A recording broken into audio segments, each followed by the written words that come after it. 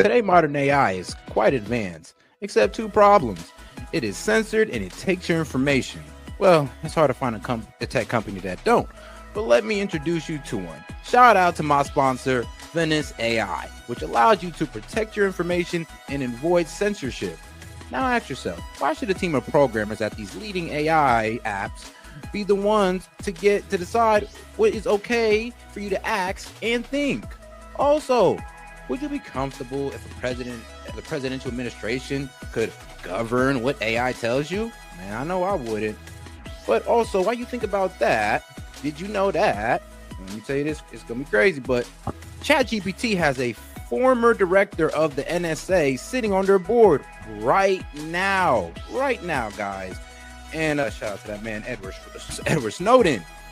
He called this a willful, calculated betrayal of the rights of every person on Earth. And we all know how Alexa is. Alexa listens to us and recommends products based on our conversations. I mean, talk about a violation of privacy. But guys, these are just a few reasons I decided to team up with Venice AI and get you a better options or solutions to your AI needs. Now, guys, you can go ahead and check these guys out with my promo code. So shout out to Venice AI. Now, if you want to use AI without fear of handing over your most intimate thoughts to a corporation or government, you can get 20% off a pro plan using my link, Venice AI SET, and use the code SET. Man, so shout out, guys. So make sure you guys use the code. Put it one more time for you guys right there. Once again, guys, if you guys want to go ahead and have unleashed AI, uncensored AI, go ahead and tap in with my guys at Venice AI, guys. Hey, this is SET and appreciate the support. And shout out to the sponsor.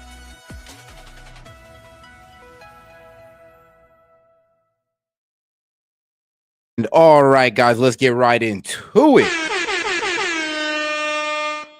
Yo, this is SET with SET Media, guys, and I'm back with another one for you guys. All right, we got a special guest in tonight. We got Big Wave Dave in the building. We're going to wait for him to come back up, but he's going to be chilling in the background. You're going to hear him. You know, we're going to hear what he got to say. Usually run, I'm done. And, well, we'll see how you guys like him. All right, man. Shout out to Big Wave Dave, and let's get right into it, guys. We're going to do a media analysis. When they say that your criticisms of Putin are simply an emotional... Any questions? Oh, guys, and make sure you double tap that screen and like the video. Any questions? Oh, boy. Anything for you? You just want to talk to him. I get it. Thank you. She's going to be fantastic. Thank you very much. Thank They you. really all. Thank There's you. no question because there's no doubt. We have no doubt you're going to be fantastic. Thank you, Mr. President. Mr. President, Mr. President, Mr. President, Yeah, please. Mr. President. On Russia, Mr. President? Please. Do you believe the Russians are being disrespectful when they say that your criticisms of Putin are simply an emotional response? And do you still believe that Putin actually wants to end the war? I can't tell you that, but I'll let you know in about 2 weeks. Within 2 weeks, we're going to find out very soon. We're going to find out. And there's also been a breaking news as well. Well, I believe it's happened about like 12 hours ago. But, I mean, Ukraine has probably served Russia a fatal blow. A fatal blow. Ukraine has successfully gotten drones deep into Russia and taken out at least 35 of their stealth bombers. Yes. So they won't be bombing anything, really. But that was, and it's actually been confirmed, video footage, that yes, Ukraine was able to carry out a successful drone strike on a Russian military base and take out 35 bombers. Man. Out whether or not he's tapping us along or not. And if he is, we'll respond a little bit differently. But it'll take about a week and a half, 2 weeks. We have Mr. Witkoff is here, is doing a phenomenal job, is dealing with them very strongly right now. They seem to want to do something, but until the document is signed, I can't tell you. Nobody can. I can say this. That I'm very disappointed at what happened a couple of nights now, where people were killed in the middle of what you would call a negotiation. I'm very disappointed by that. Very, very disappointed. Yeah, please. for an end to the Gaza war, given the growing humanitarian crisis and the decision of Prime Minister Netanyahu to extend the military operation, do you have any frustration with his handling of the situation of the war? No, we're dealing with the whole situation in Gaza. We're getting food to the people of Gaza. It's been a very nasty situation, very nasty fight. October 7th was a very nasty day. And honestly, due to global pressure, yes, Israel finally started letting in some of the food trucks inside of Gaza. Well, not food trucks, but humanitarian aid trucks inside of Gaza. So you guys can finally start getting supplies. Word on the ground at Gaza is that these guys are literally looting the trucks because, well, they're pretty much starved for resources, like literally starved for food and other things. The worst that I think I've ever seen. It was a horrible day, and people aren't going to forget that either. So we'll see how that all works out. And Steve, would you want to say a couple of words about Gaza because you just have some information? Steve Witkoff, do you want to come up for a second? You might give them a little bit of information as to what's happening with Gaza and also Israel. We're having some very good talks with Iran. We'll find out whether that means anything, but we're having good talks. Yeah, word on the global streets is that Iran is honestly just playing tough, and they will be quick to fold soon enough. But right now, they're kind of playing tough with the whole "Death to America" speeches, but they are shaking in their boots because they don't want to get bombed. S.E.T, am I here? Yep, you're in. Congratulations. Okay, all right. One quick thing. Oh yeah, shout out to my man Dave, man. Go ahead and introduce yourself real quick. Yo, hey guys, it's been a while. Haven't been in this chat for a little bit. Miss y'all. I'm sorry, but is Trump's hair gray or blonde? I feel like this man gets it touched up every now and then, because I remember one time I was seeing him and it was hell of gray, and then next thing you know, you see him and it's like golden blonde all over. Right? Like, okay, so it's not just me then. It's not just me. But all right, it looks blonde right now. Oh, what was that one interview where it looked like gray as fuck, bro? That's what I'm saying. I can't even. I know what you're talking about, but I can't even remember. But yeah, his hair was looking extremely gray. He might as well go ahead and let it go. But he got an image to maintain, I guess. I guess, but look, you're the president now. Just let the fuck go. Go gray. And with the dumbasses on The View talking about, Trump's not mentally with it. Those are the ones that were saying that Biden was. So anyway. Yeah, all right. Let's keep it going. Good point. All right. Hi, everybody. I think that we are on the precipice of sending out a new term sheet that hopefully will be delivered later on today. The president is going to review it, and I have some very good feelings about getting to a long-term resolution, temporary ceasefire, and a long-term resolution, a peaceful resolution of that conflict.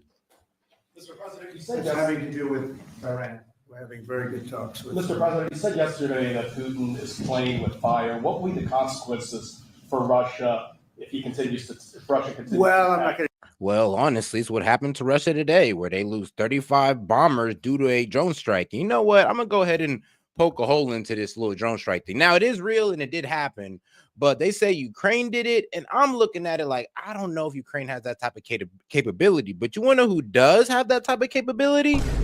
NATO. So, yeah, and then if you look at all the places that were striked in Russia, they're all, everyone but one target is bordering a NATO country. So it is with reasonable suspicion to say that, they're framing it as Ukraine carried out the drone strikes, but really it was NATO. Yeah, wasn't exactly, but wasn't Trump talking with Poland recently? Shoot, I'm not sure. I'm pretty sure he was. About what? About like defenses. Oh, well, I have not. I haven't really heard about that. I know Poland's a part of NATO, so their defense is secured as far as being a part of NATO. Yeah, no, I got that, but I think they were like recently talking with like Trump, and their defenses are secure. So, Well, Poland don't got to be. Oh, you talking about how everybody on the left was saying he's going for Poland next, like the yep, World War II yeah, script. yep. Yeah, I get where you're going. All right. The words speak pretty loud. We're not happy about that situation. I think we're doing very well with Iran. I think we're doing very well with Gaza, but we are doing very well with Iran, and I think we're going to. Oh, and shout out Steph. She says, "Set Riri from Dance Live is here." Rihanna. Hey, I mean, shout out to my man Dance, man. Like what you got going on there on TikTok, man. You and Black Conservative. I've definitely been tuned in a lot, and I definitely like the way you set your shorts up on TikTok. I am a bit jealous. I ain't even gonna lie, brother. You got a nice setup. See something very sensible, because there are only two outcomes. You know what the two outcomes is: a smart outcome and there's a violent outcome, and I don't think anybody wants to see the second. But I think we've made a lot of progress, and we'll see. You know, they still have to agree to the final stages of a document, but I think you could be very well surprised what happens there, and it'd be a great thing for them. They could have a great country into the future. Yeah. Mr. President, Elon Musk in a television interview criticized the one beautiful bill, saying he was disappointed it didn't cut enough, essentially. That I mean, him and all the other Republicans in the House. And shout out to my man James Foley. Says, "Hey, he's like, hey Dave, the is for being here tonight. Thanks for being here tonight. FYI, tonight's show is sponsored by me." And shout out James Foley. James Foley says he's gonna pick up on the slack on this one, Dave. Now, here's the thing. Now, it is a bit crazy because these guys want to cut $6 trillion extra dollars out of government. 6 trillion. And here's the thing, like I like where they're going, but the problem is maybe you might want to cut that 6 to 3 trillion because you already got the Dems literally losing their minds over the big beautiful bill and its cuts now. You telling them that we want more? These guys are gonna have a heart attack in the Senate, like literally a whole conniption. We're just gonna be looking at them like I get it. I get it. You guys really didn't like the first stage, and the second stage is really gonna piss you off. undercut the Doge efforts. What's your reaction to that? Well, the reaction's a lot of things. Number one, we have to get a lot of votes. We can't be cutting. We need to get a lot of support, and we have a lot of support. We had to get it through the House. The House was. We have no Democrats. If it's up to the Democrats, they'll take the 65% increase. If that doesn't get approved, this country is going to have a 65% increase in taxes and lots of other problems, big problems, almost bigger than that.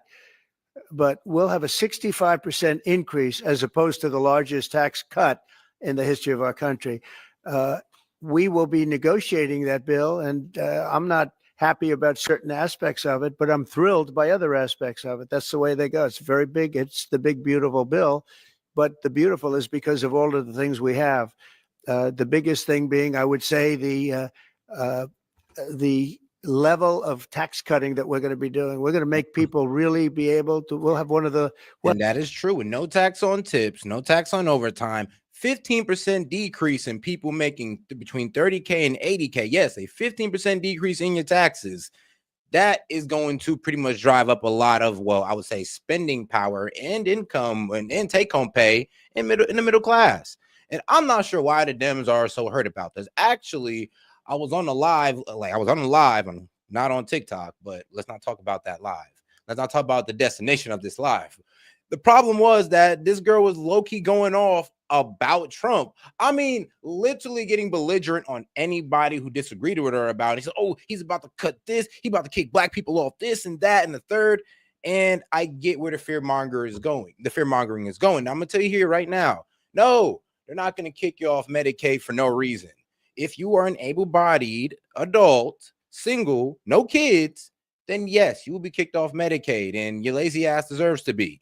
And for SNAP benefits, I mean, look, it doesn't mean that we're going to take, children, school lunches away from children. SNAP automatically signs kids up for receiving those school lunches. Now for the ones who are getting kicked off SNAP, they just got to go sign up. It's just paperwork, guys, paperwork. I don't know why y'all crying about paperwork, but hey, here we are, right? And shout out to my man James. Oh, sure. First, shout out to James for gifting 10 memberships. And also coming in with the $5. He says, Dave, this is literally the second time I got you a membership. I want my money back. Shout out to my man James Foley. We'll have the lowest tax rate we've ever had in the history of our country, and tremendous amounts of benefit are going to the middle income people of our country, low and middle income people of our country. So we're going to see what happens, because the Senate, as you know, is negotiating with us, and they have to then go back to the House, and it's got a way to go. But I have to say, Speaker Johnson and Thune have done an incredible job. John Thune has done a fantastic job, and they're working together with me and others. And I think we have an amazing, if we pull this off, remember, we have 0 Democrat votes because they're bad people. There's something wrong with them. They'll let people pour into our country. Single biggest problem is we had 21 million people pour into our country, probably higher than that. And they're people that weren't supposed to be here. And many of those people are bad: murderers, drug dealers, the mentally insane. They were closing mental institutions all over the world, not South America, all over the world. They're coming into our country, and we're getting them out. I know, and the left sat there and pretty much We said, do not care. like, that's pretty much what the left sat there and did with the whole immigration problem. Then they gaslighted us like there wasn't literally Venezuelan gangs or immigrants taking over apartment complexes. And then they were gaslighting us about the sanctuary cities and all that good stuff. So, hey, at least we got somebody on top of it. Hey, what's going on? Yeah, I'm sorry. Can I intervene for 1 second here? Go ahead. All you dumbasses in chat. Uh-oh. Steph, first of all, I'm not spamming. Oh, maybe I was spamming. Hey, guess. You keep putting out the new streaming thing. Yeah, no, I was trying to give you money, but apparently it just was doing that. But anyway, hey, Steph. Hey, guest. Hold on, I'm scrolling up here. Oh, you just doing a mod shout out? Yep. All right, hold on. All right, well, shoot. We're going to have to wait on that one. Let's just keep it going. All right. Sorry. All right, guys. Let's make sure we double tap that screen, guys, and like the video. Yes, please. Double tap that screen. Steph told me to shut up, so I'm going to shut up. We're having a hard time because some judges aren't making it very easy for us, and it's tough enough. They approve that. They allow that to happen to our country. We don't have one Democrat vote. And if I were a Democrat, I'd be voting for this bill, and I'd get elected to any position I want as a Democrat. They're crazy. They're voting for a 65% tax increase, and they're only doing it for hatred. They're not doing it for any reason. They know it's terrible politics, in my opinion. But so we have no Democrat votes. That means we have to get almost all Republican votes. And I think we're very close to doing that. I think it'll be very successful. Yeah, please. Mr. President, Wall Street analysts have coined a new term called the taco trade. They're saying Trump always chickens out on your tariff threats, and that's why markets are higher this week. What's your response to that? I kick out? Chicken out. Oh, and then I chicken out. I've never heard that. You mean because I reduced China from 145% that I set down to 100, and then I mean, the same 145 that you guys were tripping about says going to collapse the economy. And like I said, like this is what the Dems were saying, right? You guys were pretty much tripping about this. Then he brings it down, and you guys act as if you guys were all for the tariffs. Like, think about it like this. Like, how crazy do you guys sound pretty much saying that he chickened out when you guys were the one that was mad that he even established them in the first place?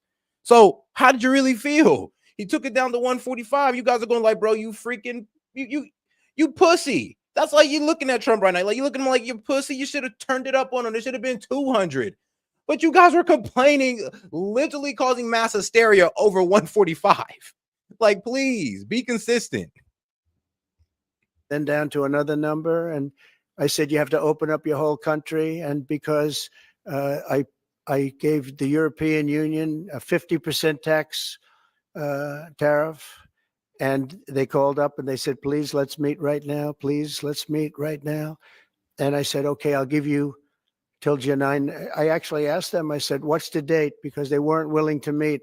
And after I did what I did, they said, we'll meet anytime you want. And we have an end date. Oh, guys, and the call-in line is open, man. Shout out to the support. All right, guys, and it's only to people. You could donate $1 into the stream. You'll be eligible for the call-in line, or if you are a member. All right, guys, let's keep it going. July 9th. Hey, You pull that Gwendolyn. chickening. Sorry, Seth. You gotta call somebody out. Yo, oh, hold on. Before you go ahead and call them out, Dave, just shout out to my man James Foley. Says first day on the job, and you're drinking already. Dave reminds me of Maxine Waters. Fuck you, James. But all right, you said you had a call out. Yes. So now I gotta fucking scroll up. Got her. Gwendolyn. He is lying, and that bill sucks. He loves being cruel. Damn. What the fuck do you mean? I'm curious. Here's the thing: the people who talk about it haven't even talk about it like that. Have not read the bill themselves. Exactly. It's out because we have leaving. $14 Okay, bye, trillion Gwendolyn. now invested, committed to investing when Biden didn't have practically anything. This country was dying. You know, we have the hottest country anywhere in the world. I went to Saudi Arabia. The king told me, he said, you got the hottest we have the hottest country in the world right now. 6 months ago, this country was stone cold dead. We had a dead country. We had a country people didn't think it was going to survive. And you ask a nasty question like that. It's called negotiation. You set a number. And if you go down, you know, if I set a number at a ridiculous high number and I go down a little bit, they want me to hold that number, 145% tariff. Even I said, man, that really got up. You know how it. And shout out Steph. She said for Rihanna Khan, she said she wants to call in for Rihanna Khan. For Rihanna can. I'm just gonna call Rihanna. Hey, what's good with you? Yeah, Rihanna. Hey, she said she wants to call in. Oh yeah, I got you. I'm gonna go ahead and post a call-in link in the post tab now, so you guys can access it from the main page. Yo, Seth, can I say something? Yeah. All right, go ahead and say it quick. Yo, freaking Trump. I'm sorry. He is a fucking child. I'm not lying. He's a fucking child. Like, he acts like a fucking child. But he can still runs his country better than Biden ever did. All right, agreed. But we can't agree that he can be a bit petty at times. But I honestly like it. I kind of like it. I feel like you gotta be look. Yo, Seth, I got you. I have plenty of friends that love his attitude and the way that he deals with things. Unfortunately, I just think he's a fucking child. However, at the same time, I still think he runs the country better than the fucking so-called adults do. You got what I'm saying? Yeah, or the Biden administration. Like I said, we gotta say the Biden administration, because Lord knows it wasn't Biden running the country. No, we all know it was fucking Biden. All right, let's keep it going. All right, go. Because of fentanyl and many other things, and you added it up. I said, where are we now? We're at 145%. I said, whoa, that's high. That's high. They were doing no business whatsoever, and they were having a lot of problems. We were very nice to China. I don't know if they're going to be nice to us, but we were very nice to China. And in many ways, I think we really helped China tremendously because, they were having great difficulty because we were basically going cold turkey with China. We were doing no business because of the tariff, because it was so high. But I knew that.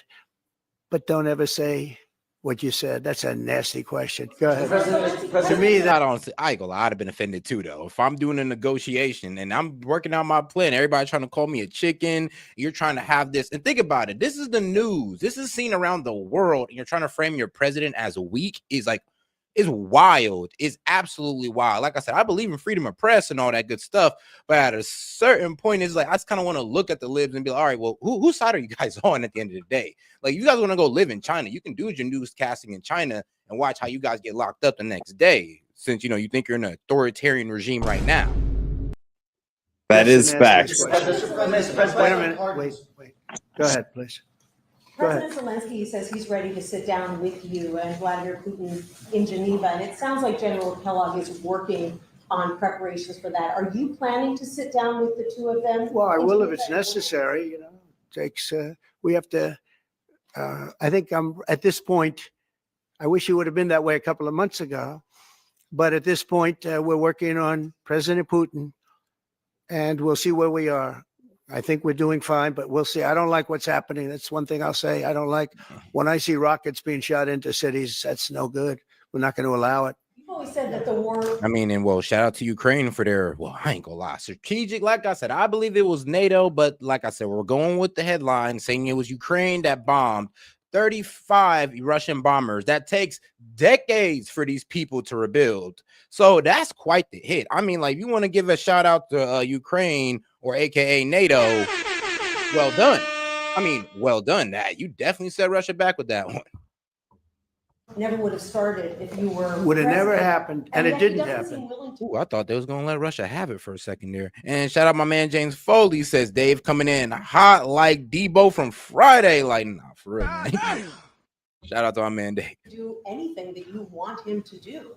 Do you still believe that he wouldn't have launched the war? No, we would have never had a war. We would have never had a war. If I were president, if the election weren't rigged, you wouldn't have had the war. You wouldn't have had the war. You wouldn't have had inflation. You wouldn't have had October 7th. That would have never happened because Iran was stone cold broke. Yeah, I'm They sorry. didn't have I any gotta money to give. chime in here for a second. What's up? I'm not fucking Debo. Fuck out of here. I'm done. To Hamas or Hezbollah, you wouldn't have had that Afghanistan most embarrassing moment in the history of our country. You wouldn't have had any of it. You wouldn't have had inflation because energy costs. Look what happened. I brought inflation down to practically zero. And all of the groceries and all of the eggs and all of the things that you've been hearing about, they're back down. They're way down from where they were. I did something in 4 months that nobody's seen. And I have to say, in 4 months, and I said it before, and everyone's talking about it all over the world, we've got the hottest country anywhere in the world. Right? Yeah, in 4 months, he bought $8 trillion plus in investments. I mean, inflation is down to about 2.3. Personal income is up, and about 100,000 jobs have been added to the economy month over month for the past, 4 months. And we're, like I said, we're waiting for the May report coming out about a couple weeks, which will most likely say the same thing. Yes, about 100,000 jobs have been added to here. 100,000 jobs a month have been added to the economy since Trump's been in office. Right now, we're the only country anybody's even talking about. All right, please go ahead. What stopped you from imposing new sanctions on Russia? Only the fact that if I think I'm close to getting a deal, I don't want to screw it up by doing that. Let me tell you, I'm a lot tougher than the people you're talking about, but you have to know when to use that. If I think it's going to hurt a deal, this isn't my war. This is Biden's war, Zelensky's war, and Putin's war. This isn't Trump's war. I'm only here for one thing, to see if I can end it, to save 5,000 lives a week and a lot of money. The money being much less important, because I made that money. I went to Saudi Arabia, Qatar, and UAE, and we brought back $5.1 trillion. So I made that money in about 2 hours, the money that we're talking about, but it's still think of it, $300 billion we've spent with no checks, no balances. They just send cash. You can imagine what's happened to that money. Man, and guys, let's make sure we double tap that screen and like the video, guys. Let's get the likes up by double tapping that screen or hitting the 3 dots up there. There's like and subscribe to the channel. Oh, I hey, never saw anything like it one in my sec. life. Yo, what's going on? Yeah, so yeah, they'll take the money, but God forbid they give a plane. I know, right? Just saying. Here's the thing, though. It's kind of crazy how some of these guys are complaining about that plane. I'm like, there's been a lot of left-leaning universities that accepted, foreign money before, and Yeah, from China. Yep, China, from Qatar. A lot of these universities done the same thing. Y'all ain't say look, nothing. I'm going to tell you right now. Look, they're not government. That's fine, but the fact that he was given a plane, and not him directly, like giving our government a plane to be the new Air Force One. There's a couple of things that I have to say about that. Look, first of all, okay, a new Air Force One, perfect. Now, do I think they should go over that plane and look and make sure there's nothing there that's going to compromise our government? Yes. Oh yeah, they're already doing that. Yeah, no, I know they're already doing that, but should they look over the plane, cut out all the shit that's gonna maybe compromise us? Yes. But to consider it a gift to Trump himself? No. They're trying to give us a new Air Force One, right? Yeah, the exchange was Qatar's Ministry of Defense gifted a jet to United States Department of Defense. Yes. So look through it, make sure there's nothing in there that's going to compromise us, and take the fucking plane. It's not Trump's plane. It's the government's plane. And they saved us $400 million while the Dems want us to spend $400 million. I'm like, come on, guys. Can we just save money for the one time? But not even that, bro. Like it still goes further beyond that. Like, look, so Trump's not gonna keep that plane. Like, even if he said, like, I know he said he's gonna put it in his library. But at the same time, like, that could be the new Air Force One. If our government goes through it and make sure that there's nothing that's compromising, right? Like, Yeah, they don't and I have already- like their electronics in there and stuff like that. Like, replace all that shit, whatever the case may be, get it done. But you got a brand new fucking plane as Air Force One, whereas our current Air Force One is what, 35 years old? 40 about. Yeah, exactly. So, all right, then. I ain't gonna lie. It's a great point. You do got a good point. We should just we did accept it. The problem is the Dems kind of want to make this a whole scandal. But it's not for Trump. That's my point. It's not for him. It's for our they government. don't even get the idea that it's supposed to go into his library. I'm like, Ronald Reagan has a library, and a jet went into his. So it's not uncommon for a jet to go into a president's library. It's not uncommon at all. But I'm more interested because I picked up $5.1 trillion. And by the way, got a beautiful, big, magnificent, free airplane for the United States Air Force. Okay. Very proud of that, too. They tried to say, oh, it's Trump's airplane. Oh, yeah, sure. It's too big. It's not Trump's airplane. It's too big, much too big. But it is. It's a government's airplane. Well, it's here already. Yeah. It's in the country. It's being refitted for military standard. How much will it cost to refit it? Oh, I don't know. Whatever it is, a hell of a lot less than building a new one. We're waiting. Yeah, I heard exactly. Would have been that like 3.5 billion they said, but just pretty much, I don't know, fitting this one is only $1 billion. So we're saving about $2.5 billion just fitting this plane for the president instead of just building an entire new one, which we're still doing. It's just that Boeing is kind of dragging their feet with it. But the thing too, Set, is it's not just his plane. Yeah, it's the department. Yeah, it's like, first off, it's gonna be pretty much for the Defense Department. And then future presidents will be able to use this. Exactly. And then when newer planes come out, then that plane, maybe after 40 years of use, just like the last plane, is going to go right into the Trump Museum. That's what I don't fucking get. Like they're so hell bent on their TDS and hating the fact that, okay, well, he gets this. Like, I was watching so many YouTube videos today, and all of the stuff that Biden did, right? They always project everything that they do is good. But the minute that Orange Man does it, it's bad. True. It is so exhausting. I'm so tired of it. Man, aren't we all? But all right, man, let's keep pushing on that one. From Boeing. Boeing has got to get its act together. Yeah. Sir, on Nippon Steel, this arrangement that was just announced in the golden share, is that an arrangement you would consider for TikTok as well? Nothing to do with TikTok. Totally different kind of a deal. We'll have to get, to do it properly, we'll probably have to get China's approval. China's never easy. But I think we'll be able to save TikTok. I'd like to save TikTok. I mean, TikTok was very good to me. I won the young people by 37%. No Republicans ever won, and I won by 37%. And Charlie Kirk will tell you, to be quite honest, I would love to save TikTok, but here's a problem with TikTok. One, is connected to a falling economy. Like right now, the Chinese economy is pretty much collapsing on itself. So it's either TikTok is honestly going to need to make a move here because it can no longer afford to be connected to the Chinese Communist Party.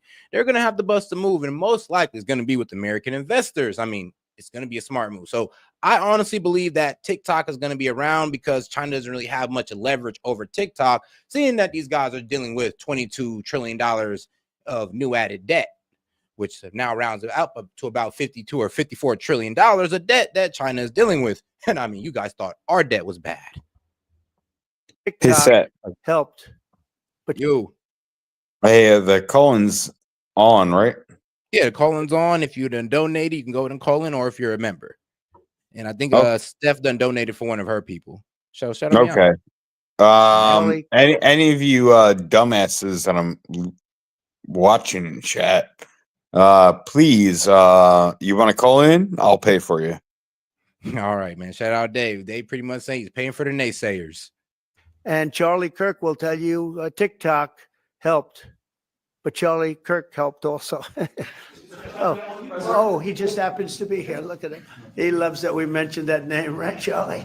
He's done great, and I appreciate all the help. But with young people, we won by 37%, Charlie, and you helped. But TikTok was amazing, and he was the first one. He said, "Get on TikTok." So I have a little bit of a warm spot. I know I shouldn't. They'll say quid pro quo, put him in jail for the rest of his life. Quid pro quo. No, TikTok was very good to me. I won young people. I don't know if it was because of TikTok, but it was something happened. No Republican has ever won they call them young people.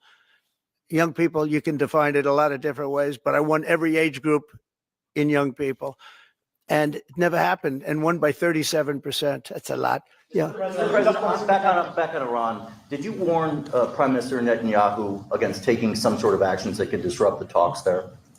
And I'm happy he responded to with yes. I'm really happy he did because yeah, somebody need to put Israel, or not Israel, but somebody need to put Benjamin Netanyahu in a corner and like, bro, chill.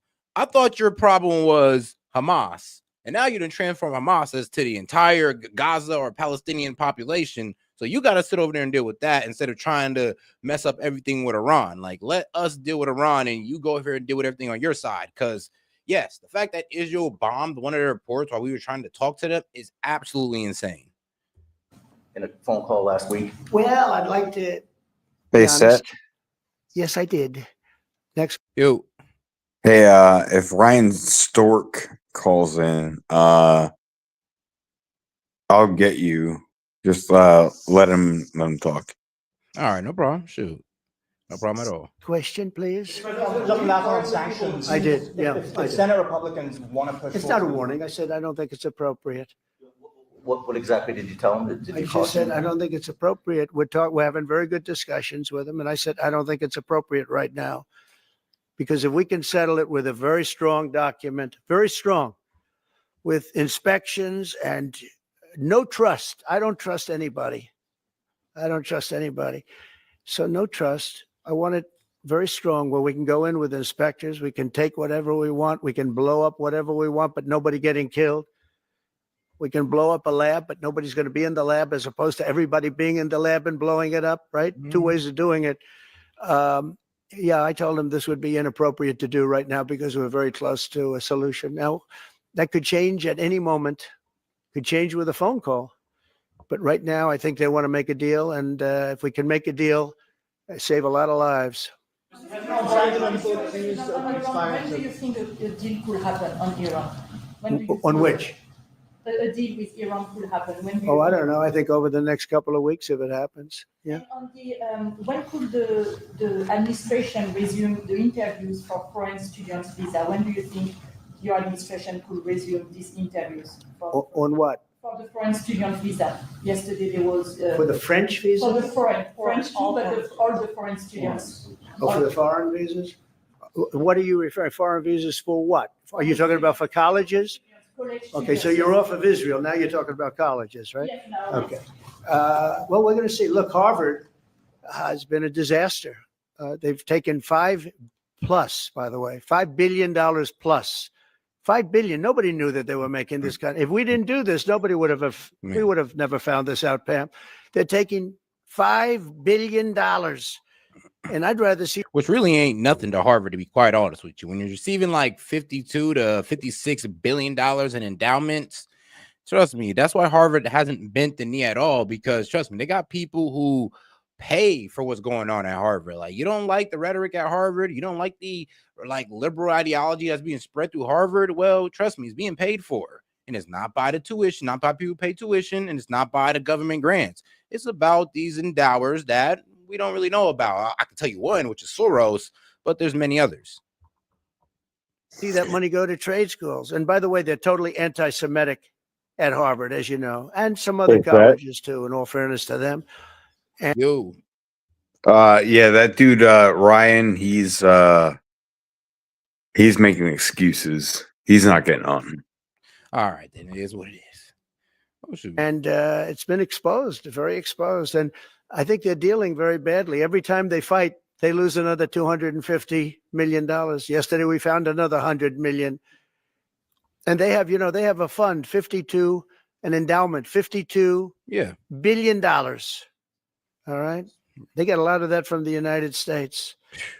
And I think it's ridiculous. I think this, everyone's coming up to me saying I'm like, trust me, if you look at these endowments, you're gonna be mighty offended, because what you blame, the president of, you can almost blame Harvard of, because they take Atari money, they take Soros money, they take they take a money from anybody and guess what? The people that they take that you get these endowments from, they push their ideology. Like I said, when somebody calls the phone at Harvard to make them make a move on something, who do you think it is? Who do you think has more power over Harvard? Because it's not the government who only gives them a measly $5 billion. And it's not the students who only give them a measly, 10, 15? No, it's the endowers who give these guys 50 billion plus. We love the idea of trade schools. So you don't control your kids' education. The government don't control your kids' education. They do. With that kind of money, and money from others, but money from them, you can have the best trade schools anywhere in the world. You give them to Iowa, Indiana, lots of good states, well-run states, and you give them the money. They can only be used for trade schools, and they'll teach people how to build motors and cars and AI, the AI, we're building plants. And now, hold on, man. I got to catch up on my dog. Shout out to my man, Zoloff. He says, good evening, crybaby liberals. Just a friendly reminder. There's 1,328 days left of Trump's presidency. Enjoy. Bruh. I know they just don't like that. But, hey, it is what it is.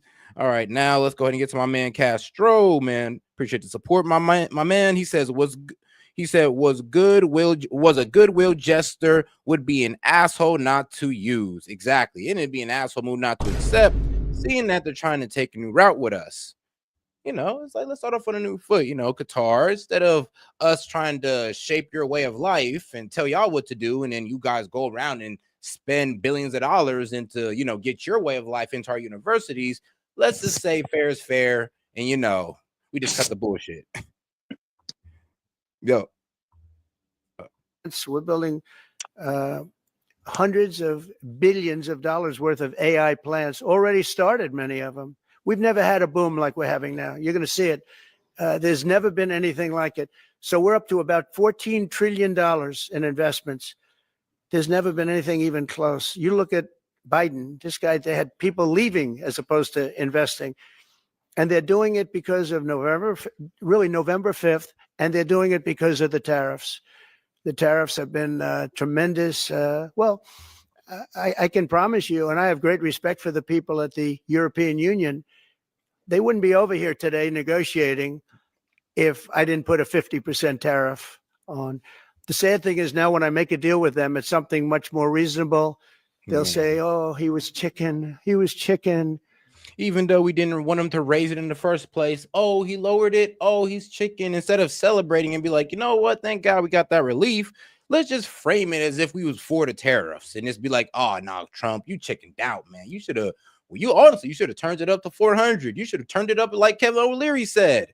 And then here's the thing. If you did that, you devs would have really lost your minds. But then, like I said, if you'd have pulled it back, he's a chicken now. Trump always chickens out. Taco, right? That's so unbelievable.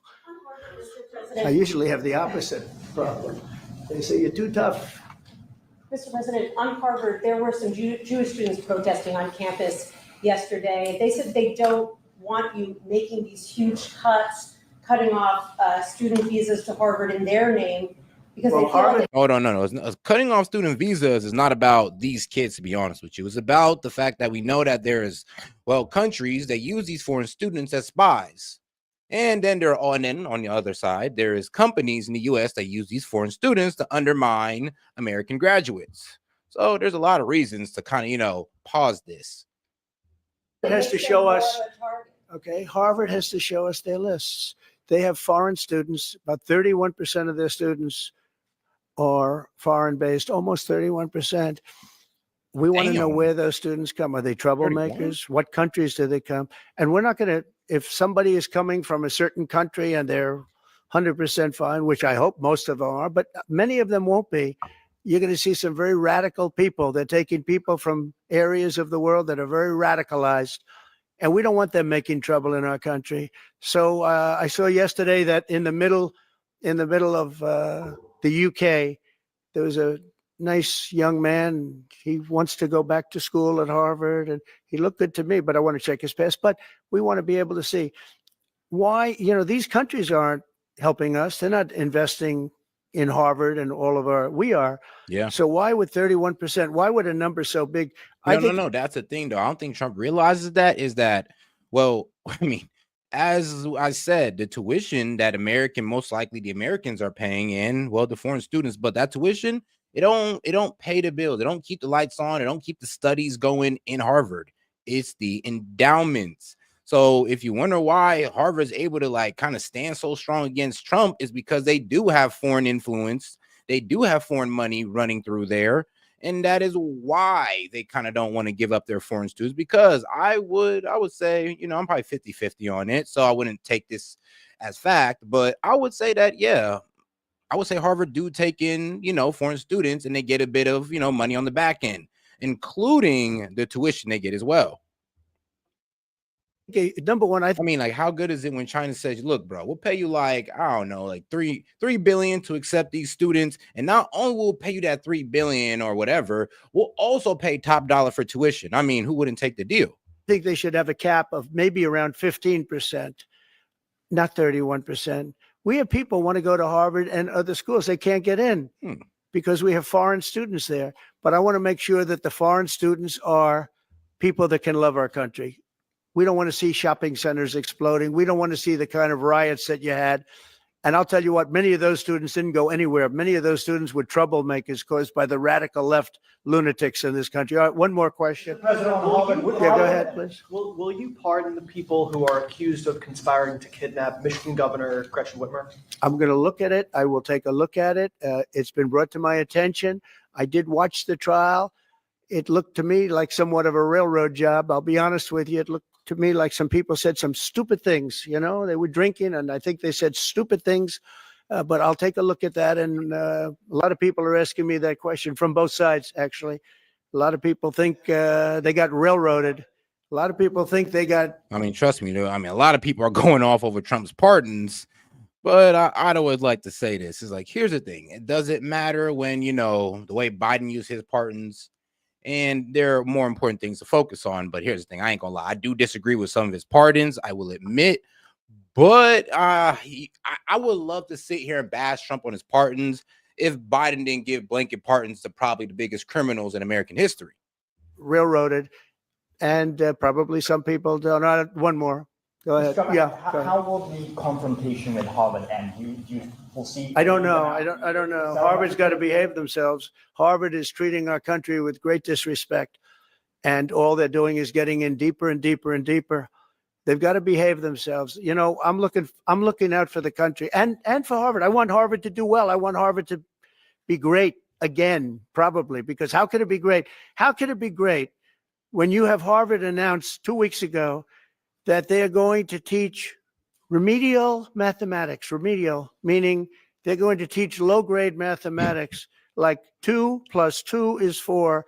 How did these people get into Harvard if they can't? Like I said, and this was funny because Trump has this confused with prerequisites. The prerequisites that you took to get to your main classes or get to your class that you kind of went to college for, the prerequisites that you kind of took in high school for free, those of us who went to public, but somehow now you're paying top dollar for in college. I would just say that's probably like one of the biggest. College is a scam, but the biggest part scam about college, in my opinion, is prerequisites. Like, you're really going to make me retake these classes and pay for them? You criminals. If they can't do basic mathematics, how do they do it? I mean, people with 1,600 in their boards don't get in, and they're letting people in, and they're. And yo, we got Ryan down there, man. Hey, how you doing, brother? But let me know when you want to come up, man, or let me know when you're ready. Bragging about how they're teaching them basic mathematics. Where did these people come from? So we have to look at the list, and Harvard has to understand the last thing I want to do is hurt them. They're hurting themselves. They're fighting.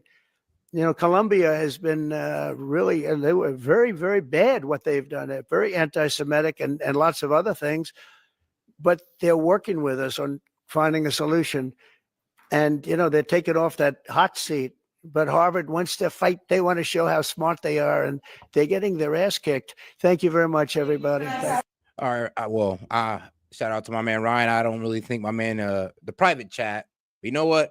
I'm gonna go ahead and bring you up real quick, brother. Let's go ahead and get a word in from you. All right, my man.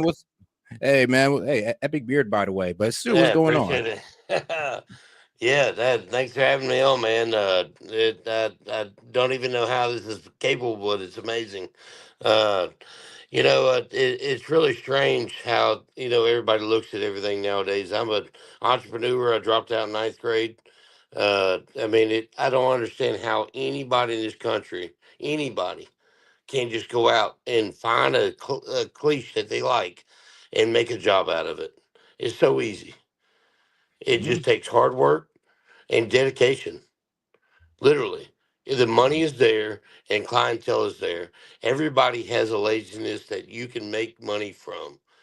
I don't understand why anybody in this country has ever said that you cannot make money. It's just silly. It really because is. you like they get mad about when we say trickle down economics. And how money kind of just circulates through the economy. They don't like that theory because it kind of shows it kind of proves their laziness. It's like, money's circulating every day. And here's the thing, they're the main, and a lot of people are the main reason why they're so mad at trickle down economics, because these corporations give you guys the jobs, you work them, you make money, and then you guys send it right back up to them when you they could have did what you did, and invested in themselves and started a business. Doge just proved where all the rest of that money was going. I mean, the kickbacks, NGOs. Because all that behind money was going there that was supposed to be going to us instead. They should really be looking at where that money's at and where it should be coming back to, because that's a lot of money. Right. You know what I mean? Man. Yeah, I hear you on that one, brother. That's a lot of money. But all right, because that could be used in a lot of ways. That could literally put everybody in this country in a different answer. And I will agree. The $1 million that we honestly were wasting can be reallocated to better things. But guys, I'm gonna go ahead and keep it pushing with this one. One sec, Seth. Go ahead. So yes, less government, less taxes, less money that they take from us. The better we'll be off. And the fact that these bureaucrats get all this fucking money from us by our tax dollars, it's fucking bullshit. I agree. Yeah, me too. But all right, guys, I'm gonna go ahead and keep it going on this one. We're gonna Hey, go ahead and get on to the. I don't know who the other guy was, but I appreciate you putting me on, and I like what you're doing, man. Hey, man, appreciate you, Ryan. All right, man, we're gonna go ahead and keep it pushing with this one. Hey, man. Hey, shout out to my man Ryan. You can go ahead and come up on later, right after we get through this one. Fair. So got lots to cover today. That's it, really. Thank you, Mr. President. Thank you. Great job. And shout out to my man Ryan. First time calling in, man. Appreciate it. The president mentioned that you had to deal with all the slings and arrows during your time at Doge. There's this. Some of the people, some of the media organizations in this room were the slingers. Well, so there is a New York Times report today that accuses you of blurring the line between. It's the New York Times. Is that the same publication? Why does this go along with what the fuck I just said? Prize for false reporting on the Russiagate. Yep.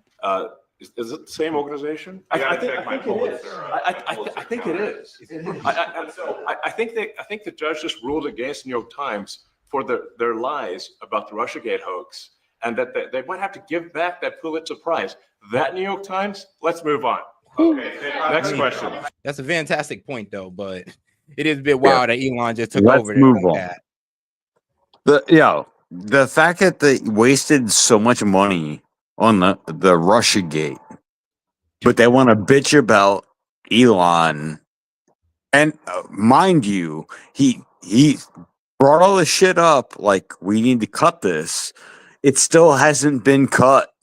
Yeah, I mean, bro, even like I said, there's Republicans in Congress and on the Senate that's saying, we need like 6 trillion more. They want to get back to pre-COVID spending levels. And No, you don't understand. All the cuts that Elon has said that need to be made, they haven't been made. Well, not all of them. Some of them are being held up by Congress. Well, what I'm saying is, like, he's saying, like, look, this is waste and fraud, and these need to be cut. But the people that were voted in to get rid of, to be representative of the people, they aren't getting rid of this shit. They aren't. Like, there's so much that he said, like, this, we don't need this. We don't need that. We don't need this. And Congress and the Senate are not approving it to get rid of it. Yeah, I mean, and you have the fucking media saying, "Oh, well, look, Elon's trying to dictate our government." No, he's not doing any of that. He's saying, like, we don't need this, but it's not going through the Congress or the Senate. And you gotta understand, like, all you fucking idiots that just believed what the fucking media says, you're all fucking sheeple. It's not getting done. All right, and the harsh words of Dave did not reflect the opinions of everybody in the channel. Tell me I'm wrong. Man, we're gonna have to leave it to one of these brave liberals to come up here and try to say that one to you, my friend. All right, let's keep it going. All right. I got one. President Trump, 5 aides who used to work here are in talks with Republicans in Congress to go and testify about what they did or didn't do to possibly conceal President Biden's decline. Do you think that Dr. Jill Biden should also have to come in and testify about what she did or didn't do? And I stand on the opinion that yes, she does. And no, she don't need to be a clinician. She don't need to be a doctor, a medical doctor, to sit there and see that your husband is going through dementia, that your husband is getting sicker because he has cancer. Yeah, she should be brought in and be like, yo, what were you doing the entire time? Oh, wait, I know what you were doing. You were out there on the cover of magazines. Okay, so you're telling me the cover of magazines is more important than your husband's health? Well, goddamn. I mean, talk about elder abuse. Well, I hate the concept of it. It's the wife of a man who was going through a lot of problems, and everybody that dealt with him understood that. And I guess it came out during the debate loud and clear. That was the biggest signal of all. They have to do what's right. The country was, there was a lot of dishonesty in the election, as you know, 2020. That's been now caught. People understand it. It was a rigged election. And when you go further out, when you see the auto pen, I mean, I think the auto pen is going to become one of the great scandals of all time, because you have somebody operating it or a number of people operating. Because I knew Joe Biden. Joe Biden wasn't in favor of opening up borders, letting 21 million people into this from prisons and mental institutions and gang members. He wasn't into that at all. And, you know, who signed these orders, proclamations, and all of the different things that he signed that set our country so far back, that was so bad for our country? With the auto pen, how would it work? Like, we're in the Oval Office right now. If there was a group of rogue staffers that worked for you who wanted to advance a bill or an executive order without your knowledge. How could they do it? Easy. You just got one. You got to be completely senile and mentally not there, so you don't notice. You wouldn't even look into it. It takes a certain amount of incompetence to let this go down. So when when he's opposing that question to Trump, it would be impossible for this to go down with Trump, because he'd hear about the executive order. He'd be like, "Yo, what the hell?" But with Biden, he wouldn't even known. Like, he probably didn't even know what day of the week it is when he woke up. It's like we can tell he just wasn't all the way there. So it's really easy to get these executive orders past Biden, but not the someone who's as alert as Trump. And then it goes into the suspicion of, well, Biden's main team and his cabinet. So what were y'all doing while this all was going down? Like, really, what were you guys doing while you seen your president literally falling apart? How do they? Well, it's very hard because I read your newspapers or your media. Yo, 1 second. I'm sorry. Benjamin Franzblau. Call in, bro. Don't call my brother a fucking grifter. You can fucking suck my fucking nuts. Shout out to my man, Dave. Hey, man, appreciate that one. The next day, and I'd say, well, I didn't approve that, and I would find it. I mean, they wouldn't get away with it for long because I'd say, I never signed that. Who the hell signed that? Auto pens, to me, are used to sign letters to people because we get, I think they said 20,000 letters a week, and you like to be able, when somebody takes the time to write a letter, it's nice to sort of write back. And auto pens are meant for that. Auto pens are not meant to sign major proclamations or tax cuts or borders, anything having to do with the border, which is so important. And if it happened on my watch, I would be able to see it because the next day or sooner, I'd be reading about something that I knew nothing about and who the hell signed this. So I almost never use the auto pen. In fact, yesterday I was signing about 81, I think it was 81 proclamations and statements to people that I think should be signed by us. I think when you write letters to foreign dignitaries or presidents or prime ministers, you should be signing those letters, not done with auto pens. I understand he signed almost everything with an auto pen. It's a very dangerous thing. It really means you're not president. Whoever operated the auto pen, and we think we know who that is. Yeah, we're gonna need a list. We're gonna need a list of everything that Biden signed, which one was done by hand and which one was done by auto pen. If there's an overwhelming of them done by auto pen, then I mean that is reasonable suspicion right there. And we almost need like, all right, so where was the president at on this day? And can this auto pen be signed while out of the country? Like, what's the limitation on an auto pen in the distance? Like, I don't know. Like, can you do it anywhere in America, anywhere in the world? Who knows? And it was actually more than one person. Edward Broussard, call in. Honestly, you all have so much shit to talk, right? But nobody will ever call in because you're all fucking pussies. God, just saying. Yes, and like I said, Dave's harsh words does not represent everybody on the panel. But I mean, come on now, you guys are asking for it. So hey, I'm the nice guy, but we got the attack dog on the side over here.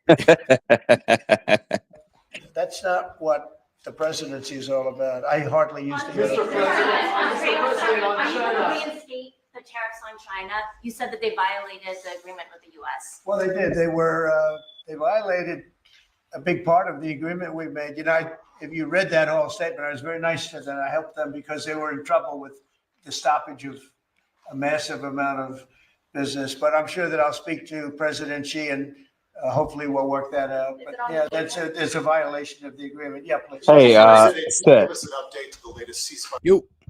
Honestly, none of these people are going to call in because they're just paid shills at this point. That's, I mean, honestly, that's what they got to be. I mean, what they get paid per chat message, 5 cents per chat message. You just got to text something angry about Trump and then spam it in just hundreds of channels across YouTube. Yeah, that's all they do. Honestly, call in. You want to have a freaking backbone, then call in. The call-in's open. Oh, Dave, quick question though. Yeah. I do want to go ahead and make sure we have a structured conversation to switch you out, temporarily with either guest dude or Zoloff, because I know one of them want to go ahead and bring some thoughts in. So Yeah, Yo, guess I'll who's I'll Olaf? shut the fuck up if one of them want to come in. All right, yeah, you guys gonna flip a coin on that one. Let me know what y'all think. Oh, I'll like guest fucking roast the fuck out of them. Well, they're very close to Just an saying. agreement on Gaza, and we'll let you know about it during the day or maybe tomorrow, and we have a chance of that. And I think we have a chance of making a deal with Iran also. They don't want to be blown up. They would rather make a deal, and I think that could happen in the not too distant future. That would be a great thing if we could have a deal without bombs being dropped all over the Middle East. That would be a very good thing. They can't have a nuclear weapon. We want them to be safe. We want them to have a very, very successful nation. Let it be a great nation, but we can't have that. They cannot have a nuclear weapon. It's very simple. And I think we're fairly close to a deal with Iran. Mr. Musk, a question for Elon. Yeah, please. You said just now that you look forward to being a friend and advisor to the president. So do you expect to continue advising the president and Doge informally, or are you going to sort of shift your focus entirely to your companies?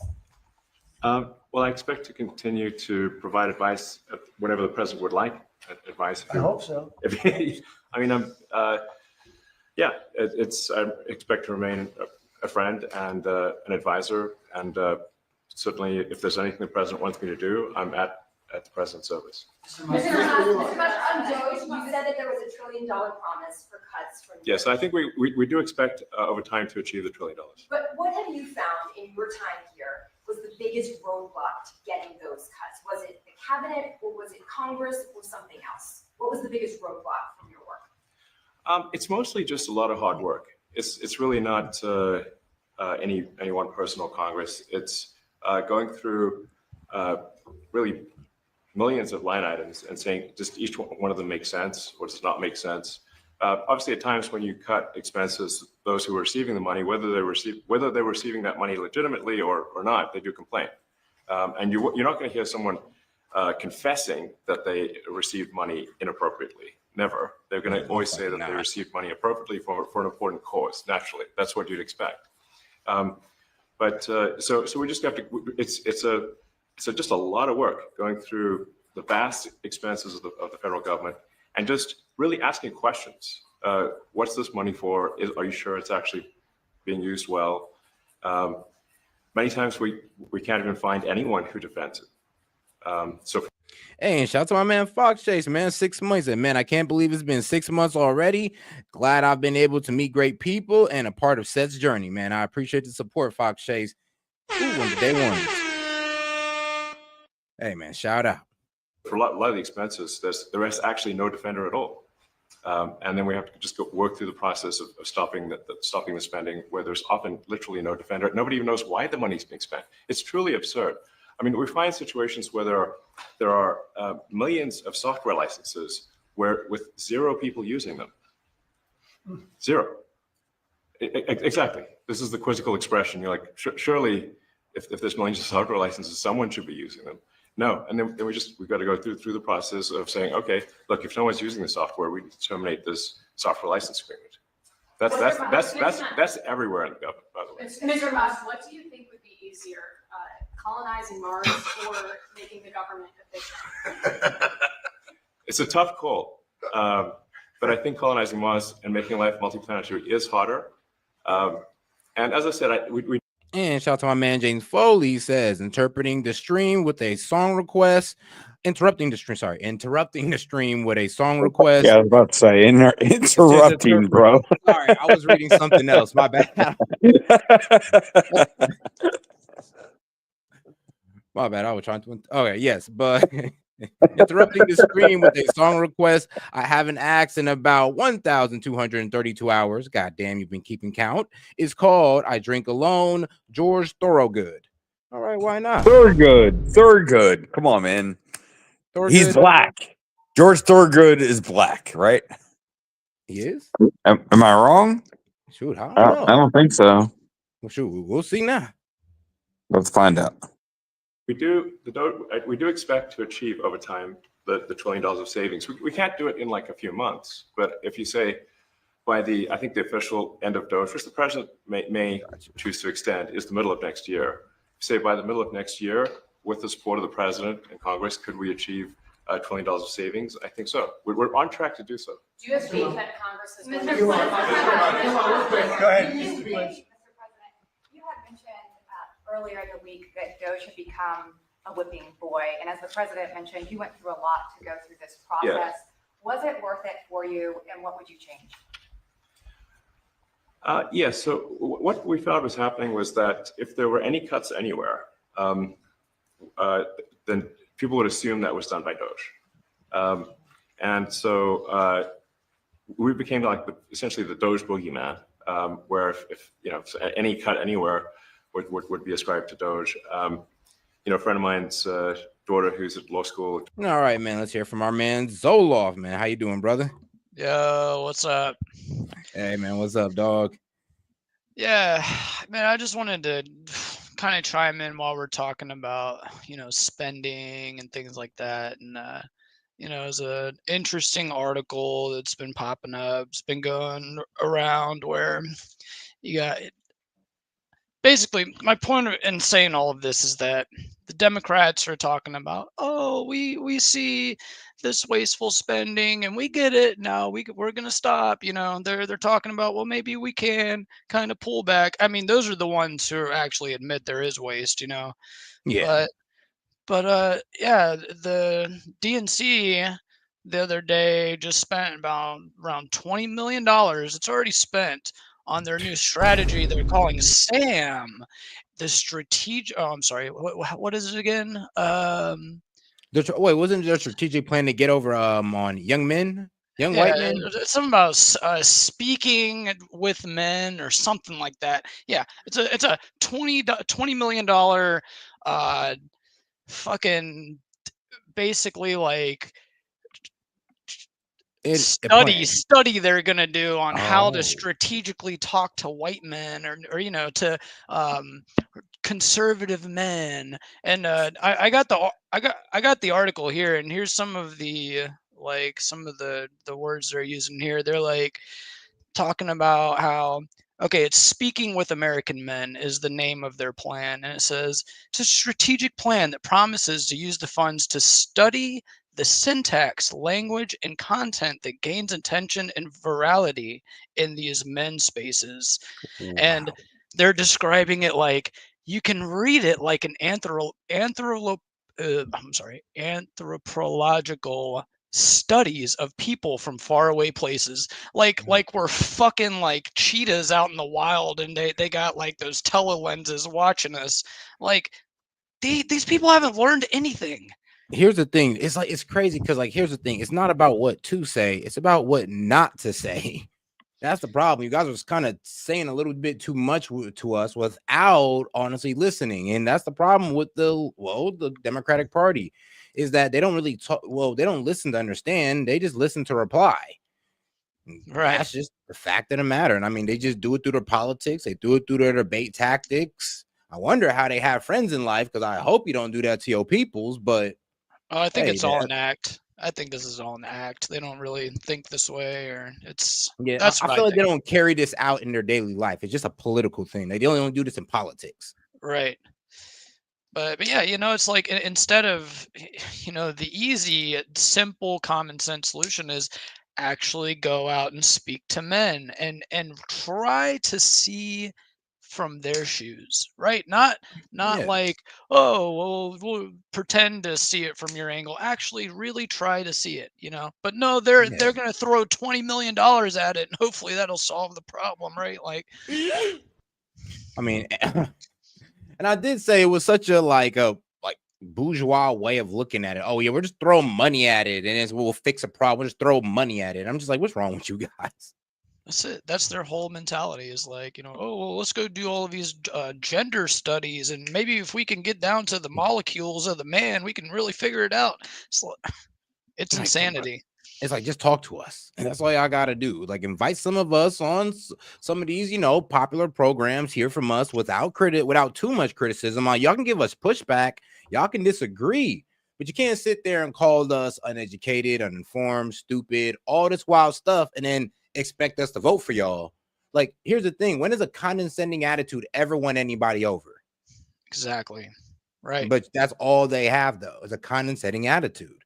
That's it. And hey, you know what? I'm for it. The more they keep pushing this shit, the more their numbers go down. Hey, man, they're talking about putting Jasmine Crockett up as the fucking primary. So I'm here for all of it. Please keep going.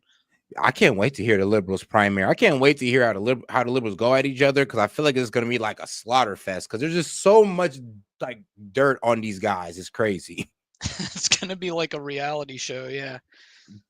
But all right, man. Hey, man, shout out to my man Zolov. All right, we're gonna keep pushing with the show, brother. Georgetown thought that Doge had cut the Senate, the internships for the legal internships for the Senate, and we have nothing to do with that. So if they have been cut, it's not to do with us. Just as an example. So, it just became a bit ridiculous where any cut anywhere was somehow Doge, and including things that made no sense, and we would agree made no sense. There are many things that occur in the government because it's the banal evil of bureaucracy. It's sort of the frankly largely uncaring nature of bureaucracy. It's as the great Milton Friedman said, money is spent most poorly when it is someone else's money being spent on people you don't know. True. And that's how federal spending is. And then you can't really even blame the individuals, because the way the government works is complaint minimization. So when you do when someone within the government tries to stop that money being spent, there's usually someone that complains. And then their manager will say, it's not worth the trouble, just pay it anyway. That happens over and over again. So was it I think it was an important thing. I think it was a necessary thing, and I think it will have a good effect in the future. Thank you, President Trump. This week, there was a video on board a plane that showed the First Lady of France slapping her husband, Emmanuel Macron. Do you have any world leader to world leader marital advice? Make sure the door remains closed. That was not good. Yes. No, I spoke to him, and he's fine. They're fine. They're two really good people. I know them very well, and I don't know what that was all about, but I know them very well, and they're fine. I got a little shiner here. I mean, there's a rabbit hole with the whole Marine and Brigitte Macron. Him and his husband. Wife, but yes, him and his wife, got into a little spat on there.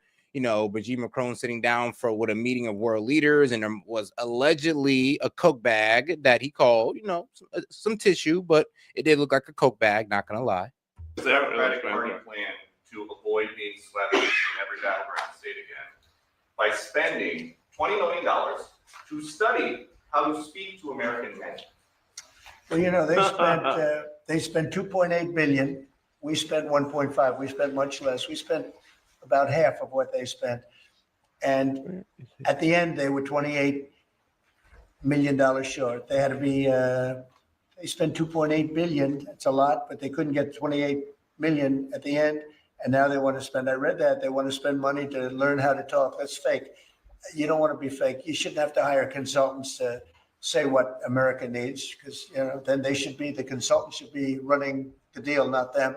But I read that they want to spend a lot of money in each state. So we won all 7 swing states, 7 out of 7. We won a lot more than that. We won the popular vote. We won everything. And they want to spend money to find out what they did wrong. And I could tell you what they did wrong. I could tell you every one of their programs. When they say men playing in women's sports, I would say that's not a winner. When they say transgender for everybody, I think that's not a winner. When they say open borders so the entire world population of criminals can pour into our country, I don't think that's a winner.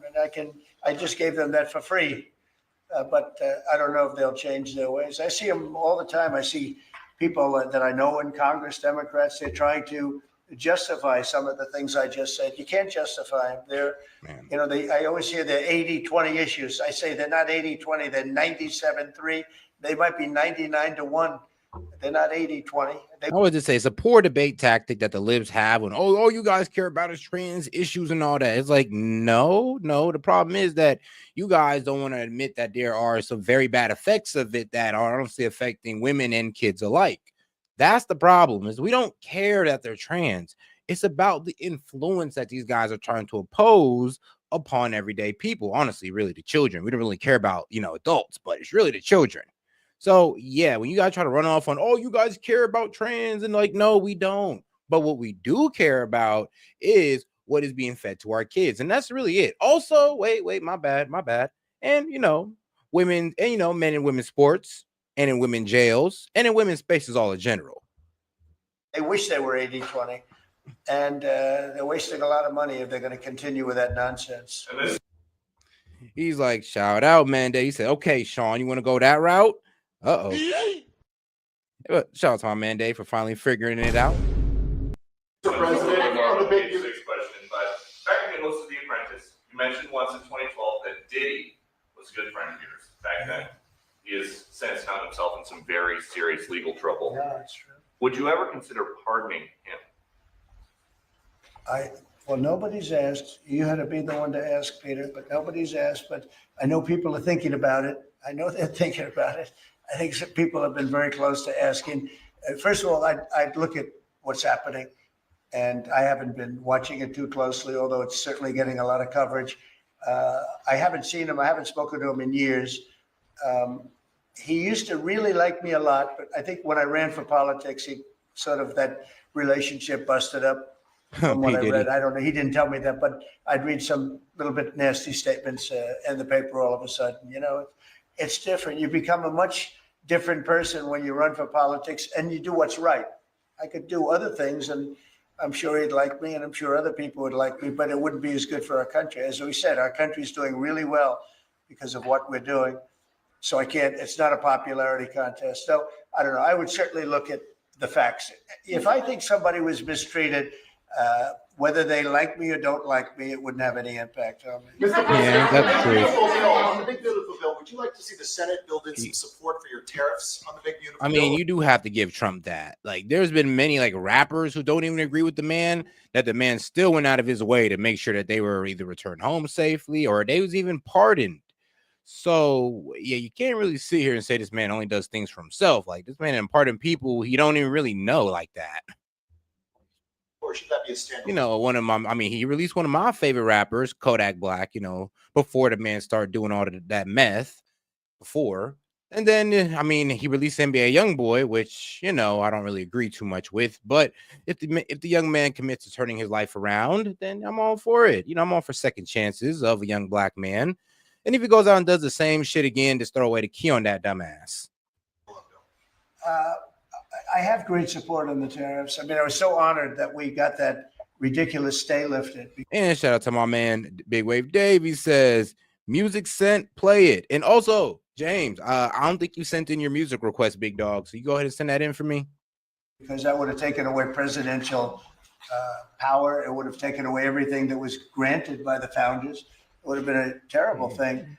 And it would have, most importantly, left us vulnerable. We have a lot of countries that use tariffs on us and use them viciously. And if we didn't have the power to use tariffs on them, and instantly, not when you go back to Congress and try and get hundreds of people to agree on something, that would take months to get just one simple proclamation.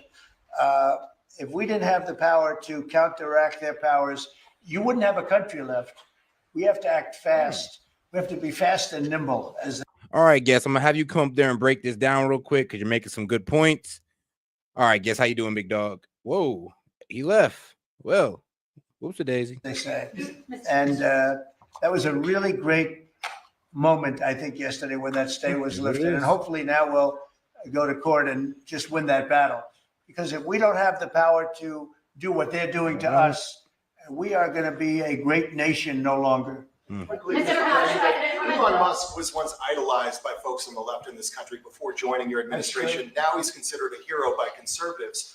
Why do you think this man, what he's done in American life, has been so politicized?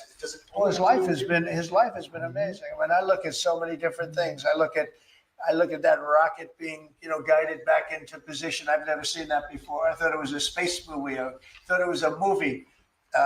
You look at what he's done in terms of communication, it's been unbelievable. So many different, even tunnels going underground, not having to go through all the process of going, he's got a company that does that. He's got so many different companies. Starlink, as an example. He saved a lot of lives, probably hundreds of lives in North Carolina. I don't even know if you remember, but I called you. They needed Starlink in North Carolina.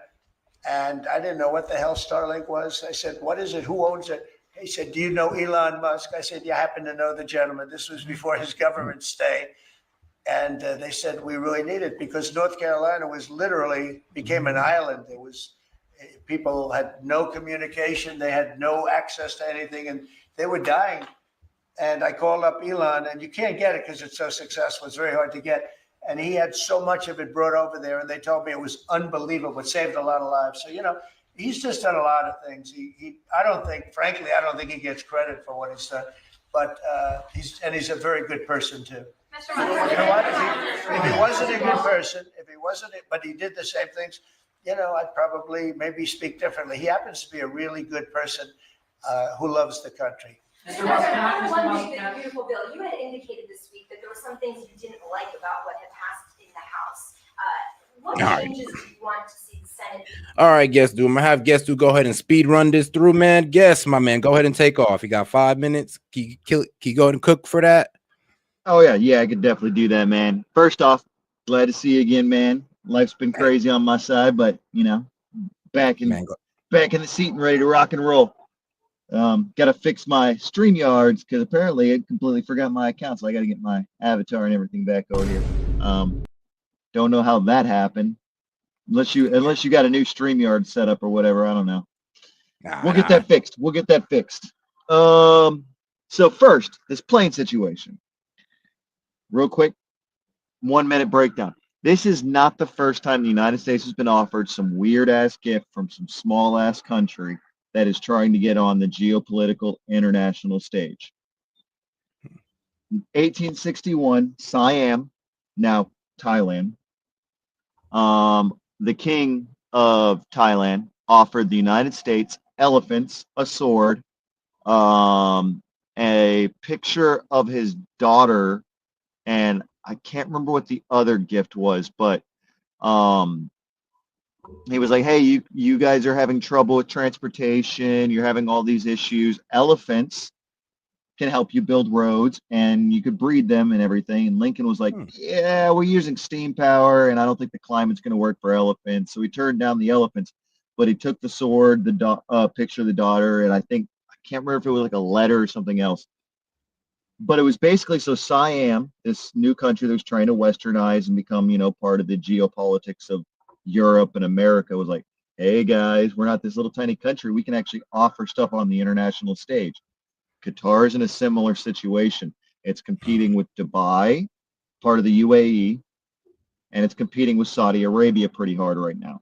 That's why they have themselves the Four Seasons.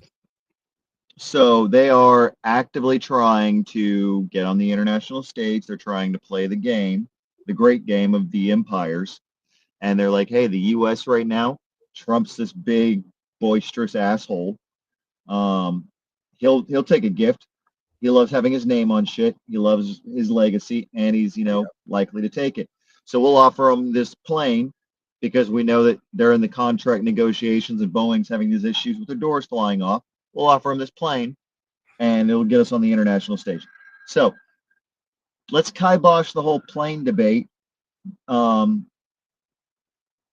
It's a non-issue. It's not the first time. I'm pretty sure if I went through the entire history of all of our presidents, we've had stuff like ships. I'm pretty sure at one point, Switzerland offered us a bunch of cheese. Stuff like that has happened before. We built the Supreme Court, like the actual SCOTUS building, out of marble from fascist Italy in the 30s. People are bitching and griping about a plane when one of our fucking buildings that we do business in DC on a regular basis is built out of marble from fascist Italy. Okay, now that's actually crazy. That's actually crazy. We need to stop. It's not an issue. It's a non-starter. Like the government, the United States government was like, you know who makes really good marble? Them Italians. And we're like, well, they're kind of fascist now, and they're gassing Ethiopians at record numbers, like literally mustard gassing them.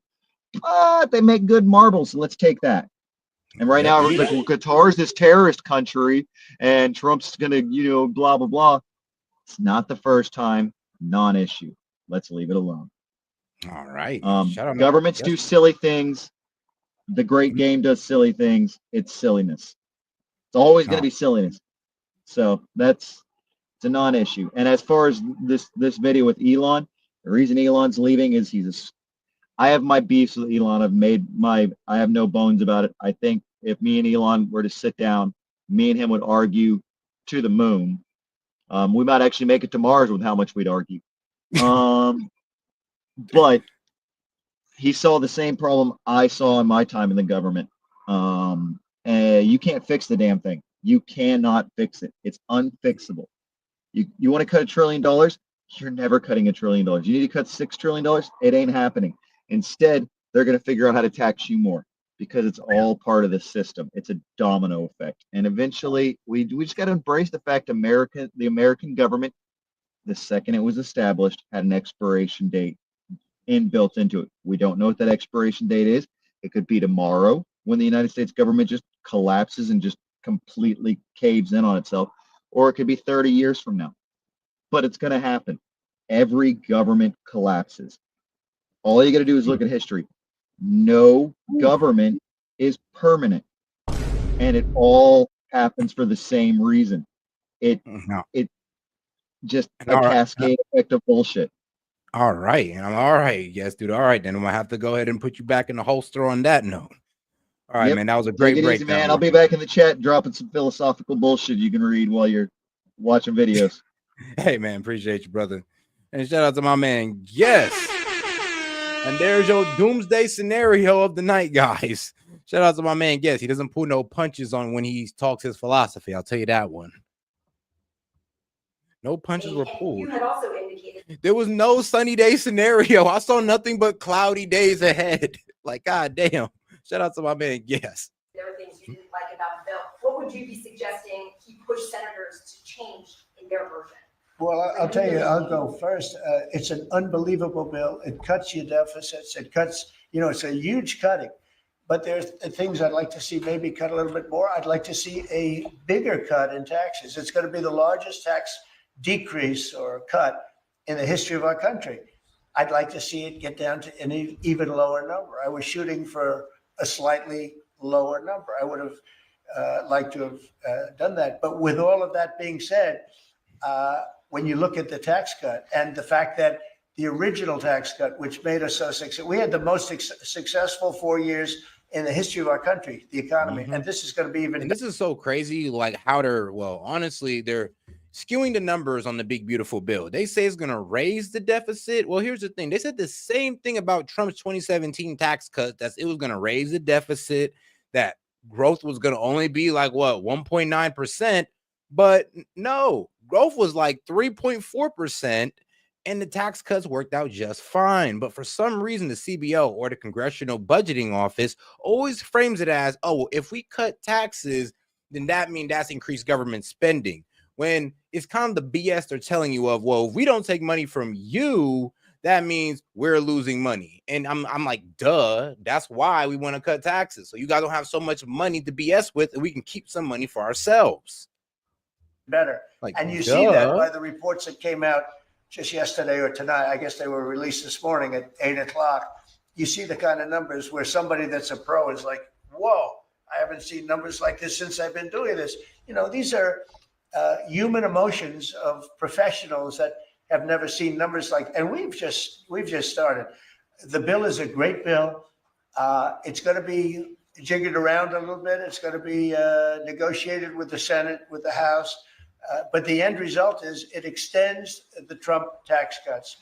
If it doesn't get approved, you'll have a 68% tax increase. You're going to go up 68%. That's a number that nobody's ever heard of before. You'll have a massive tax increase. If it does get approved, you'll have a large tax cut, the largest we've ever had. When you add the past tax cuts that we got you, the Trump tax, they call them the Trump tax cuts. It's an amazing bill. It does amazing things. With all of that, it's going to be adjusted a little bit over the next coming weeks, and I think it's going to be passed. The Republicans want to pass it.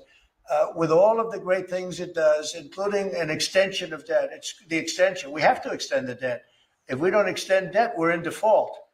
Now, the Democrats might like our country to be in default, but in 250 years, we've never been in default. That was handed to them by a very well-meaning man that gave it to them because he thought it was the right thing to do.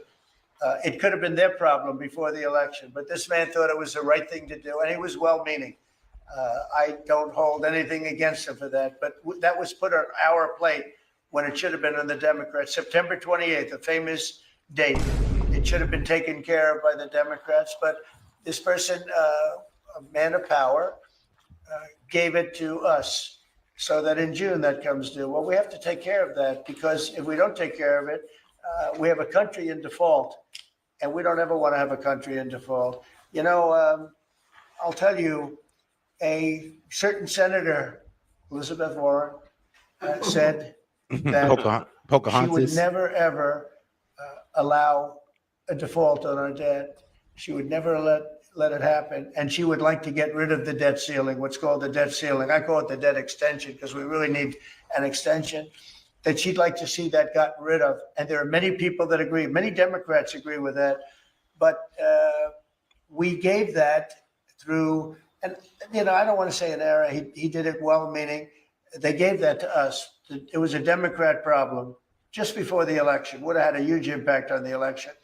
And to our benefit, we won anyway, but to our benefit, but felt that really for the good of the country, we should extend that. But Elizabeth Warren and various other people would like to see that her whole career, she wanted to see it terminated, gotten rid of, not being voted on every 5 years or 10 years.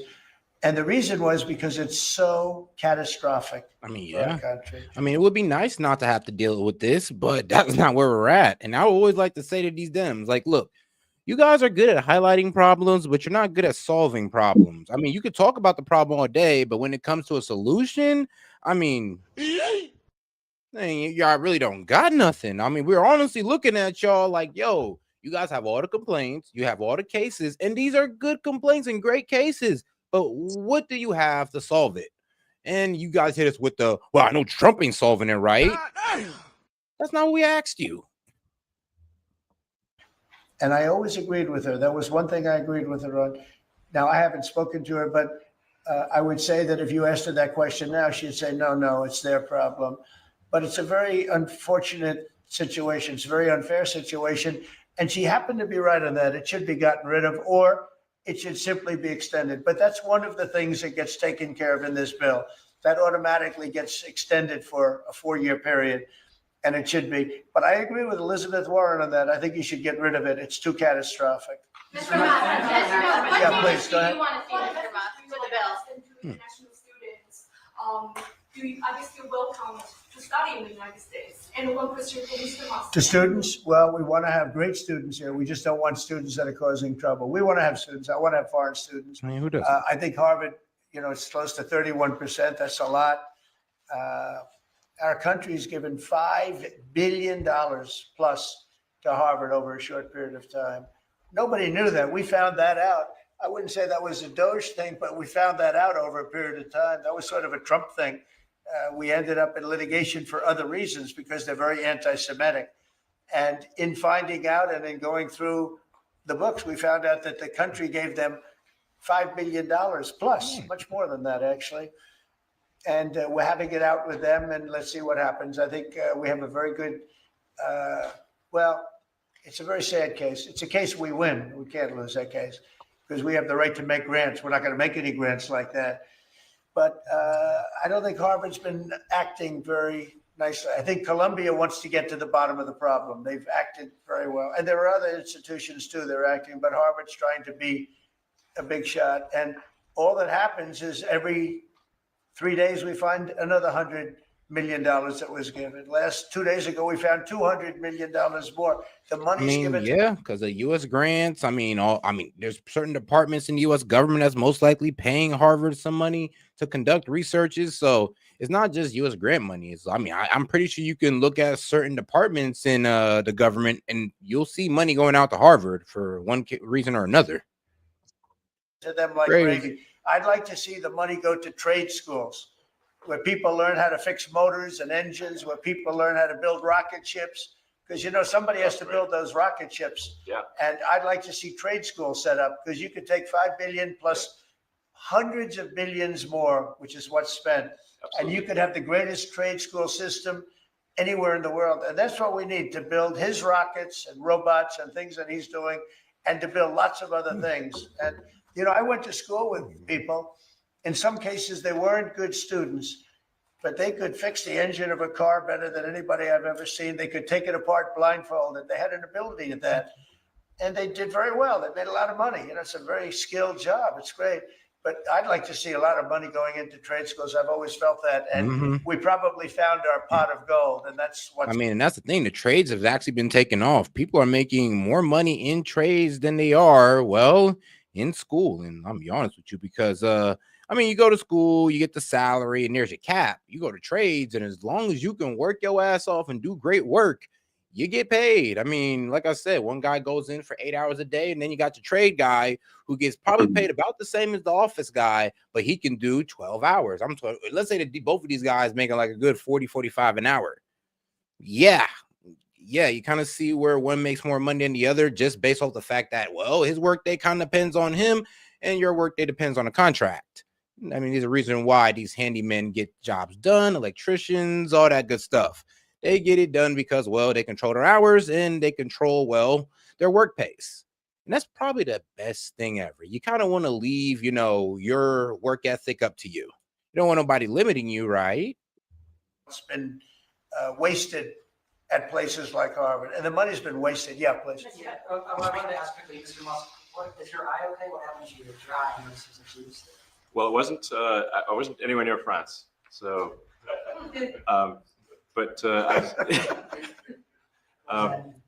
No. I didn't notice about the First Lady of France getting slapped. I didn't notice. I was just horsing around with Lil X, and I said, "Go ahead, punch me in the face," and he did. Turns out, even a 5-year-old punching you in the face actually does. That was X that did it? Yeah. X could do it. If you knew X. He's with his mom right now. But I didn't really feel much at the time, and then I guess it bruises up. But I just horsed around with the kids. I didn't notice it actually. I know that you try to stay pretty neutral because not your war, but And by the way, not my war. I just want to solve the problem for people. This was not a war that was going to happen if I were president. Right. Oh, so, yo, set. War, but as you try what's going on? All right, so I am here. Yes, you are. All right, so I'm trying to go to the range tomorrow and by the way, I'm going to do a live stream if the my cell phone signal gets out there. Yeah, it gets out there. It's a little bit in the middle of nowhere, so I hope it does. Set, I hope you will join because I'm going to bore sight a rifle. What time? I'm hoping around like noon or 1. Okay, yeah, I could. All right, cool. Shoot, I got my notifications turned on for your channel, so I'll be informed. It'll let me know. Right. This will be the first live I've ever done. Nice. So, I definitely want to go. In a few minutes, I'm actually going to go upstairs to my master bedroom and get everything ready. But tomorrow, like I said, in the morning, I gotta go to Home Depot, grab some shit for my steel target. I'm tired of hanging it on their hooks, so I gotta get a couple of what are those bolts that have the squares underneath? I'm drawing a blank. Shoot, me too, man. I ain't gonna lie, you're more of an expert on this than me. All right, anyway, so I gotta buy bolts and nuts and 1 foot pieces, 2 1-foot pieces of chain to hang my fucking steel target, but I'm gonna go bore sight that rifle. I shared the pictures in chat in Discord. Gotcha. With Sure. the scope. I gotta sight in that scope to that AR. So tomorrow I'm planning on going there and Cartridge doing a live bolts. stream. Shout out to my man Wise. Carriage bolts. Carriage Carriage bolts. bolt. Yeah, that's it. All right. So I need carriage bolts for the steel target because there's 2 squares left and right. And yeah, whatever. Well, I'll get that done in the morning. But I'm thinking like noon, 1 o'clock. I'm gonna get to the range, and if the signal works out, I'm gonna do a live stream. So if you can be there, that'd be great. Gotcha. Anybody else that wants to, see how to bore sight a rifle? Let's go. Get guest dude on here. All right. Hey, yo, guess dude, what's going on, brother? How's it going with you? Hey. What's All up, right, guest? So I think the main contention you're having, Dave, is I don't think you understand, and I recently had to explain it to Fox too, because he was running into a little wall with it. You don't understand the anarchist perspective, and I know you've probably run into people who claim to be anarchists. They have their little A tattoo, or they wear their little fucking anarchist symbol on them somewhere. Blah blah blah. Right? Hey, guest, can I interrupt you for a minute? Well, let me give this quick preamble real quick so we can kind of set the But stage. before you get into that, I just have something to say. Okay. I actually own the Anarchist Cookbook, right? Yeah. When I was like a teenager, like I was all about it, all for it. But I grew up. See, that's But now, not real anarchy. That's the thing. Okay, go ahead. What I'm saying is real anarchy, rational anarchy, proper, thought out, philosophically drawn anarchy is like you got to look to like Jefferson. He was the proto anarchist. He was basically the father of modern anarchist thought. There were others back in like the Greek times that kind of established the idea of anarchy. There was a short period of anarchy in Greece, but Jefferson was the father of modern anarchy. Okay. And the principle of it is you as an individual have to be self-governed, but you have to understand 99% of human beings, most people don't want that. They don't want that kind of society. They don't want that kind of world. They do want the hierarchy. They do want someone over them. They do want that dynamic of they want someone else to make those decisions. Like you don't want pure global anarchy, and 99% of people want to form a society, even at the smallest scale. The tribal societal organization will Bro, establish itself. either you're an anarchist or you aren't. So you can't have structure and anarchy at the same time. That's a oxymoron. What I'm saying though is the individual anarchist accepts the fact that we live in an imperfect world where most human beings will That's not a true anarchist then. It's not. It's not a true anarchist. You cannot An anarchist wants no government. No government, no rule. Do what you want. That's a true anarchist. That's a true anarchist. But we gotta let guest dude explain what he believes to be an anarchy. An anarchist believes and accepts to be true a basic axiom. Okay, the axiom of a rational anarchist is this. It's an oxymoron, but go ahead.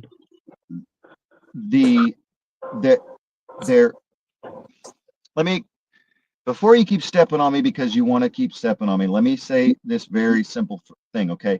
The axiom that a rational anarchist believes is this. The government and the state does not exist. There is no government or state. It is just an egregore. Okay? It does not exist. It is not a thing. It is just imaginary. It's a manifestation of people who want it to exist. And that's it. So you can rebuttal that. Challenge this basic axiom that all rational anarchists believe, that they, to their bones, to my bones, Trump is just another human being that has been given power by a bunch of other human beings. And that's it. There is no government. There is no state. It does not exist in my mind. All right, Dave, what's your response to that? Bro. Okay. Okay, so you don't want to live in a country that gives you freedoms? All right. Let me see if I can explain this. The second axiom of rational anarchy is this. Okay. As a rational anarchist, I choose to follow the rules that do not bother me. If a rule bothers me, I will break that rule. And I will accept any punishments levied against me by the 99% who have formed this egregore, because I understand that if I don't accept this thing, the punishment becomes even more bothersome. Okay, And so even more bothersome. This is important. And if I try to challenge this system and try to overturn it and try to create a true, like the wild idea of the global anarchy or a societal scale That'll never anarchy, happen, but go ahead. it'll just turn into a bunch of ravenous sociopaths eating each other. Okay, so you don't believe in true anarchy? No, I am a rational anarchist. No. There's true anarchy and what you're stating as rational anarchist. There's a difference there. True anarchy is belief in no government. That's true anarchy. No, and I don't believe the government exists. I took the axiom to I took the idea of there is no government to its truest form. Okay, hold on. Let me simplify Guester's argument here, because I kind of see the confusion here. Because okay, so Dave, you're pretty much saying that the idea is that anarchists don't want no government, but then Guester is saying, well, that's kind of true, but it's more of the belief that there is no government. So it's not about wanting it, but it's about the I belief can in believe I'm a fucking chicken, but that doesn't fucking fly. You know what I mean? Let me explain. What is the government? It's just a bunch of human beings that have been given power by a bunch of other human beings. It's the same as a BDS. It's just the same as a BDSM consent rule. One person giving power to another. It's a dom sub relationship. The people who accept government exists are in a dom sub relationship with other human beings. Let me say this. So we're never going to agree what a true anarchist is, right? Because you're not an anarchist. I used to be. No, you're not. You were never an anarchist. I'm telling you flat out. Because you know me that well, bro. You don't know what the fuck. Look, first of all, I'm telling you, 99% Hold on, Dave. Okay, quick. Wait, hold on. No. Let him explain why you weren't an anarchist. So let's hear the full explanation. Okay, all right. Because most people who aren't anarchists are just anti-government. They're hardcore libertarians who want government to be smaller. They want government out of their lives. They want government to be a certain form, or they want government to disappear entirely. A true anarchist accepts that government can't go away because other human beings exist. A true anarchist accepts other human beings want that sub-dom relationship while they don't. I don't consent to the dom relationship. I'm not consenting. That's why I don't vote. That's why I don't participate. That's why I break the rules. I do not consent to being dominated by other human beings. There was a guy, I can't remember the cat's name, but he was, before the Civil War, he actually kicked off a bunch of revolts to break slaves out. And he stated very firmly, it's probably going to be my next tattoo: no masters that are mortal. Hey, guest. I have only one master, and it's God. Hey, guest. Guest, you ever spend time in prison? No. Oh, okay. All right. So you do I've follow been in all the jail. rules. Okay, so you follow the rules. I'm currently dealing with legal issues Okay, that all right. require me Well, to. all right. So I mean, Well, whatever, bro. Like, look, so like, do you own an anarchist cookbook? no, I don't need an anarchist cookbook because I'm not trying to overthrow the fucking government because I think the government by nature will always Okay. exist. It's a flawed All imaginary right. friend of a bunch of because it's a Anyway, thing that you need the concept of government to justify the fact you are willingly giving up power to other people. all right, bro. I'm gonna go to bed. Set again. I'm gonna try and do a live stream from this um God, range I can't even tomorrow. imagine what the YouTube chat looks like right now. Man, but Yeah, all I'm right, not guys, What even are they paying we're gonna saying go attention about ahead to me? and it. we're gonna go But ahead and keep a push on this one. That was a great conversation, guys. all right. All right, Yo, you Set, take I'm it gonna easy, try man. I'm and gonna do go hop into the. the YouTube chat and see what I can get into. All right, big dog. Hey, All right. by the way, there are places where you can go and download the Anarchist Cookbook, and my lord, all kinds of good info for you to have in your head if you ever fucking need it. Go download it, read it. Now, do I agree being older, being an anarchist? No, I don't. But back when I was a child or a teenager, yes, I thought it was fucking great. I'm like, oh, look, there's all this useful information that I could have. You know how to make fucking napalm? Keep soaking fucking styrofoam in gasoline until it becomes like a gel. Nah. And then you throw that shit on somebody and light that shit on fire. Yeah, that shit's not going out.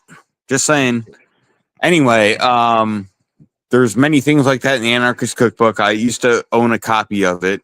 I've since long gotten rid of that because I became a fucking adult and learned that, you know, I think that's part of what he was trying to say is like you get along to go along type deal. I don't know. Like Guess ain't up here to defend this point, so we'll just let it be on that one. All right. I'm just saying. All right. So I'm gonna try and do live tomorrow. Set, I hope you're there because I'm gonna try and bore sight a rifle and show you how it's done. Because I know you've been asking.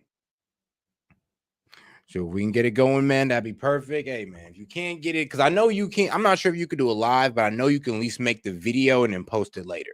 So, you might want to test that one. I don't know if I can do a live either. I've never done one before, but if I can, I will. If I have to I'm gonna take the tripod and the gimbal, and if it comes down to it and I just got to take a fucking video, I'll take a fucking video and try and help you out. All right, man. Appreciate you. All right, man, Dave. Oh, wait. No, he just responded. Wait. Anarchist Cookbook is bitch tier. Read The Moon and Heart Mistress if you want to understand anarchy. All right. Well, look.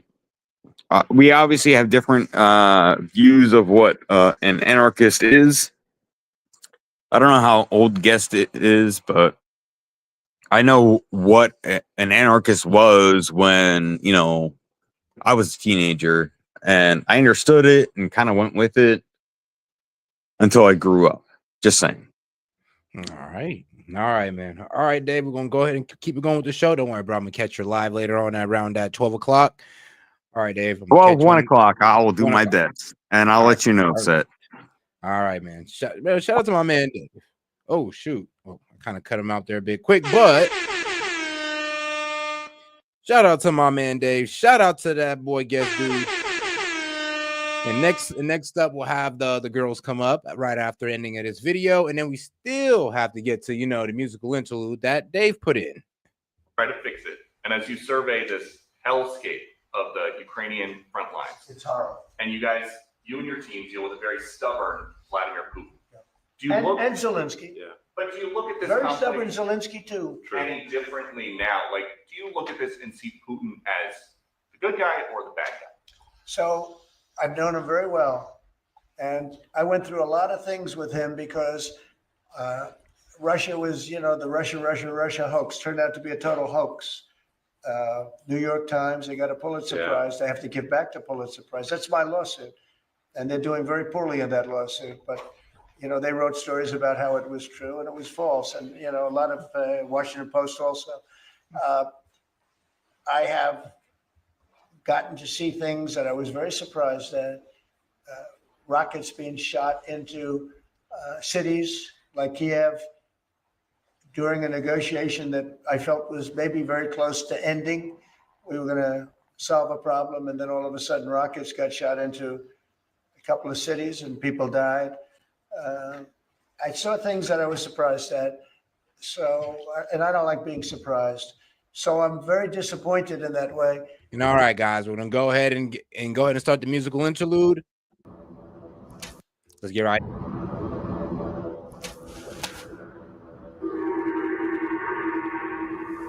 Old video.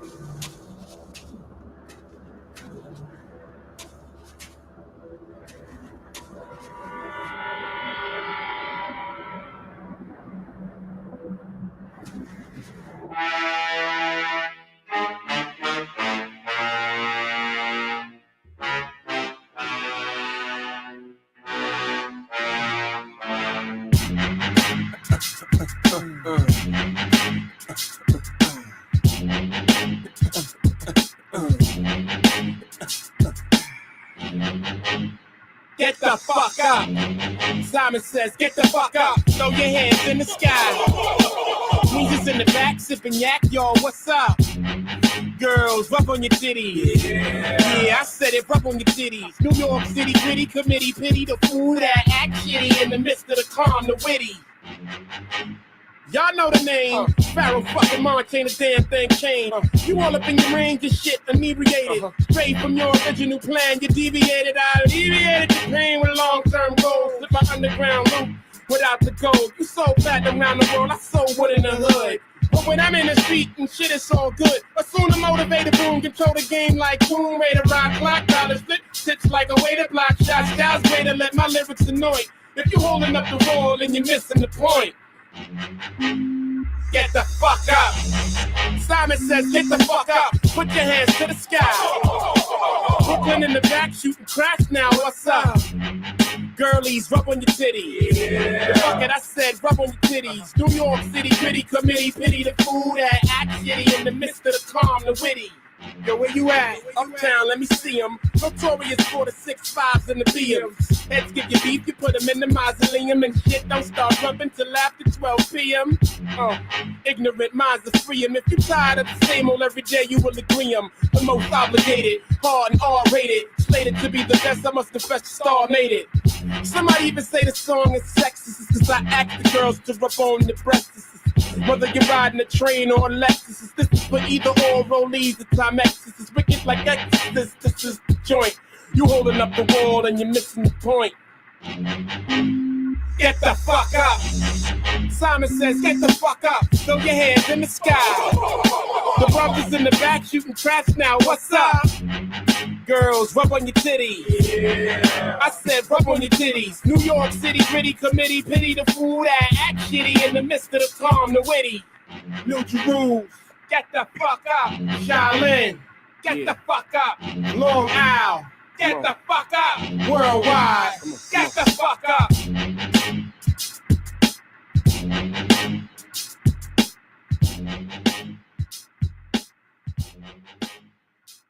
I mean, like, it's so funny because every time I see videos like those, it's just like, where is it? Let me see if I can find it here. Oh, yeah.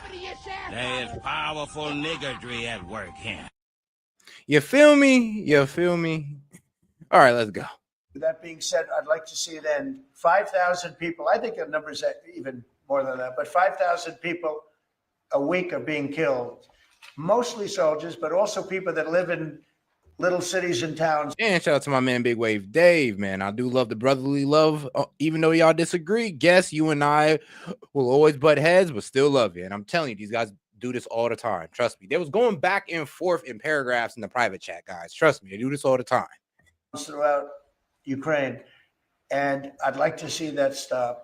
And I asked Caroline this yesterday, but I want to ask you directly. So many of the things that you're trying to do are held up in court right now. If the courts are going to have so much influence over U.S. policy, do you wish you would have just become a judge? Yeah, well, look, it wasn't meant to be that way. If you look at the founders, the president had certain powers, and you have your three groups, and they all had supposed to be pretty equal powers. But you can't have a judge in Boston running foreign policy in places all over the country because he's got a liberal bent or he's a radical left person. That's what the executive branch is for, and you have checks and balances. But we had millions of people pour into our country. Many criminals poured in. The people voted for this. So who are you, a judge of your district? Even if your district disagrees with what the president is doing, remember, your district is overpowered by the people's mandate. The fact that, well, and he won the electoral and he won the popular vote. Yeah, this is what the people wanted. So when you actually ask people, what do you think about Trump's policies? If you had an honest poll of everybody in America, we're all for this. Into our country, murderers, mental institutions from all over the world being emptied out into our country. And if we don't get them out and get them out quickly, could lose your country very easily. This is a bad, that anybody would allow this to happen to our country. You know, with all of the things, we took over inflation, we took over some wars, we took over a lot of problems that didn't exist when I was president. None of it existed. We wiped out ISIS. Other than that, we had no wars. Putin was never going to hit Ukraine. Israel would have never been attacked. That attack, as you know, Iran had no money. They didn't have money for Hamas. They didn't have money for Hezbollah. They had no money whatsoever. That wasn't going to happen. All of these things that happened weren't going to happen. You wouldn't have had inflation. So it's very sad when I came back. But the thing that is the hardest is that they allowed 21 million people into our country. And many of those people are stone cold criminals. They moved their criminal population into the United States. And of all the things that, you know, are bad, I solved inflation, I believe, already. I got the fuel prices down. The fuel prices came down. That's one of the reasons they screwed up the energy. They screwed up the cost of gasoline and oil and gas.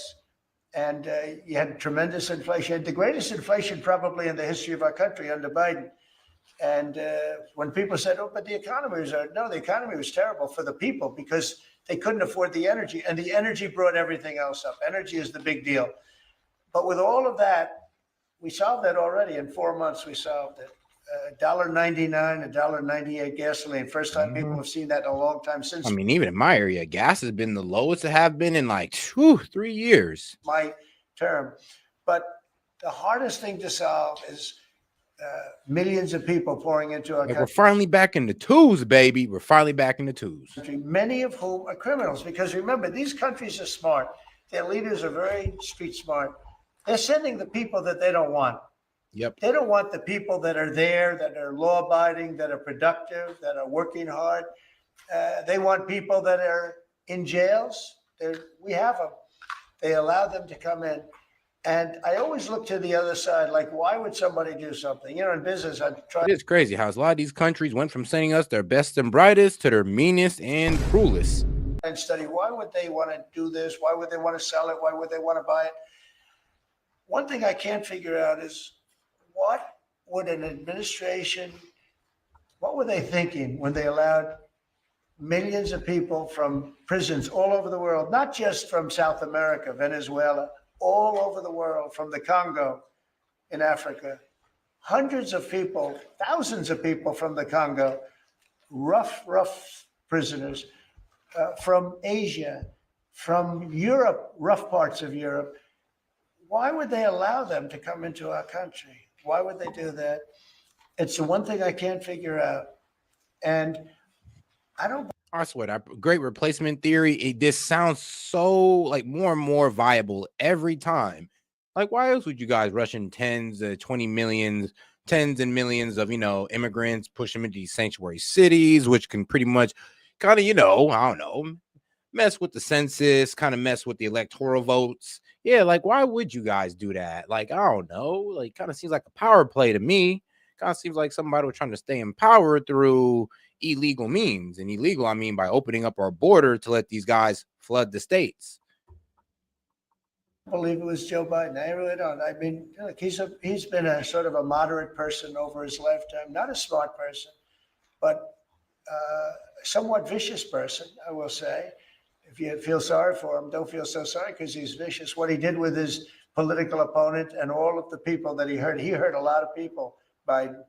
And so I really don't feel sorry for him, but he wasn't a person that would allow murderers to come into our country. He wasn't a person that was in favor of transgender for anybody that wanted it, take kids out of families, et cetera, et cetera.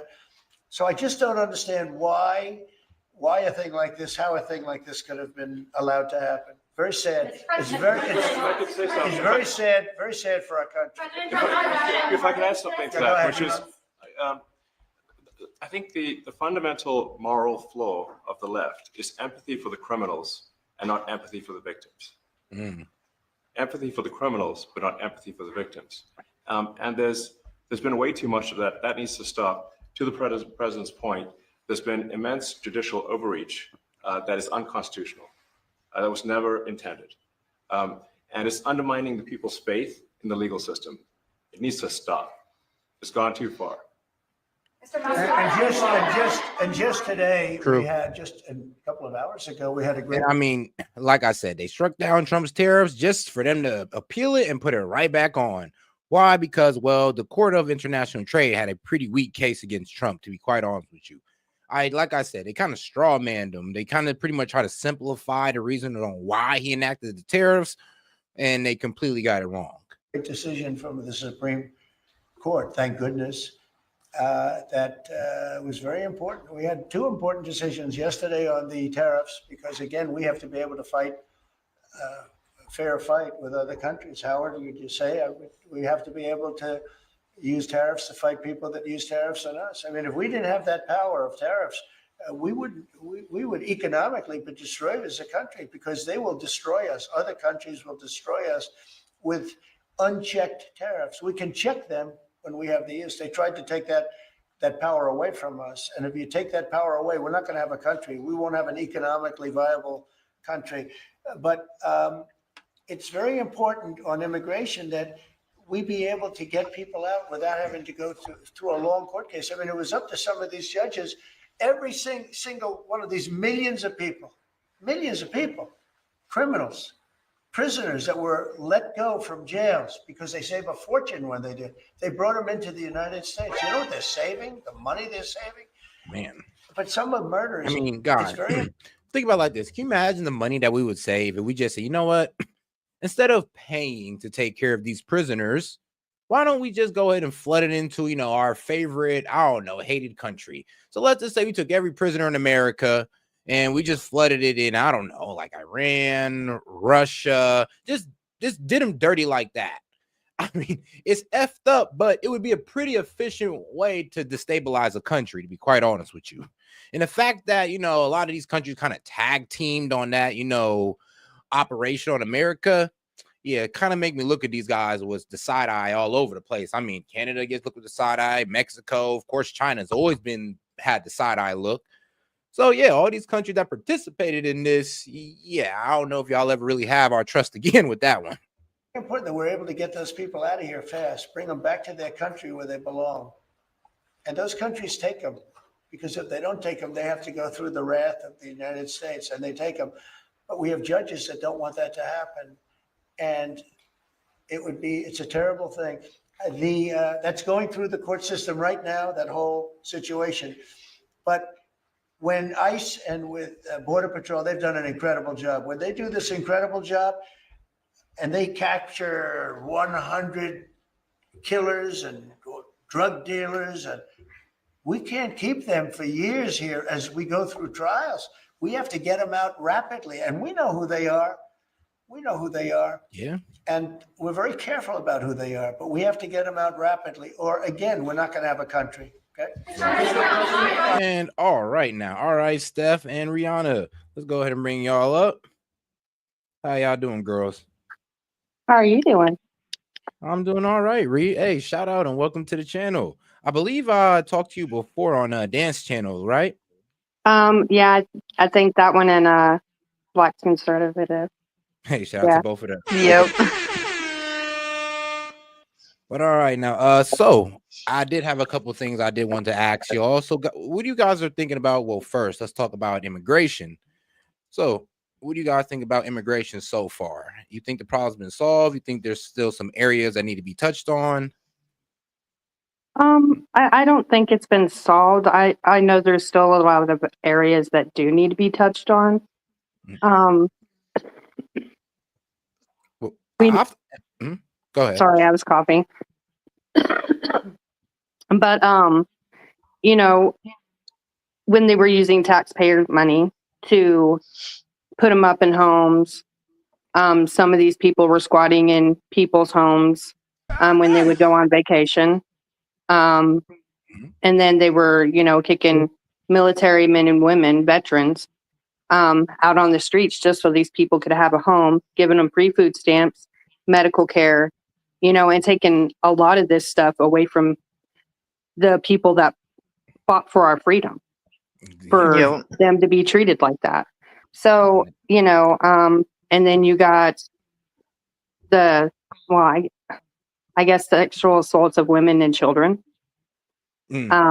people being murdered from all the, all of this stuff happening. And, the fact that nothing was ever done about it, the catch and release. And a few of these sanctuary cities, and it's sickening. And a lot of it did happen under the Biden administration. But at the same time, couldn't really blame Biden. Before he became president, everybody knew that he had dementia. Yeah. And, I've worked with my mom helping take care of my grandpa who has dementia, and if, they can't take somebody with the mental health or dementia into a court, how can they allow somebody with dementia to run this country? Exactly. That basically makes him a yes man, and a lot of the stuff he doesn't remember doing. Exactly. And I always do say it's crazy how the Dems get so offended about democracy. And I'm like, well, the Dems kind of took away your democracy. You guys voted for Biden, but you did not get Biden. You got Biden's staffers. If anything, you got Biden's cabinet. And that's probably the best case scenario. Right. But now with this whole immigration, there is one thing that a lot of people don't touch on. It's like, with Vivek and Elon, we're trying to defend the H-1B visas. That's the part of immigration as well that irritates me, because I do believe it takes these high-skilled jobs away from our, away from our scholars who go through school just to get, kind of overshadowed by these guys who come in, who go to school for less. Because let me tell you guys something crazy. People want to talk about, India got these great students, and they do. I ain't gonna no shame on them. But we put our students in school for 4 years in college to get the same degree that these guys get within 2 years. Right. That's true. That's their top school. Right. I know, I think you guys said something about Charlie Kirk as well. He never went to college. A lot of these people that do go to college and get their bachelor's degree and stuff like that to do businesses like HVAC, be an attorney, all that stuff. And it kind of seems like it's harder for them to get a lot of these good businesses rather than with somebody who just went to like a trade school, if that makes sense. Yeah. To learn all that stuff. And it seems like they get hired and still get paid more than the people who went to college. And what screwed a lot of people in colleges? The DEI. That DEI, it kind of screwed a lot of guys, because it was those corporations, those office jobs, tech jobs that was actually practicing that a lot.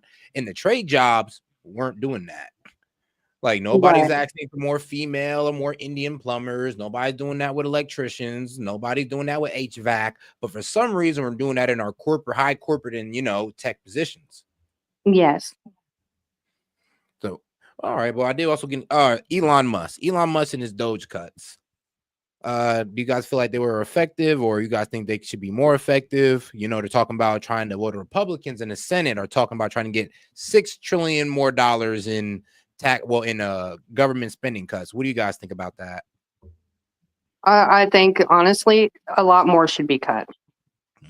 Now, you know Knowing you're gonna make the libs lose their mind.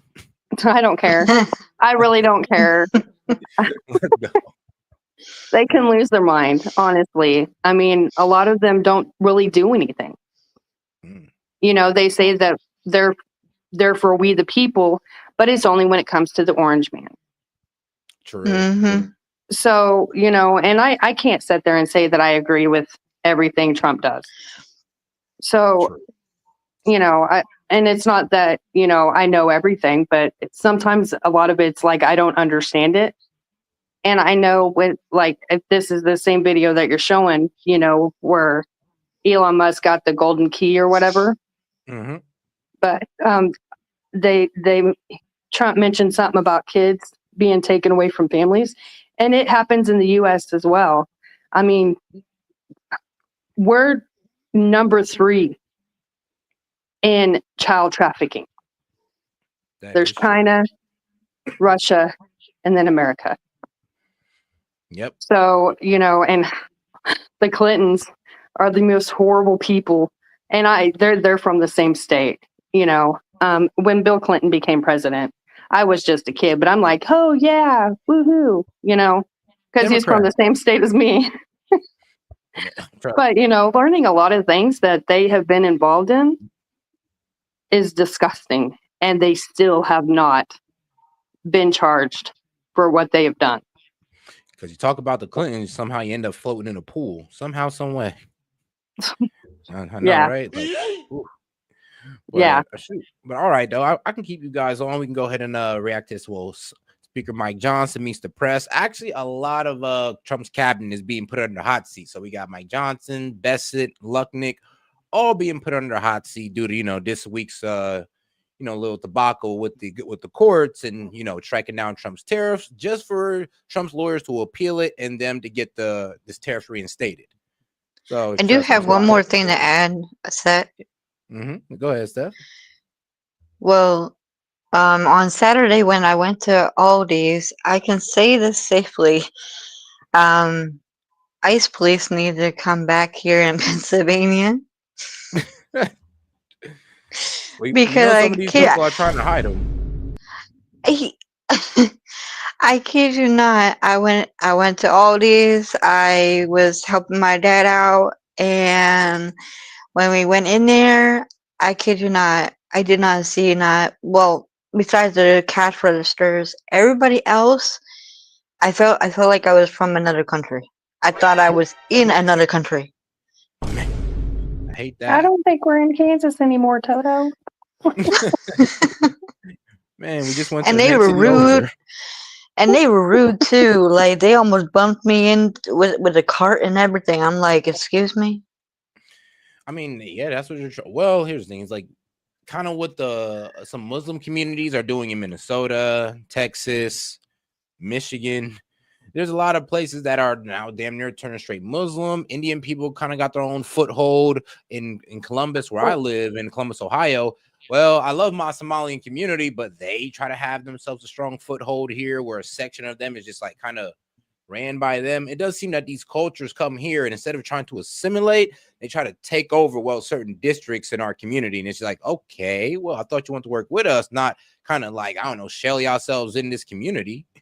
Right. Yeah, it's not that they want to work with you. They really don't. So I'm just going to let you know that Socket Arrow lives in Columbus, Ohio, too. Oh, really? Yep. Hey, shout out. We need to start reaching out more. But yeah, that is pretty much the ordeal. Well, I don't see my gripes with it. That's just my gripes with it. It's like, you guys said you want to come over here and assimilate, but you guys come on here and try to make your own little district, own little cities, have your own little laws. Yeah, y'all pushing it right there. Y'all pushing it. Which I don't disagree with that. Like before the government became a big deal, it takes a village to raise a child, and now it's not a village. It's your children aren't even yours anymore. We'll go ahead and take them. And, Socket Error does talk a lot about this, but, Huh? Oh, I guess her the sound ones kind of who went out. basically pay Oh. them. Like, they don't, and when, I hear about reparations and stuff like that, but, they don't even do that. You basically pay these people to take children. Interesting. Well, dang, I'm gonna have to look into that one. But all right, girls, I'm gonna go ahead and keep it going with this one. And hey, that was a great conversation. So shout out, girls. Hey, Shout out to you. I appreciate you, Ree, and shout out Seth for hooking us up on the Connect. Appreciate that one, Seth.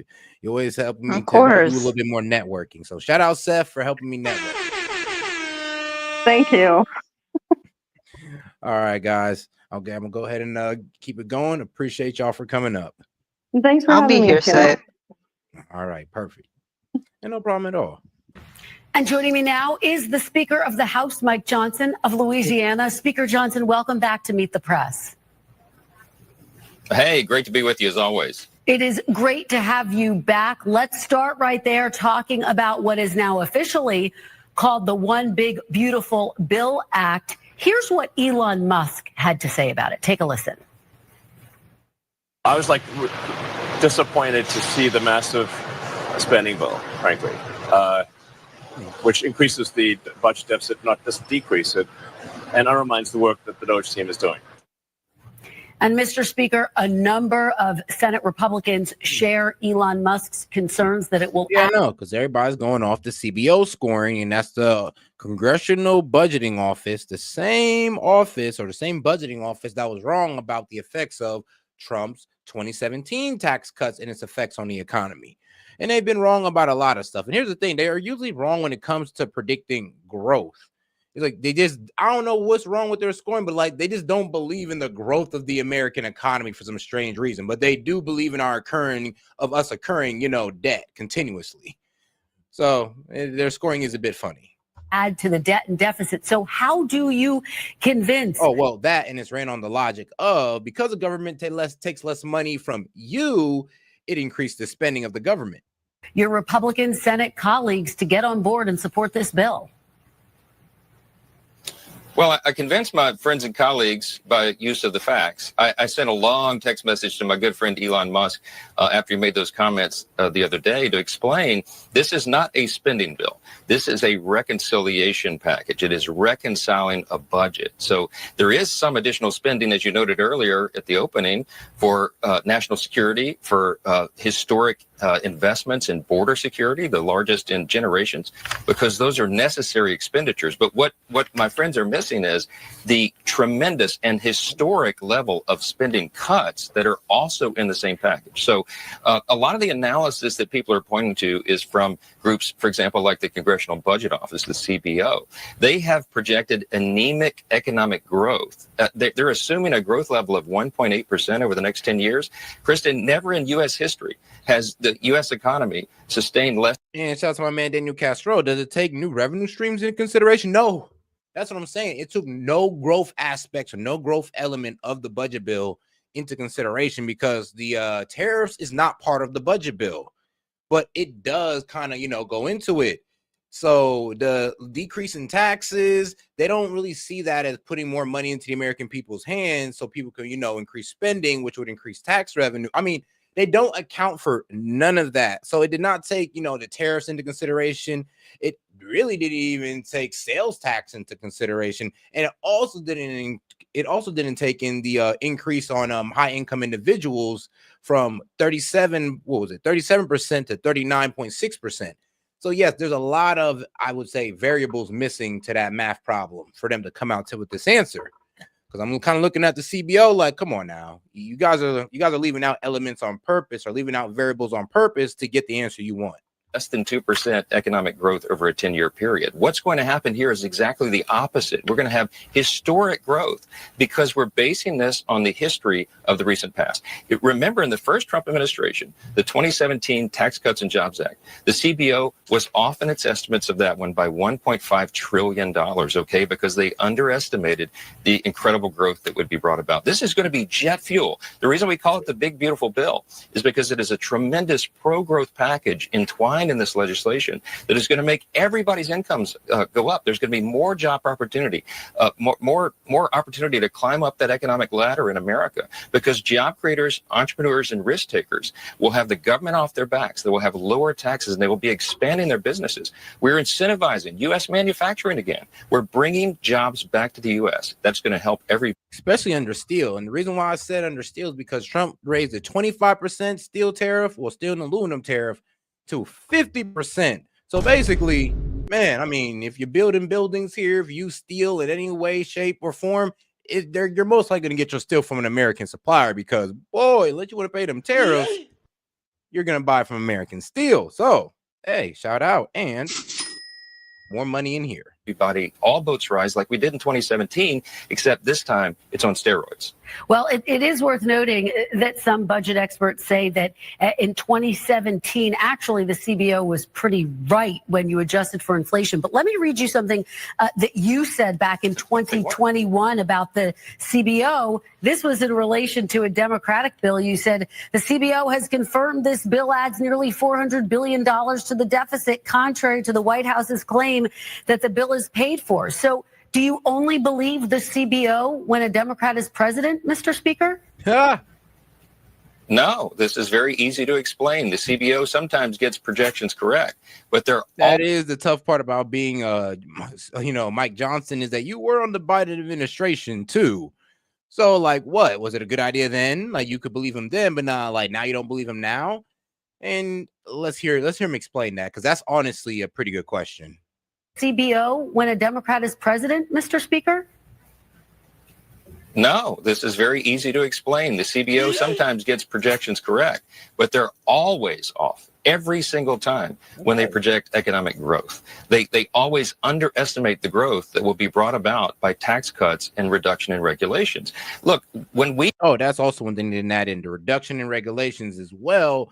That will speed up a lot of these projects, like factory plants and all that good stuff, oil refineries. We did this in 2017, the first 2 years of the Trump administration.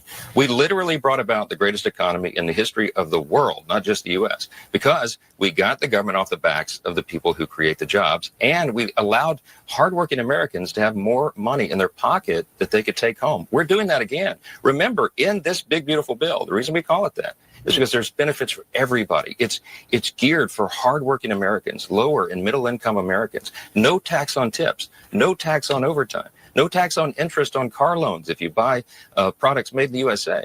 We're going to give relief to seniors on Social Security. There's so many benefits and features in this bill, and it's going to allow everybody to do better. And at the same time, projecting and ensuring the largest amount of savings literally in history. There's no government on planet Earth that's ever saved over $1.6 trillion in a piece of legislation. This one does. And so when you reduce government spending and you allow people to keep more of their hard-earned money, the economy grows, and that's exactly what's going to happen here. Well, the Joint Committee on Taxation. If the government is taking in less money, then, what is the government doing spending more money for? Why are you guys trying to spend outside y'all means? If anything, y'all should stop criticizing the bill and start wondering, okay, Gov, well, why you guys are upset about us taking in less taxes? And why are you guys trying to frame it as it's going to raise the debt because you guys aren't taking in taxes that you guys been wasting and not benefiting the American people whatsoever? And it's kind of crazy how these libs talk about raising taxes on the wealthy to go to the government that doesn't benefit us. But we want to talk about cutting taxes so people keep more of their money and you guys lose y'all shit. Are you for the people or for big government? Is projecting just 0.03% on growth. But let me just ask you, I want you to address the concerns of your colleagues, Senator Ron Johnson, Senator Rand Paul. Why doesn't this bill do more to address the debt and deficit, Mr. Speaker? Yeah, well, listen, I agree with my good friend Ron Johnson, for example. A lot of the comments that he stated about government spending. We have a north of $36 trillion federal debt right now, and it is the largest national security concern for the U.S. I am a fiscal hawk. Many of my Republican colleagues in the House feel the same way. But it did not. We didn't get in this situation overnight, Kristen. It took us decades, many decades of Congress's, frankly, mismanagement of the public fisc to get in this situation. And the last 4 years, the Biden administration increased spending dramatically. So it's going to take us a while to get out of it. We can't flip a magic switch and reverse it overnight. But this is the largest step forward in the right direction that Congress has ever made. I liken this to an aircraft carrier. You don't turn an aircraft carrier on a dime. It takes a mile of open ocean. This is the biggest turn in that wheel that we would have had in generations. And this is the first of a number of steps. This is a key point. This is not the only reconciliation bill. We're going to have a second budget reconciliation bill that follows after this. And we're beginning next week the appropriations process, which is the spending bills for government. And you're going to see a lot of the DOGE cuts and a lot of this new fiscal restraint reflected in what Congress does next. So stay tuned. This is not the end all be all. I tell my friends, my fellow fiscal hawks, we've got to get our fiscal house in order. And this is an incredibly and historic first start. Mr. Speaker, if the big, beautiful bill does add to the debt, will President Trump own that? It's not going to add to the debt, but I can tell you that President Trump is late. Well, he'd have no choice. I mean, what do we can't blame Biden at that point. At that point, we have to blame Trump. Like, what do you think? Well, we're unaccountable like you guys. Every time something bad happened in the Biden administration financially, you guys are like, oh no, this is Trump's. Oh, these are Trump policies because of Trump. Really? Okay. These are focused on two primary things: delivering on his campaign promises and the America First agenda, which is what a record number of 77 million voters, popular votes, requested and demanded and gave us a mandate to do. But he's also concerned, as I am, as Ron Johnson is, as Rand Paul is, as all of us are, about the nation's debt. And he and I talk about this frequently, and he is excited about changing that trajectory. That President Trump, I think, can be the most consequential president of the modern era because he has these opportunities to do these big things. The one big, beautiful bill is a big first step to provide relief for the American people, to give everybody more take-home pay, more money in their pocket, and to change the trajectory of the country. And again, it's the first of a number of steps, and President Trump is committed to doing this. Mr. Speaker, the Joint Committee on Taxation, the Committee for a Responsible Federal Budget, the Tax Foundation, the Penn-Wharton budget model all say this will add trillions of dollars to the deficit. Are you really telling the American people this will not add one penny to the debt and deficit? You can guarantee that? I am telling you, this is going to reduce the deficit. I mean, you cite some of these figures. Do you know what their economic growth projections? Oh, wow. I haven't heard a politician pretty much stake it like that. He's like, you know what? I'll go ahead and I'll give it to you. Yep. He's been pretty much saying this will not add to the deficit. Well, we'll see. But I'm pretty confident that it won't either. But I'm like 90-10 on it. He's stamping 100. Are the Committee for Responsible Budgeting, they're not even, I don't think they're assuming any economic growth. I mean, that's not realistic. A lot of these groups use what they call static scoring and not dynamic scoring. Dynamic scoring, in layman's terms, is reality. That we are going to spur on tremendous economic growth here. And so you're going to have a higher job participation number in the economy. You're going to have higher wages. You're going to have more jobs provided.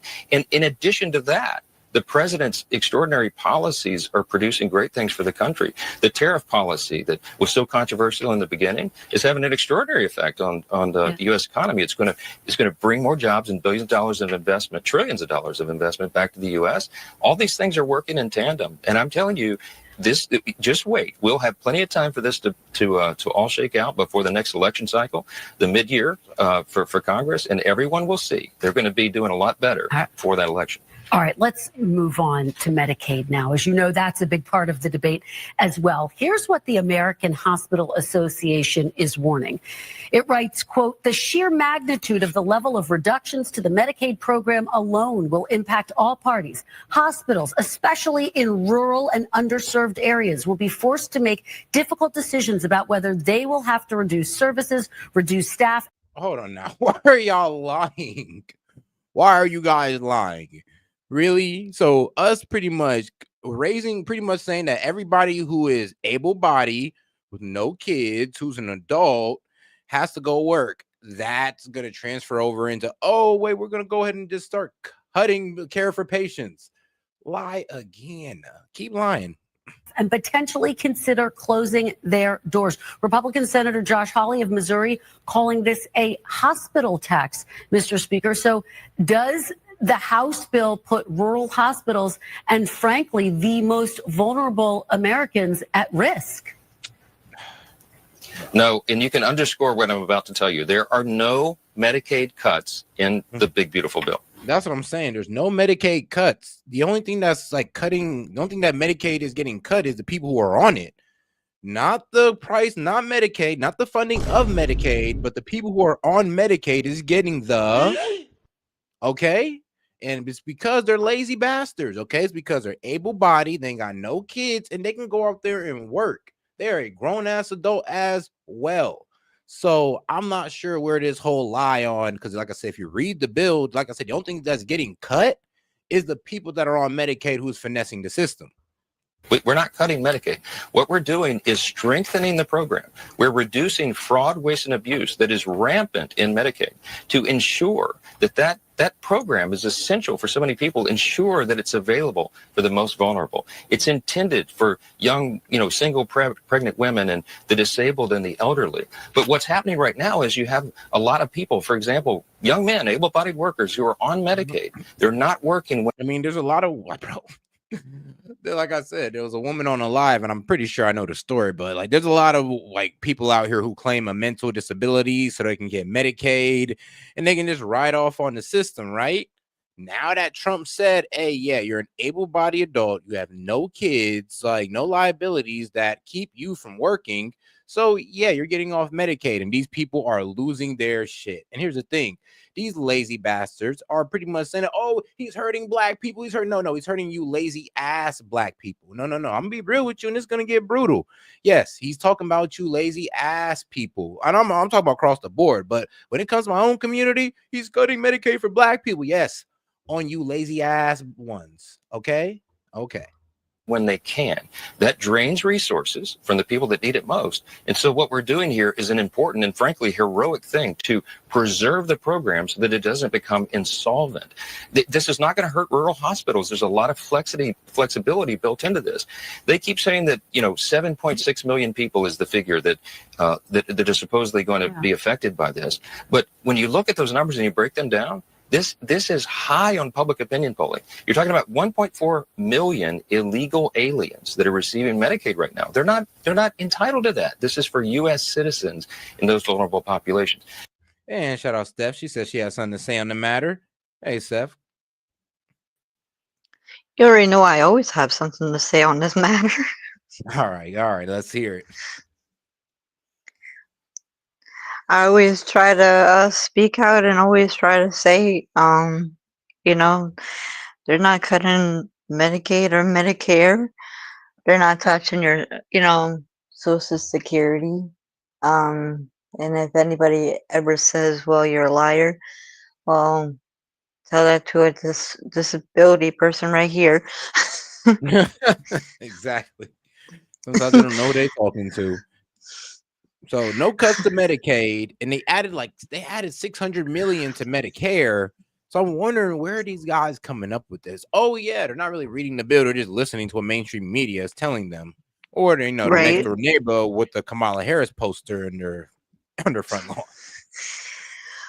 Well, yeah, the scare tactics, and I hate the scare tactics because there is some people I have found out from my one other friend. Some people actually fell for it, and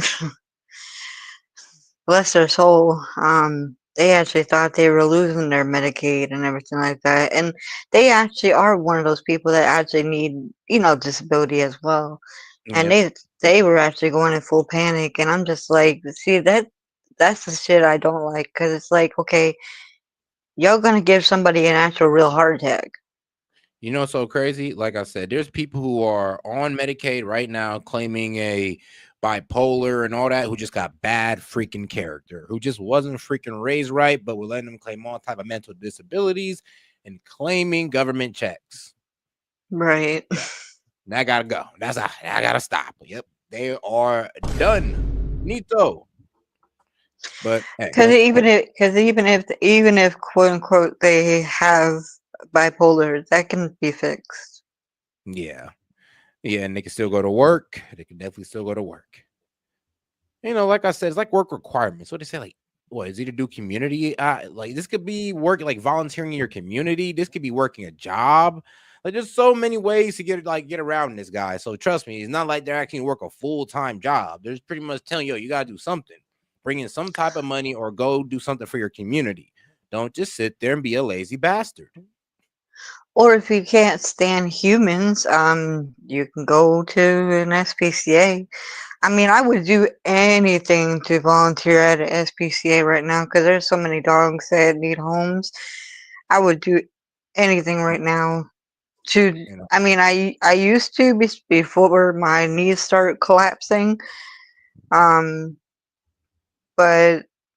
I mean, I can't walk dogs like I used to. I mean, shit, I can't even have a dog. I mean, I can have a dog, but I can't physically have a dog.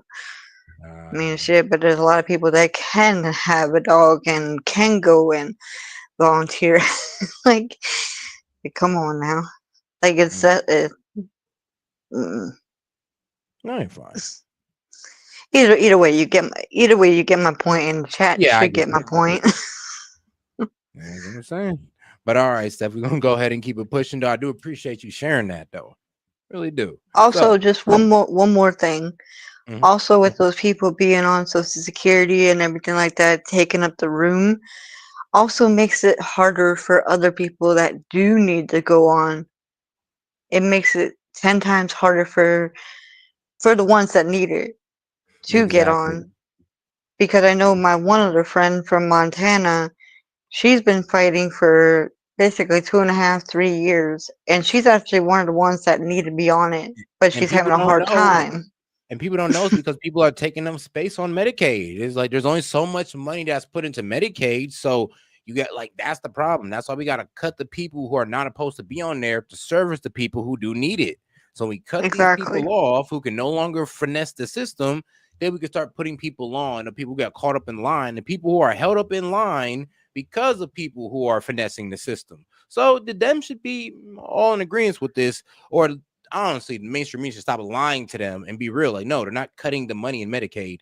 They're cutting the people who are getting Medicaid because they're able-bodied working adults with no children. Exactly. But all right, now let's keep it going. Hey, man, I appreciate you. Well, appreciate you, sis. Of course, that. There's about 4.8 million people that they're referring to. They're able-bodied workers. If you are able to work and you're not, and you are riding on the public wagon, you need to help pull it. And by the way, Kristen, this is no draconian requirement. All we're requiring in the legislation is 20 hours a week. You can volunteer in your community, you can be in a job training program, or you can get to work. And this is my message to young men around the country who are taking advantage of the system. It is abusing the system. We're going to fix that. And I'm telling you, that is a very popular thing among the American people because it comports with common sense. Well, let's talk about that 4.8 million number. That is a CBO number, by the way, which estimates how many people would lose Medicaid if this bill were to go into law. The CBO. No, wait, hold on. They don't, Kristen, they don't. Wait, okay. Let me make my point, and then I'll let you make your point. I think it's important to point out the CBO is not saying specifically those 4.8 million are engaging in fraud. They say many will lose coverage because of paperwork, red tape, or failing and falling short of the new rules. So just let me ask you directly. Yeah, falling short of the new rules of what? Being an able-bodied person with no kids. So what you're going to go do, man? What you going to do? Go have some kids so you can keep your Medicaid? That would be pretty damn ignorant. But hey, I mean, I'm pretty sure there's some people out there that's dumb enough to do it. Do you have any actual proof that these people are engaging in fraud? Millions of Americans, as you say. This is a very important distinction. Those 4.8 million people will not lose their Medicaid unless they choose to do so. I will go into any town hall in any district in America and explain what this is, and every single person will nod their heads and go, "Oh, that makes sense." You're telling me that you're going to require the able-bodied, these young men, for example, okay, to only work or volunteer in their community for 20 hours a week, and that's too cumbersome for them? I'm not buying it. The American people are not buying it. This is a new requirement. It should have been put in a long time ago.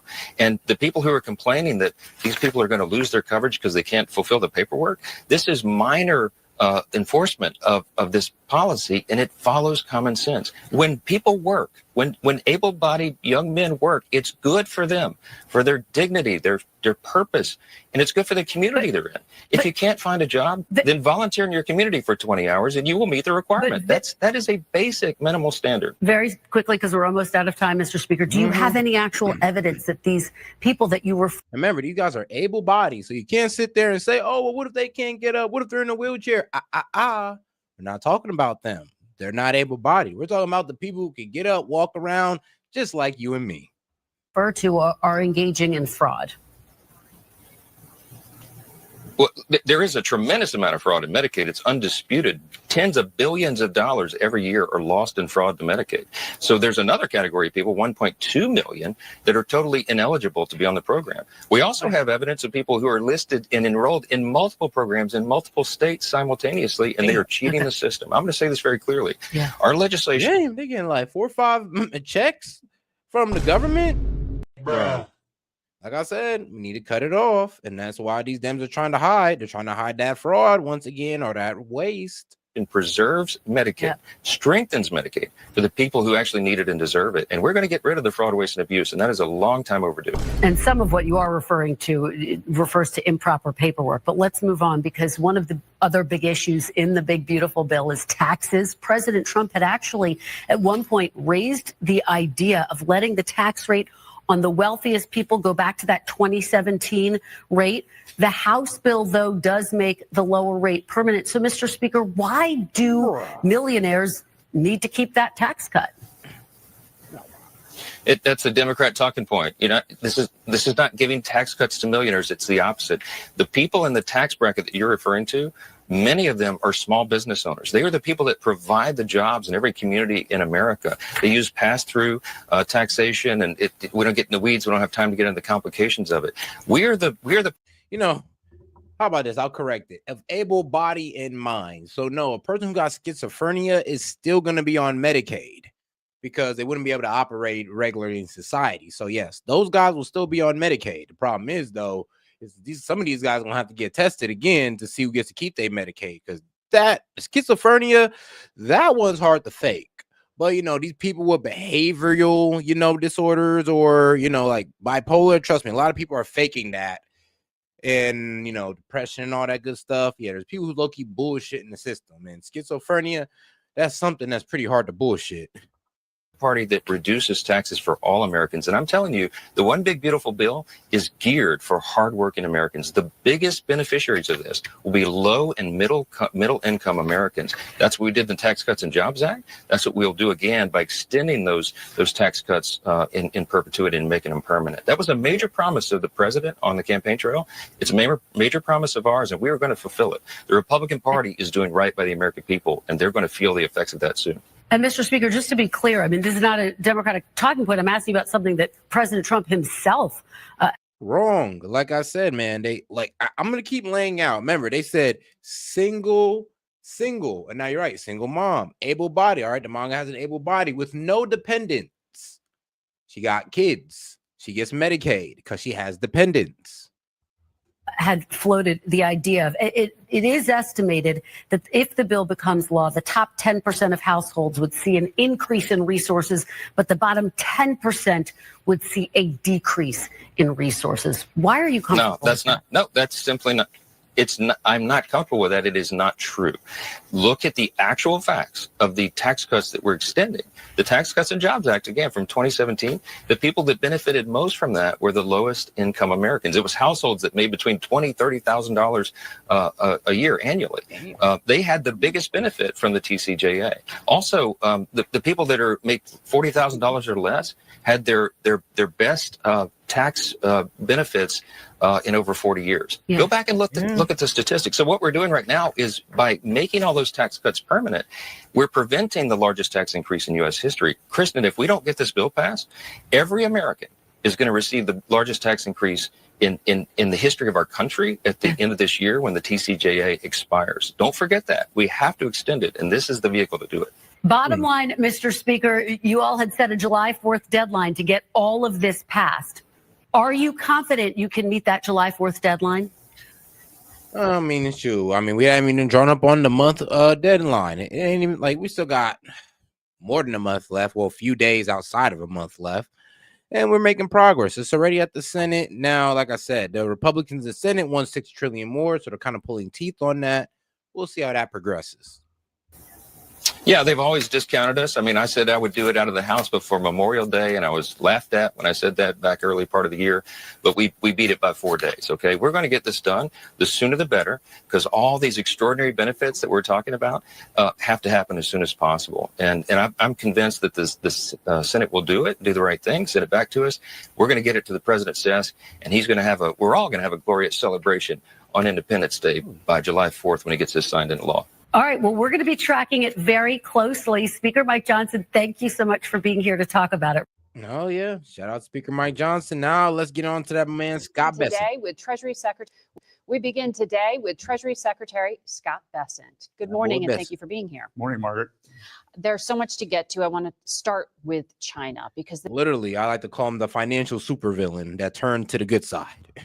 the defense secretary just said there's an imminent military threat from China to Taiwan. Days earlier, Secretary Rubio said he'd aggressively revoked Chinese student visas. On top of that, you have curbing exports to China. Trade talks, you said, with Beijing are stalled, and President Trump just accused China of violating an agreement and now says no more Mr. Nice Guy. Ooh. Are you intentionally escalating this standoff with Beijing? Well, I don't think it's intentional. No. Whoa.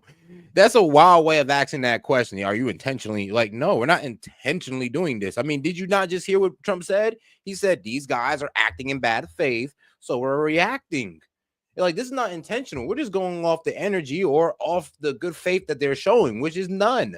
So we got to get real with them. I think that what Secretary Hegseth did was remind everyone that during COVID, China was an unreliable partner. And what we are trying to do is to de-risk. We do not want to decouple, Margaret, but we do need to de-risk, as we saw during COVID, whether it was with semiconductors, medicines, the other products. We are in the process of de-risking. Making the United States less reliant on China. But at the same time, and the whole world. The whole world, because what China is doing is they are holding back products that are essential for the industrial supply chains of India, of Europe, and that is not what a reliable partner does. So is that what specifically is President Trump saying when he says? I mean, no, that's facts. Let's go back to that. Of India, of Europe, the whole world, because what China is doing is they are holding back products that are essential for the industrial supply chains of India, of Europe, and I don't think that's India's. To be quite honest with you guys, I don't think that's China's fault. Like I said, China's going through some crazy things right now, and you know what? Let's just get right into it, and we'll get back to my man Bessent, because I'm glad my man Bessent kind of brought this up, because this is kind of crucial on what's going on in China. Let me make sure I actually even have the video up. That is not what a reliable partner does. So is that what specifically is President Trump saying when he says they're violating an agreement? Because it was the one like I said, I don't even think China can fulfill its agreements. One of their chemical plants just exploded. So if you're talking about y'all need some of these chemicals and plastics, I'm sorry, but I don't think China got y'all back on this right now. China's going through a lot. Like I said, $54 trillion in debt. Negotiated in Geneva earlier this month. And what's the consequence for that? Well, we will see what the consequences are. I am confident that when President Trump and Party Chairman Xi have a call, that this will be ironed out. But the fact that they are withholding some of the products that they agreed to release during our agreement Maybe it's a glitch in the Chinese system. Maybe it's intentional. We'll see after the president speaks with party chairman. That's critical minerals, rare earths. Is that what you're talking about? Yes. So the president has said a few times that he was going. And people are saying that this might be an aggression towards India because, well, China already chose a side, and China is on Pakistan's side. So, and also, India is also stealing Apple away from China, and that's hurting China a lot. So trust me, these guys aren't really feeling too, they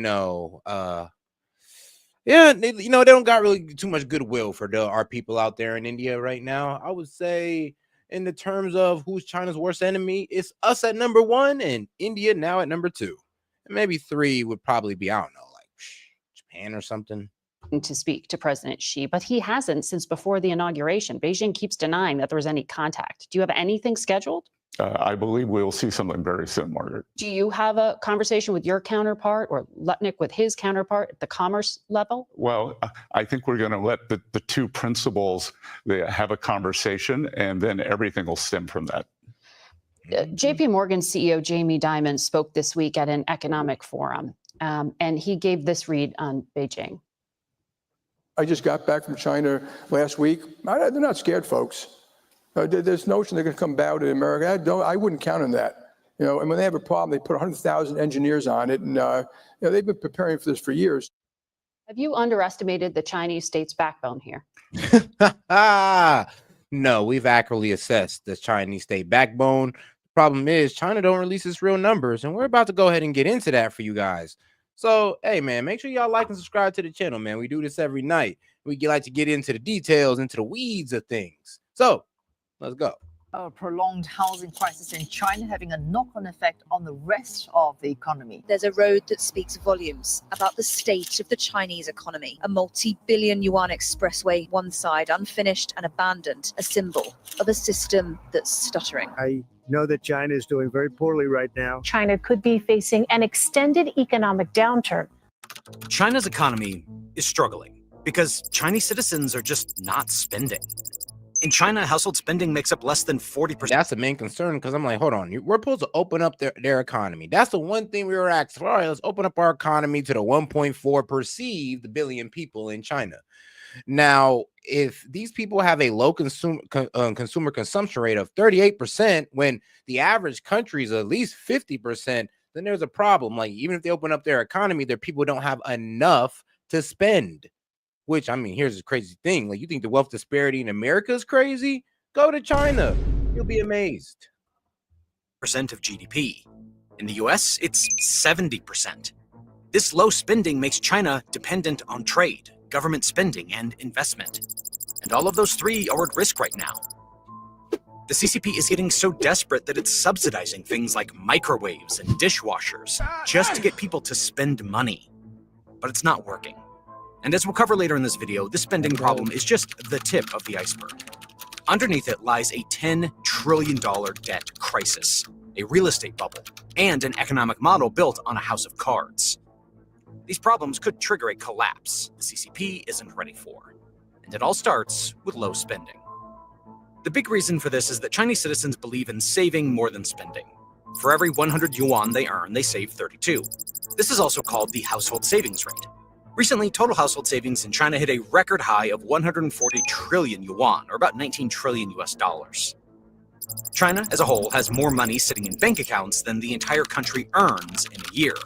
That's the polar opposite of America, where people believe in spending and then spending some more. Yep. The US household savings. Because money in circulation is how good economies run. When you hold money and keep money stagnant, that's when money low-key damn near turns against you.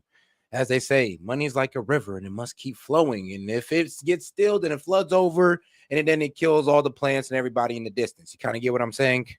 I know, a bit dramatic, but you get it. This rate varies from month to month, but right now it's about 4%. So for every $100 earned, only $4 goes into a savings account.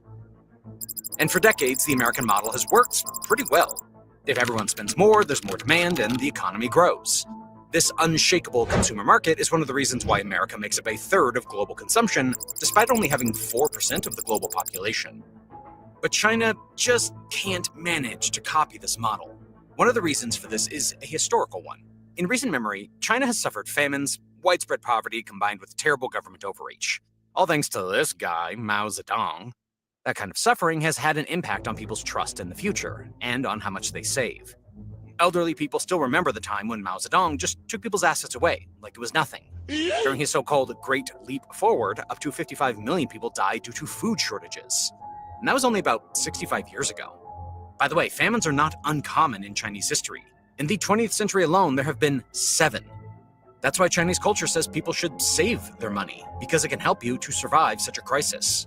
One of the quotes of Confucius, a key figure in Chinese culture, is that when prosperity comes, do not use all of it. And prosperity for China only arrived about 3 decades ago, when Deng Xiaoping opened up the economy. Nowadays, most people in China receive a paycheck every month, and they're supposed to go and buy goods and services with this. But understandably, there's not a lot of trust in the new system yet, and they're right. As we'll cover later, Xi Jinping is already undoing everything that helped the Chinese economy grow. Now, the CCP's 50-cent army definitely isn't going to like this one, so it's entirely up to you to help us spread the truth. If you can please take a second and hit that like and subscribe button down below, it helps out our work tremendously. Thank you. It's not the only reason for saving, though, especially for young people who were born during this time of prosperity. As it turns out, they also don't spend a lot. One of the reasons is that saving is the best way to get ahead in Chinese society. People's social status depends on how much they own. Having a home in a major city like Beijing, Shanghai, or Shenzhen is pretty much the biggest financial achievement you can dream of in China. And if you manage to buy multiple properties, then you've really made it. Also, the cultural norm in China is that you need to own a home before you can get married. You can't just rent it. The only problem is that properties in Chinese cities have gotten ridiculously expensive. In Shanghai, house prices are 50 times annual average income. In Shenzhen, Guangzhou, and Beijing, it's more than 30 times income. Pretty crazy, right? Needless to say, most Chinese people can't afford this because the payments on the mortgage would be too high.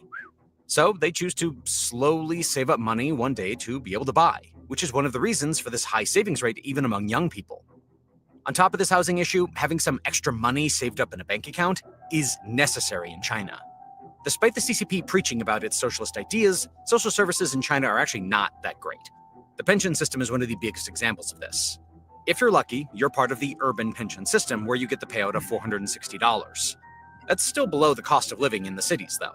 Yeah. And 2/3 of people. If you want to now, just to kind of fast forward on the point, though, these guys are barely able to afford all this.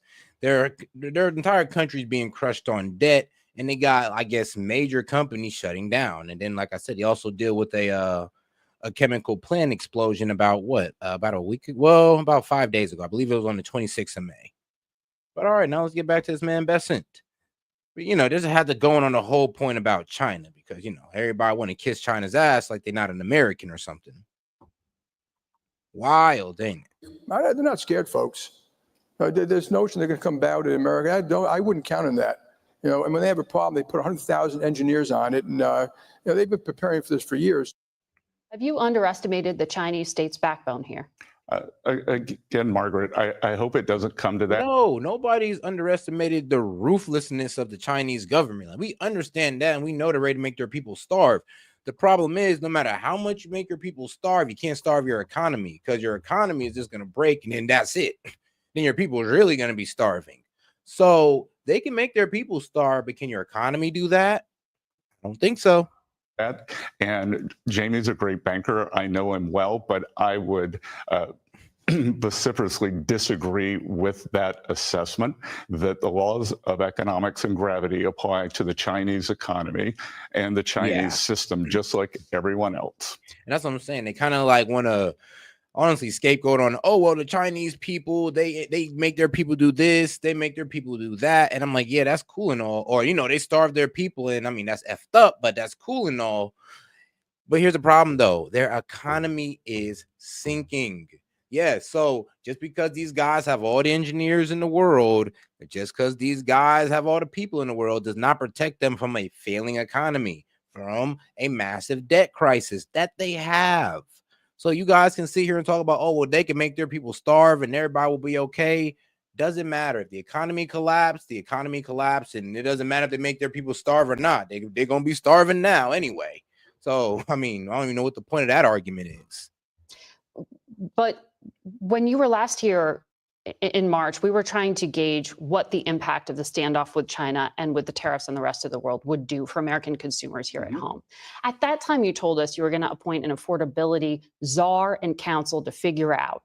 5, you said. And look, here's the thing, guys. In communist history, in communist government history, every time a communist government is doing good, they are proud to show their numbers.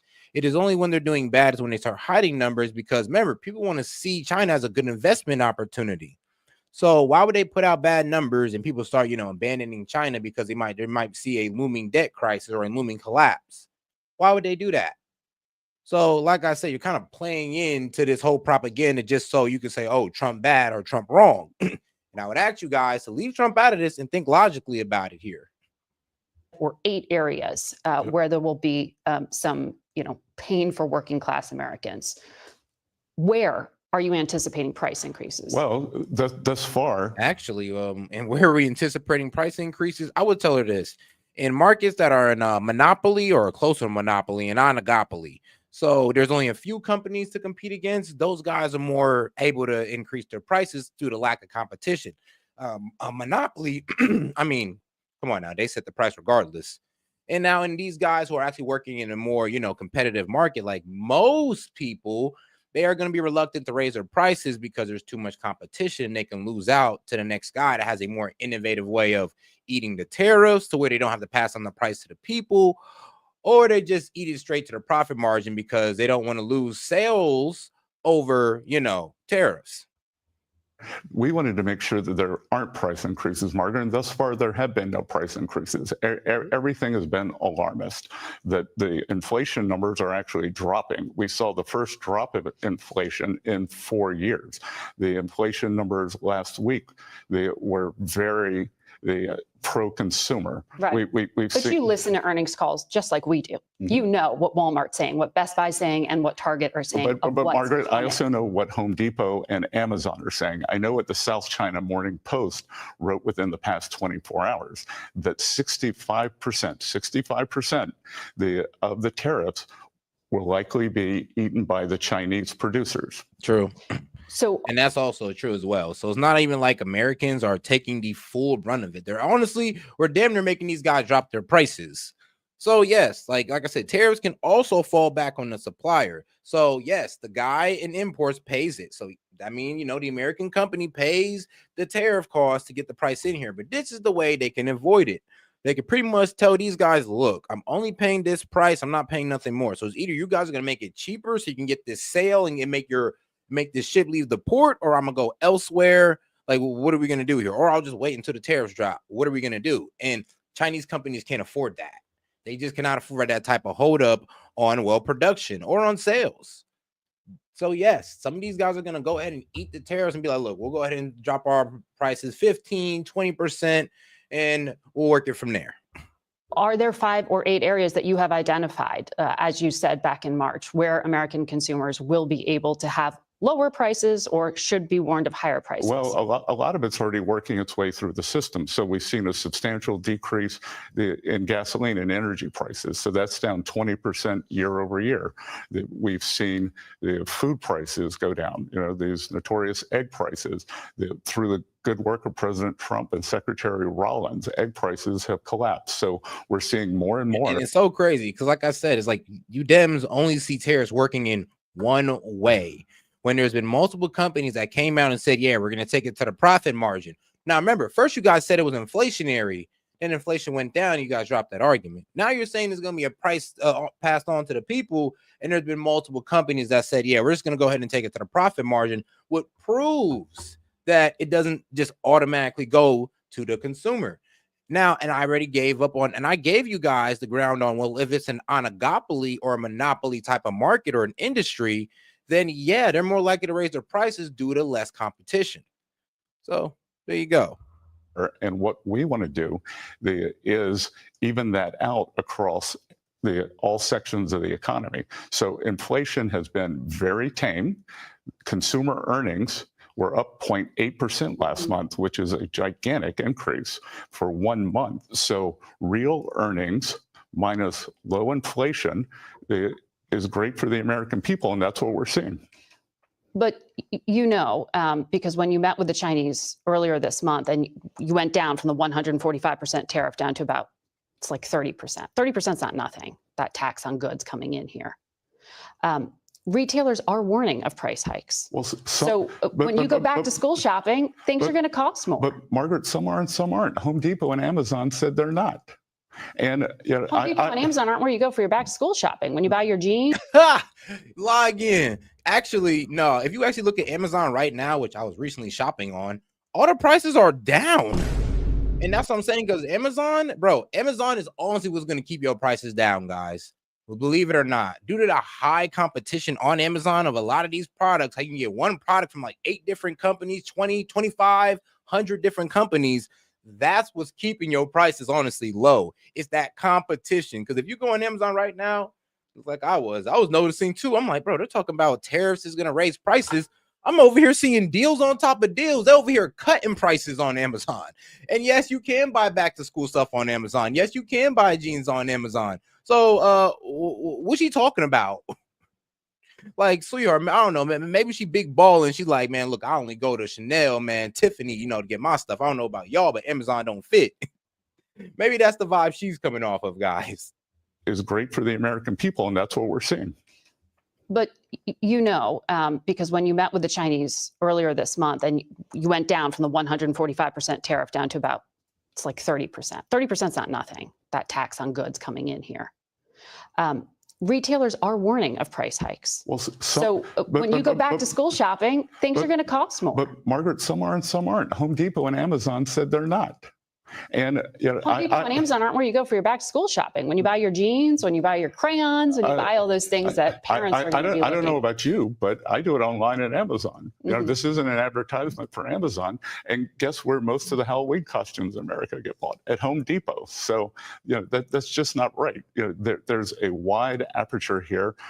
Different companies are doing different things. They are making decisions based on their customers, what they think they're able to pass along to their customers, what they want to do to keep their customers. And I was in the investment business for 35 years, Margaret, and I will tell you, earnings calls, they have to give the worst case scenario, because if they haven't and something bad happens, then they'll be sued. Yeah. So pretty much Amazon and Walmart all had to come out there and say, look, Scott, look, I know you told us to eat the tariffs and we're going to do that, but you got to understand, dog, we kind of got to give out the worst case scenario so we don't get sued, okay? And that's just pretty much it. And you guys can look into that if you want to, but that's just the fact of the matter. That's the reason why these guys give this grim forecast, because they have no choice. They can't sit there and give their investors or their stockholders the most glorious corporate story you've never heard, or the corporate projection you've never heard. No, they got to sit there and give them a doomsday scenario, and also, something that could work out so they don't get sued, and their stockholders be like, bro, you didn't sold me the best story ever, and now it's not working at all. Like, yeah, you're going to court. You lied to me. You didn't give me no other scenario where this could fail. So that, yeah, you lied. It's not always the worst case. It's the most probable case. No. They have to give the worst case. So Walmart, there was just a piece published with the conservative strategist, Karl Rove. I'm not asking about politics because he is a political strategist, but he went in on the math here. And he points out that Walmart has a profit margin of less than 3%. He says, if it does what Mr. Trump says, eat the tariffs, it can't break even. It can't absorb the cost of imported pair of kids' jeans with a 46% tariff on Vietnam, a 37% tariff for Bangladesh, or 32% tariff on sneakers from Indonesia. Other companies are in the same pickle. So should companies cut back on the amount of goods they have on their shelves, or just on their profitability? That's a decision company by company, Margaret. And I had a long discussion with Doug. Some will just order less. Some will go ahead and take it to the profit margin. All depends on the demand of that product and how much they usually make off it. Like I said, each company is different. As I stated too, when I said, it all depends on, oligopoly, monopoly, or what type of competition their market is in, depending if prices are going to raise. And honestly, like Amazon, yeah, that's going to keep a lot of companies from raising their prices because Amazon has such high competition, especially when it comes to electronics. I'll tell you that right now.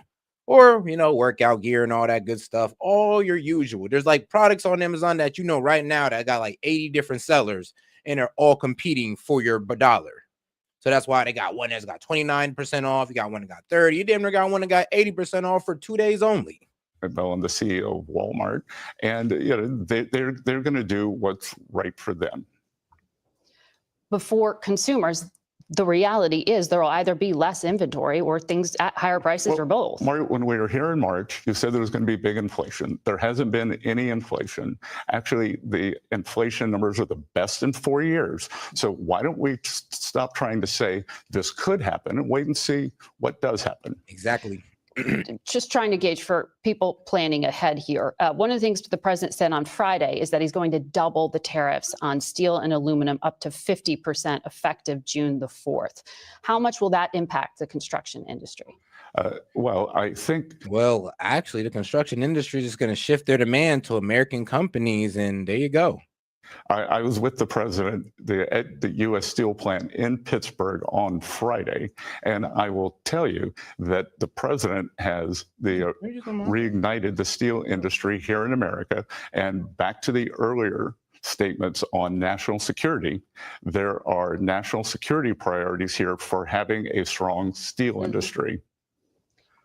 But do you have a prediction on how much it's going to impact the construction industry, for example? Well, I have a prediction on how much it's going to impact the steel industry, and we'll see. There are a lot of elasticities that this is a very complicated ecosystem. I mean, yeah, quite honestly. And here's the thing, though: people trying to say that we don't have the type. I mean, y'all use that same thing for production of oil, which is honestly a valid argument. But when it comes to steel, no. Actually, us buying Chinese steel is actually pretty detrimental because Chinese always water down their steel. So buying from American steel companies is only going to improve, these infrastructures and, whatever else they need for steel. It's only going to make it more higher quality buying it from America. So is it going to impact the construction industry? Maybe, but it's going to impact the steel industry in a great way. The steel workers, were left on the side of the road after the China shock, and now they're back. They are Trump supporters. And when I tell you that it was magic in the arena, or it was actually at the steel plant that night, that these hardworking Americans know their jobs are secure, there's going to be capital investment, and the number of jobs is going to be grown around the country, whether it's in Pittsburgh, whether it's in Arkansas, whether it's in Alabama. Yeah, I said there's going to be a huge manufacturing boom due to the fact that all these companies are coming here and they're rolling back regulations, so these projects can get started a lot sooner. So, I mean, these guys want to talk about where are the jobs? I mean, yes, there'll be factory jobs. Yes, there'll be technician jobs. Yes, there'll be automation jobs. And yes, there will be construction jobs. I mean, there you go. There you go, right there, guys. Jobs across the board. I mean, shoot, there'll even be financing jobs.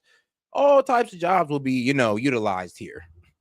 I want to ask you about this big tax bill that worked through the House is going to the Senate next. In it is a increase or suspension to the debt limit that you need delivered on by mid-July.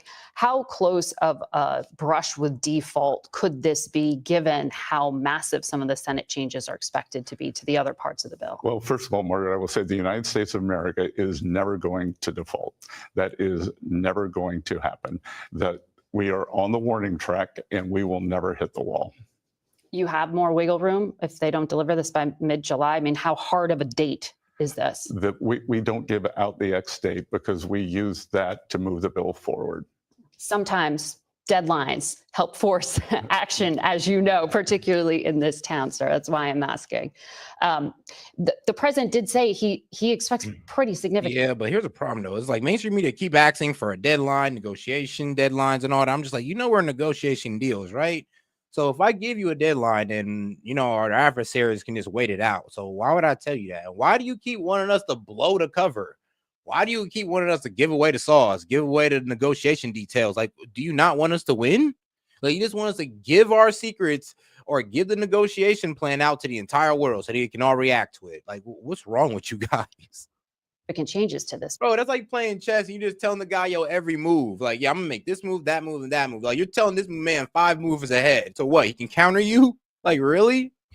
Bill, though. So that affects the timing of it moving. What would you like Republican lawmakers to keep? What would you like them to alter? Again, that's going to be the Senate's decision. Leader Thrun, who I've worked closely with during this process, has been doing a fantastic job. And Margaret, I'll point out, everyone said that Speaker Johnson would not be able to get this bill out of the House with his slim majority. He got it out. Leader Thune has a bigger majority, and this is with President Trump's leadership. So there's no red lines for you in there of just don't touch this. You can, tinker with that. Well, I think that they're not necessarily my red lines. The president has his campaign promises that he wants to fulfill for working Americans. So it's no tax on tips, no tax on overtime, no tax on Social Security, deductibility of auto loans for American-made automobiles. So those have to stay in. Those have to stay in. JP Morgan's Diamond also predicted a debt market crisis. Cracks in the bond market was what he said. You are considering easing some regulations, you've said, for the big banks. Man, the Democrats. Holding water for the bankers, the people that control the corporate elites, the bankers. I mean, the main people they want to go for tax and all that good stuff. They are now holding water for. Like I said, man, it's a strange day in America. It's a strange year, really, in American politics. How do you avoid that bond market crisis he's predicting spreading and really causing concern, particularly with all of the worries about American debt right now? So again, I've known Jamie a long time, and for his entire career, he's made predictions like this. Fortunately, none of them have come true. That's why he's a banker. A great. Hey, nah. You know what I like about Scott Bessent? This man is hilarious, bro. Every time they want to talk about these billionaires and all that, like, oh, he's the CEO of this and that, or the chairman of this and that. And I remember he's talking about the chairman of Goldman Sachs. He's like, well, John. I'm like, hey, this man is a gangster with it when it comes to the financial world. He's like, no, I know these billionaires by first name. So yeah, John don't know what he's talking about. I was like, bro, this man Besson is hilarious. Every time it's like, well, this corporate billionaire, and this man goes out and calls him by their first name, like he can call this guy up right now or something. Banker, he tries to look around the corner. One of the reasons I'm sitting here talking to you today and not at home watching your show is that I was concerned about the level of debt. So the deficit this year is going to be lower than the deficit last year. And in 2 years, it will be lower again. We are going to bring the deficit down slowly. We didn't get here in 1 year. We didn't get here in 1 year, and this has been a long process. So the goal is to bring it down over the next 4 years, leave the country in great shape in 2028. You know that the Speaker of the House estimates this is going to add $4 to $5 trillion over the next 10 years, and there's that debt limit increase. Well, again, Margaret, that's CBO scoring. That's the Speaker of the House. No. He said it last Sunday on Unpleasant gift. Like, dog, I know you disagree with me a lot, but yeah, that's kind of my point. And now I see you're actually a true Democrat if you can actually sit there and make that statement like, yo, yeah, American businesses ship their factory to China for cheap labor as they never wanted to pay American a living wage, and now they are complaining. That is a real liberal statement. That's a real Democrat statement right there. That's what I'm looking for most of y'all. Y'all supposed to be on damn near Trump's side on this. You could be like, I disagree with Trump on everything. But this right here, going against the corporate elites, going against the American businesses that benefit from us, but took their jobs to another place for cheaper labor. It's like, yeah. And the only way to make these guys do what we want is tariffs. Raising taxes on the rich is not going to get the results we want from these guys. But tariffs, blocking these guys from the great market, which is the USA, that will get them acting how we want them to. It's about making them work for us instead of us working for them every single time. On this program, he said that's the CBO scoring. He said that sounds right. Let me tell you what's not included in there, what can't be scored. So we're taking in substantial tariff income right now. So their estimates that could be another $2 trillion. That we are pushing through savings. So my estimate is that could be up to another $100 billion a year. So over the 10-year window, that could be $1 trillion. President has a prescription drug plan with the pharmaceutical companies that could substantially push down costs for prescription drugs, and that could be another $1 trillion. So there's the 4. Okay. Treasury Secretary Bessent will be watching close. And all right, now let's get over to our man Lucknick, because he also went ahead and explained himself. Man, he says silly people. This man pretty much says silly people making silly comments. Howard Lutnick knocks tariff critics. Yeah, let's get into it. And this man, I mean, the man is always smiling no matter what, man. I mean, look, every time he's around Trump or you see this man on camera, he is smiling. And now back to the uncertain future of President Trump's vast tariffs and what's next after a flurry of court rulings. Joining me now, Commerce Secretary Howard Lutnick. Welcome back to the show. Great to be back. Okay, so we want to start here with the Court of International Trade. This is a decision that went against the president days ago. They said because of the Constitution's express allocation of the tariff power to Congress, an unlimited delegation of tariff authority to the president would constitute an improper abdication of legislative power to another branch of government. Just to boil that down, they said he can't do it, but that decision is on hold for now. What is the backup plan? Well, think about it, how silly that is, right? So Congress gives the president, under this IEPA authority, the ability to take on... Under IEPA, you know, the International Emergency Economic Powers Act, and under Section 301 of the Trade Act of 1972 or 74, yes, that gives Trump the power to enact the Liberation Day tariffs, to enact the fentanyl tariffs, all those. Other countries who are creating a national emergency. And the $1.2 trillion trade deficit and all the underlying implications of that is a national emergency. It's gutting our manufacturing base. The president takes that on, and Congress lets him do it, specifically does not vote to take it away, calls a vote and says he can keep it. So what's going to happen is we're going to take that up to higher courts. The president's going to win like he always does. But rest assured, tariffs are not going away. He has so many other authorities. The beautiful thing about these tariffs and all this good stuff, it kind of lets us know that even back in the day, our forefathers never really trusted these corporations, and they always knew they were profit driven. And you needed policies that would make these guys act in the interest of the American people. So it's kind of funny how these things work out and how, well, one, they were completely ignored as tools that the Democrats could have used to help fix the economy that they were destroying at the time. Authorities that even in the weird and unusual circumstance where this was taken away, we just bring on another or another or another. Congress has given this authority to the president, and he's going to use it.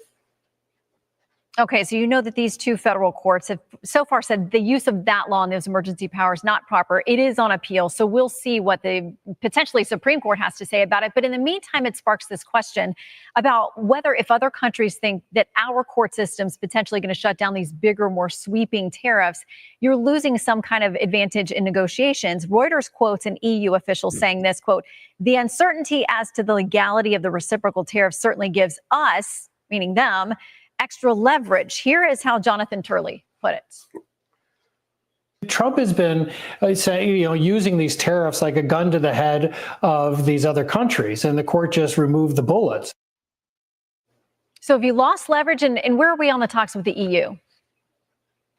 All right, so the president said he was going to put a 50% tariff on the EU. And as I said, not only does he have this authority under IEPA, but he has many, many other authorities. The European Union sent in after this their first offer. So they are at the table. They are negotiating. You can't listen to silly people making silly comments. All of the countries that are negotiating with us understand the power of Donald Trump and his ability to protect the American worker. And so what they're doing is they're negotiating with us.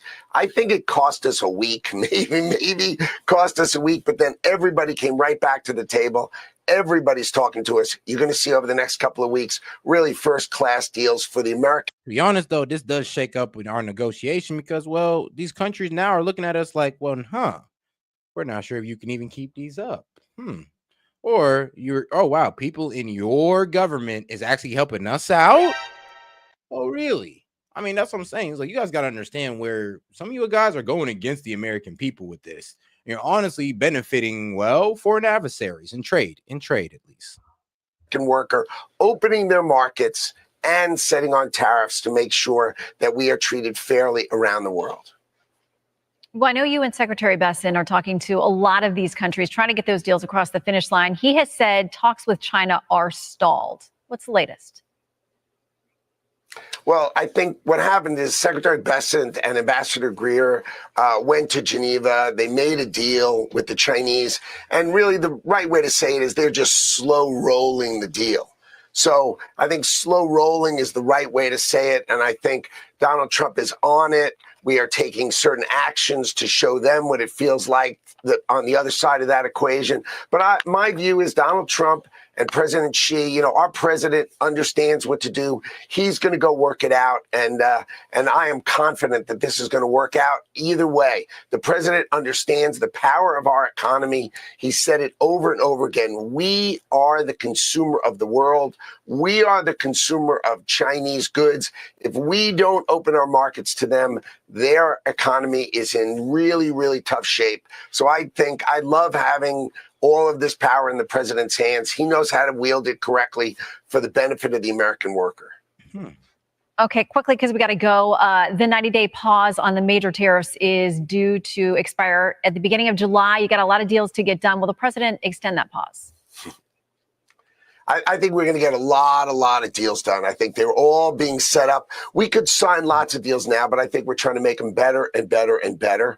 And as the president said, or he'll just set rates and he'll set the terms of the deal. So I don't see today that an extension is coming. In fact, I think that's the deadline, and the president's just going to determine what rates people have. If they can't get a deal done, President Trump is going to determine what deal there's going to be.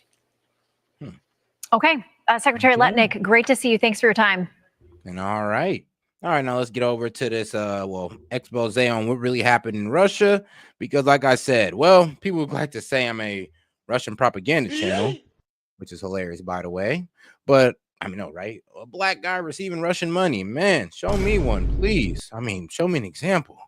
Sure, let me tap in with him. But anyway, what's happening now in Russia was honestly a brilliant move, either done by Ukraine or NATO. And the reason why I say Ukraine or NATO, because Ukraine is taking is pretty much taking the credit for this, but the operation doesn't really seem, honestly, like Ukraine can even do it. And, seeing where all the targets are, except one, all of them are bordering, NATO nations.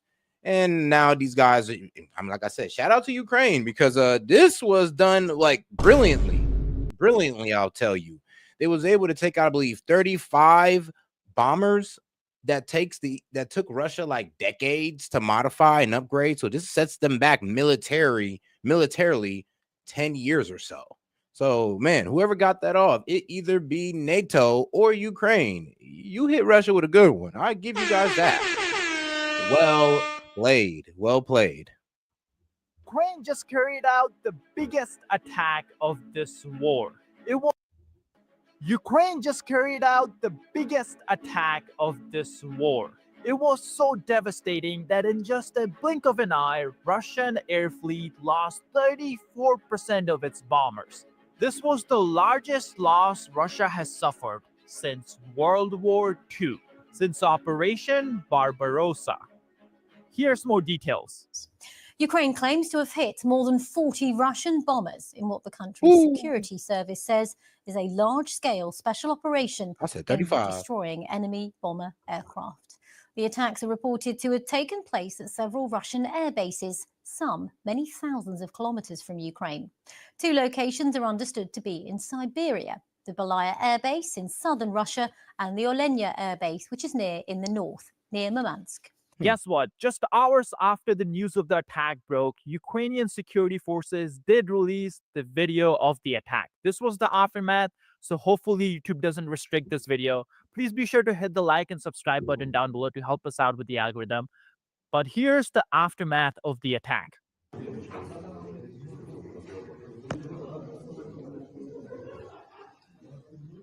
And hit the other one.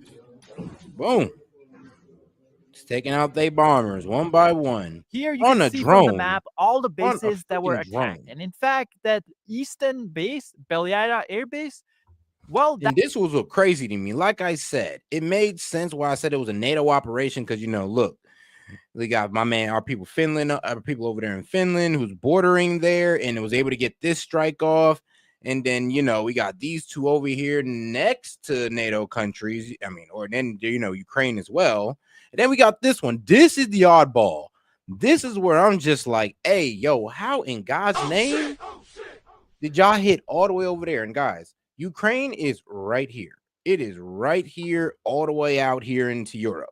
How the hell did they get this far into Russia? Drones only.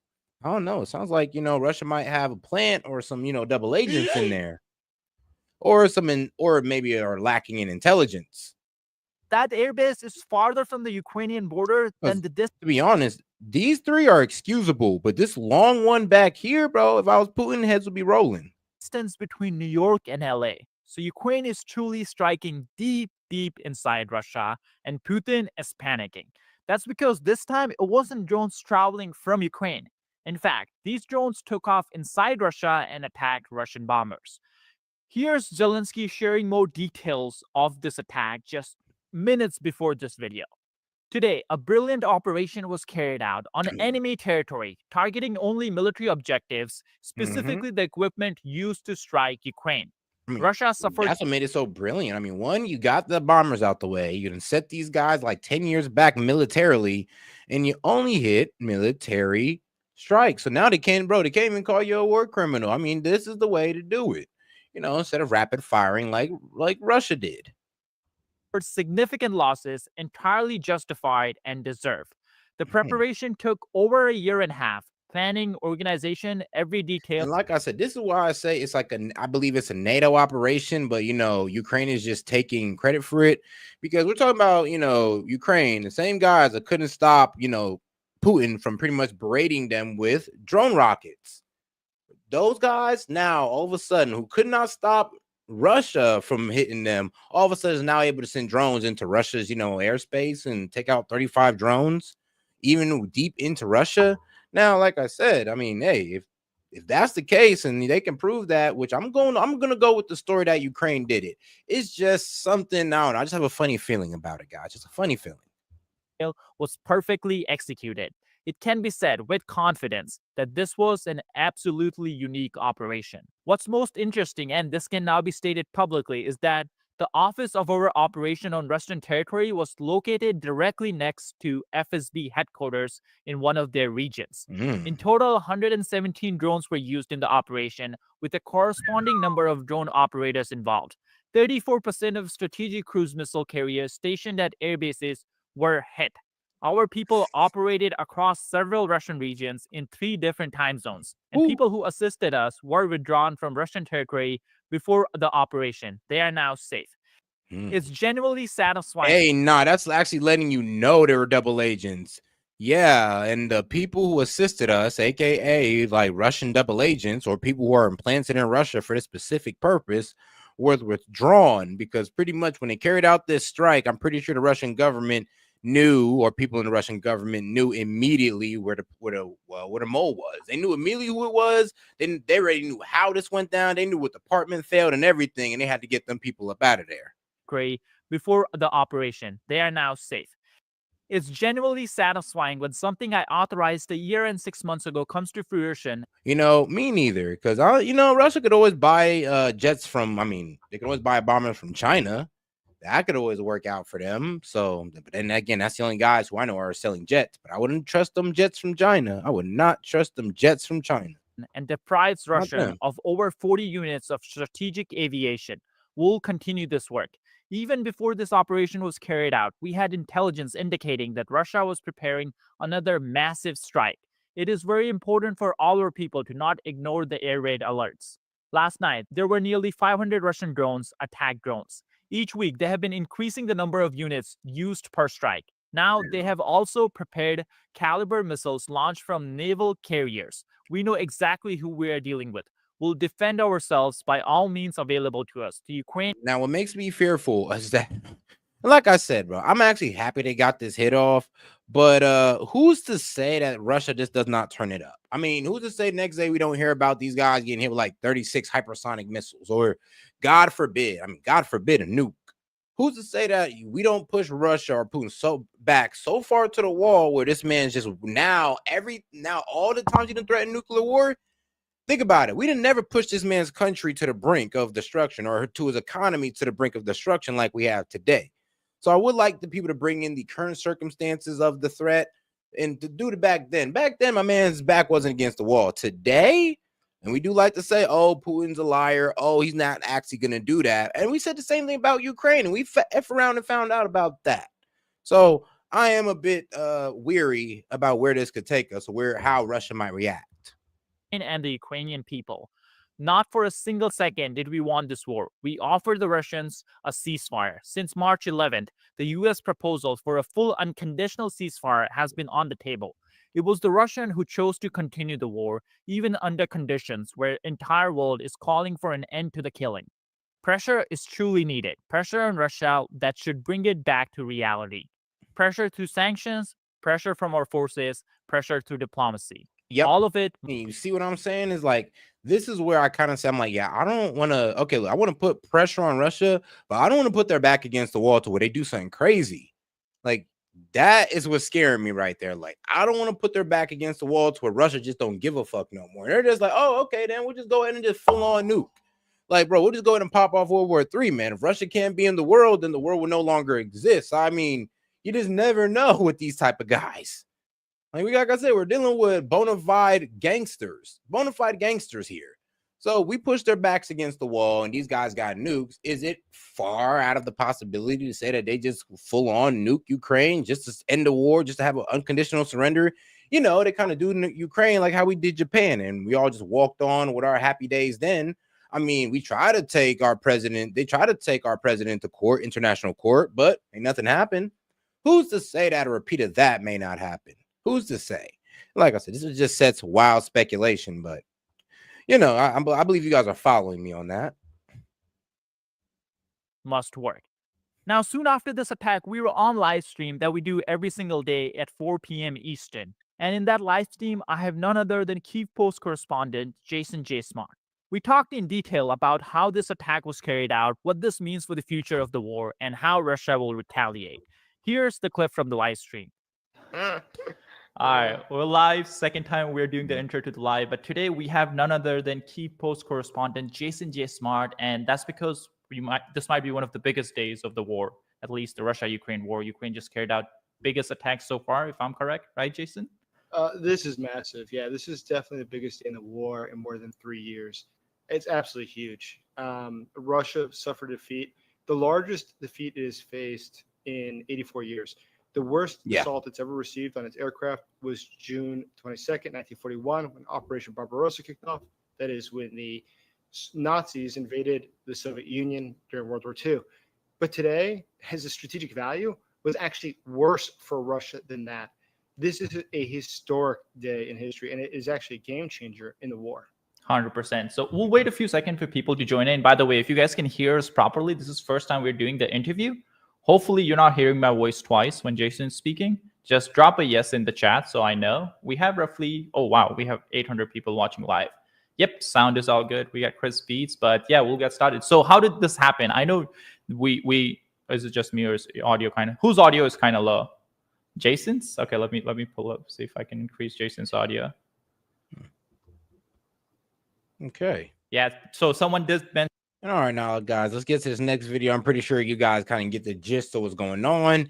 This guy pretty much just goes on into Russia's, history and all that with military, goes into how corrupt Putin's, he has. I mean, this guy, man, look, he went deep dive into Russia, pretty much even let me know what was going on in there. And I was like, don't worry, we'll listen to more of this man's content. But till now, let's listen to this pretty interesting video. And then we'll go ahead and close it on out for the night. And guys, you have any questions, comments, jokes, or disagreements, go ahead and super chat it in. I'll be happy to read it out loud and, well, engage with it, of course.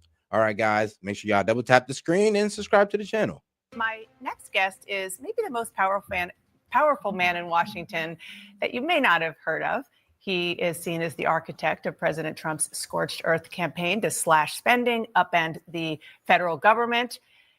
And here with me now is President Trump's director of the Office of Management and Budget, Russ Vought. Thank you so much for being here. I want to talk about what has been going on with Doge and what Elon Musk has already done.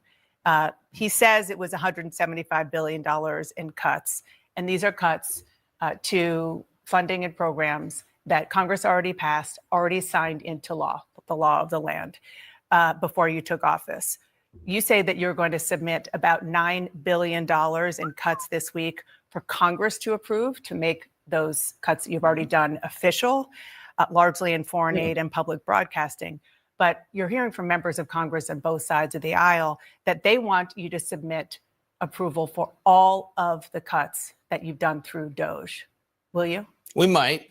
We want to see how this first bill does. You guys think that Elon has all the power in the world. This is the guy that Elon submits the Doge reports to, and he's the one to get him pushed through Congress.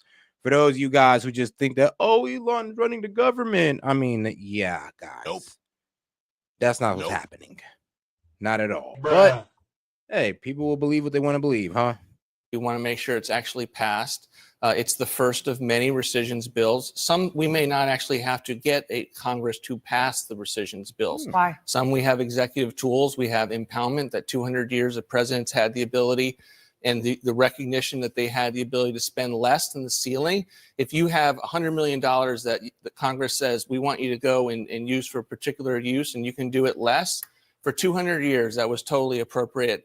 And since the 1970s, that has changed and has led to massive waste, fraud, and abuse. Secondly, the very Impoundment Control Act itself allows for a procedure called pocket rescissions later in the year to be able to bank some of these savings without the bill actually being passed. It's a provision that has been rarely used, but it is there. And we intend to use all of these tools. We want Congress to pass it where it's necessary. We also have executive tools.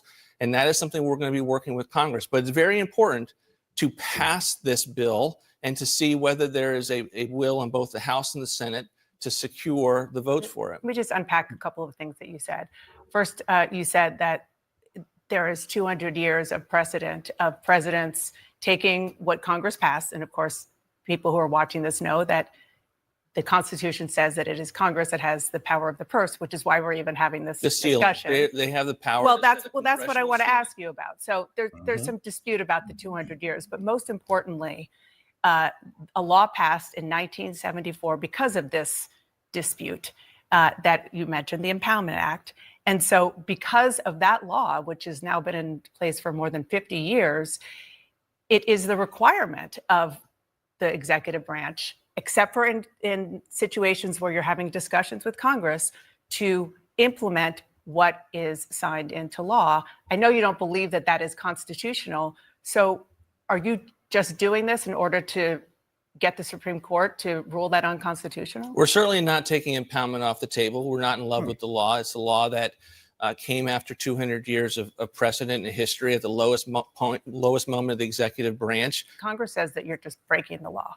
Well, they're wrong. We are not breaking the law. Wow. Every part of the federal government, each branch has to look at the Constitution themselves and uphold it. And there's tension between the branches, and I don't doubt that Congress is going to make accusations. Some of them come by their own watchdogs, but those watchdogs have been historically wrong. And that's not going to stop us from moving forward to bank the Doge cuts. I want to sort of bring this up bigger picture a little. Okay, so pretty much it was $179 billion that was approved by Congress to be cut by Doge. So we can't even blame Elon Musk's Doge cuts on him. We kind of got to blame it on Congress and wondering, yo, Congress, why are you protecting these? Well, I would say this waste and fraud, or at least let us know which ones are kind of, striking down. And we're about to find out because he done submitted some new ones and he's trying to get all of Doge cuts approved by Congress. So, I mean, here we go, guys. This is going to be a ride. A little bit, because this is part of a very clear strategy that you have had for years and years and years in order to really cut the federal government and do it in any way you can, and also to pull as much power into the executive branch as possible. You're very open about that. One of the things that you said in 2023 was specific to federal workers. I want to play that for our viewers. We want the bureaucrats to be traumatically affected. We want, when they wake up in the morning, we want them to not want to go to work because they are increasingly viewed as the villains. We want to put them in trauma. Is that your goal as OMB director? Look, I love how you jerry-picked the quote on trauma, what I was referring to there was the bureaucracy. We do believe there's weaponized bureaucracy. I'm sorry, that was a wild cherry pick of clips. Like, let's go back on that. That was wild. I want to play that for our viewers. We want the bureaucrats to be traumatically affected. We want, when they wake up in the morning, we want them to not want to go to work because they are increasingly viewed as the villains. We want to put them in trauma. Is that your goal as OMB director? Yeah. Look, I love how you jerry picked the quote on trauma. What I was referring to there was the bureaucracy. We do believe there's weaponized bureaucracy.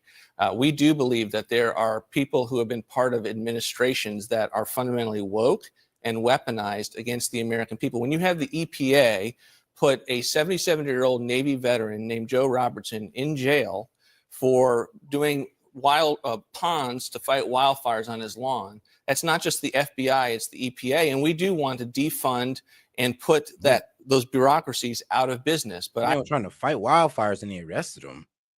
I'm looking into that one. I have great people at OMB. There are great people at the FAA. There are great people at the NIH who are doing hard work and important public service activities. And I think it's important to provide the full context of what people like me have said in the past. But we're not going to be receive pushback from the notion that we're going to dramatically change the deep, woke and weaponized administrative state.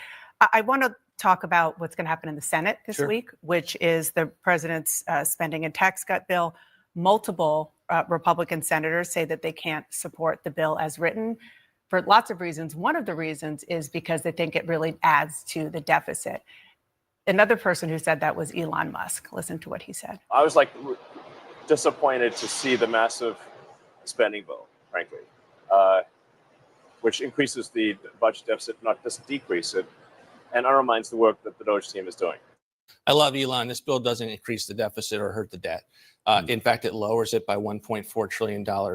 What some of the watchdogs have done is they have used CBO's artificial baseline, which doesn't allow and assume that current tax law will be extended because of sunsets that are in the law. They don't do that with suspending. It is totally something that would be foreign to any common sense person who comes and I mean, yeah, when you put it out on a 10-year span and, the bill has a date on it, it's not going to be, approved for 10 years straight. So, yeah, the spending would go up if we didn't approve the bill again.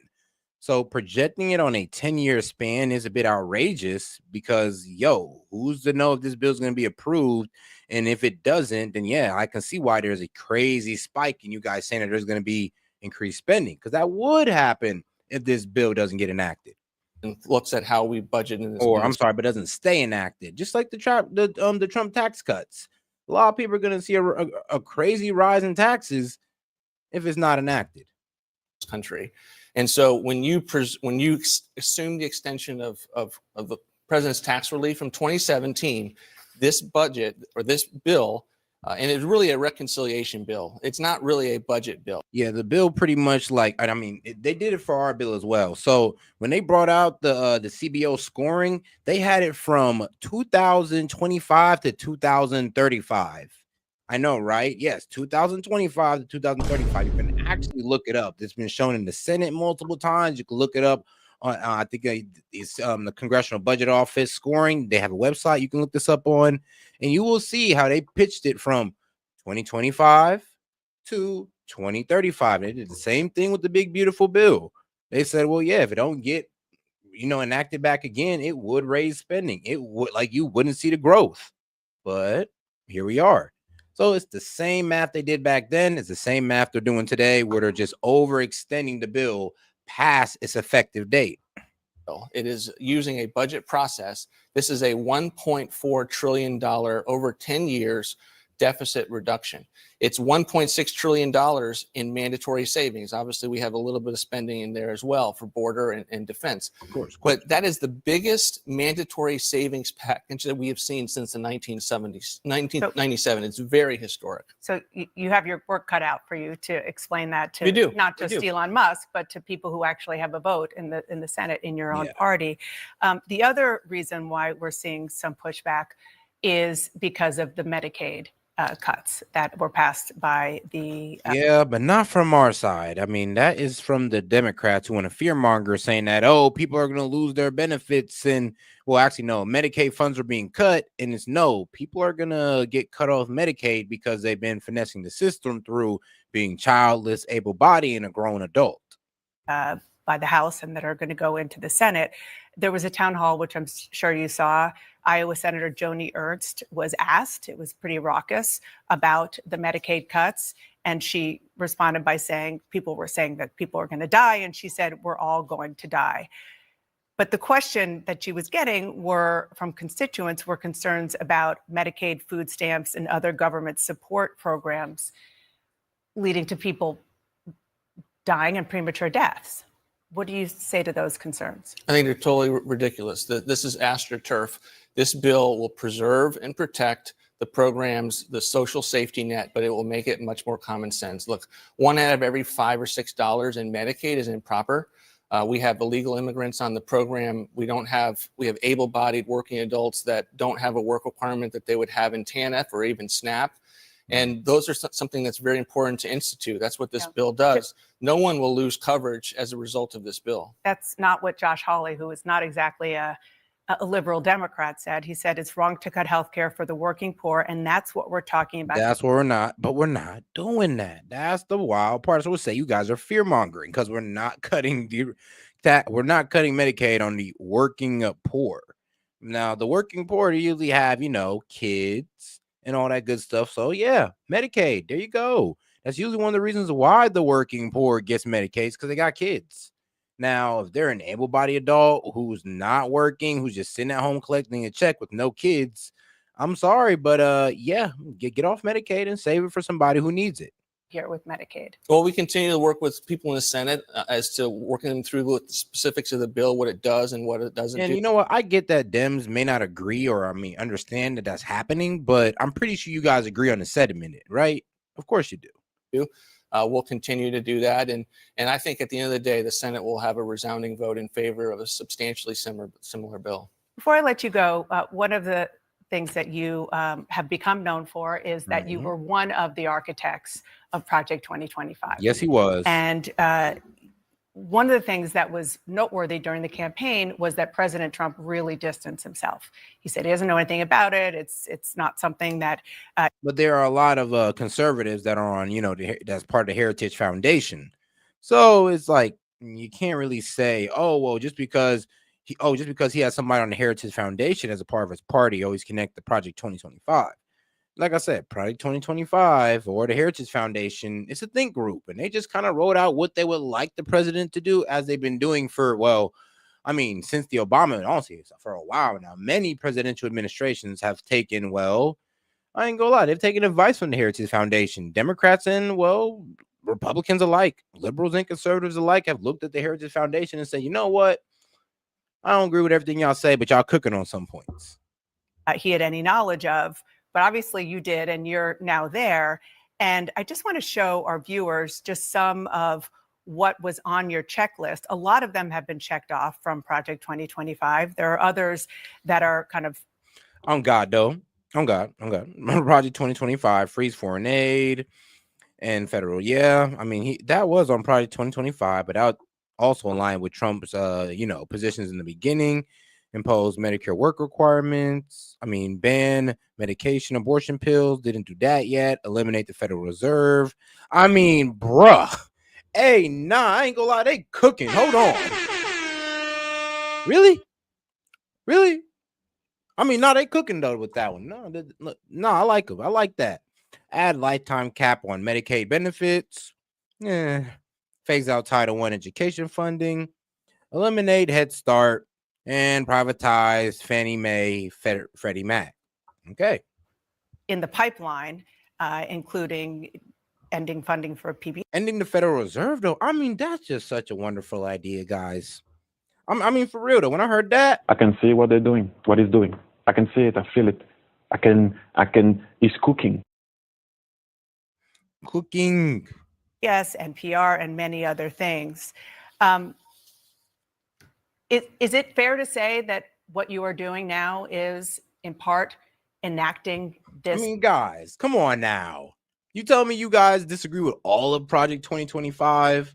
Like, freeze foreign aid and federal DI practices, make it easier to fire federal workers, ban transgenderism and military servicemen, deploy action troops to southern border, restrict refugee admission, remove independent executive branch officials, and impede tariffs on foreign goods. Well, hold on. That was never in Project 2025. Cut the bullshit. That wasn't there. That's Trump's own little thing he had going on.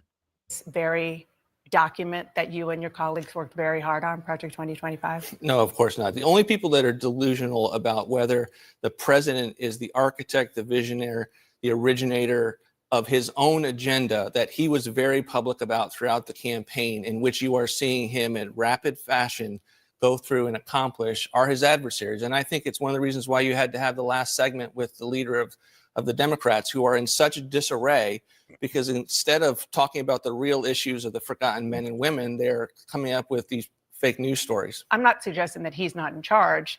I'm just saying that now it's pretty clear that what he wants to do and what you planned are dovetailing. I think the president was very clear with his agenda, and he is going forward with that agenda, and he has been at the helm and the originator of all of these ideas. Okay, last question. Other recommendations from Project 2025: eliminating the Fed, privatizing Fannie and Freddie. I mean, bruh, eliminating the Fed, let's be real, the forefathers would be disgraced, would be turning over, they're damn near turning over in their graves at the idea that the fact that we have a Fed. They came back from like the past. If they came back here right now, and we told them everything that was laid out, like, yeah, we got the Federal Reserve, they'd pause me right there and then and be like, why the hell did you let that go down? Did you not obviously see where this would be bad? Did you not learn from the 1930s?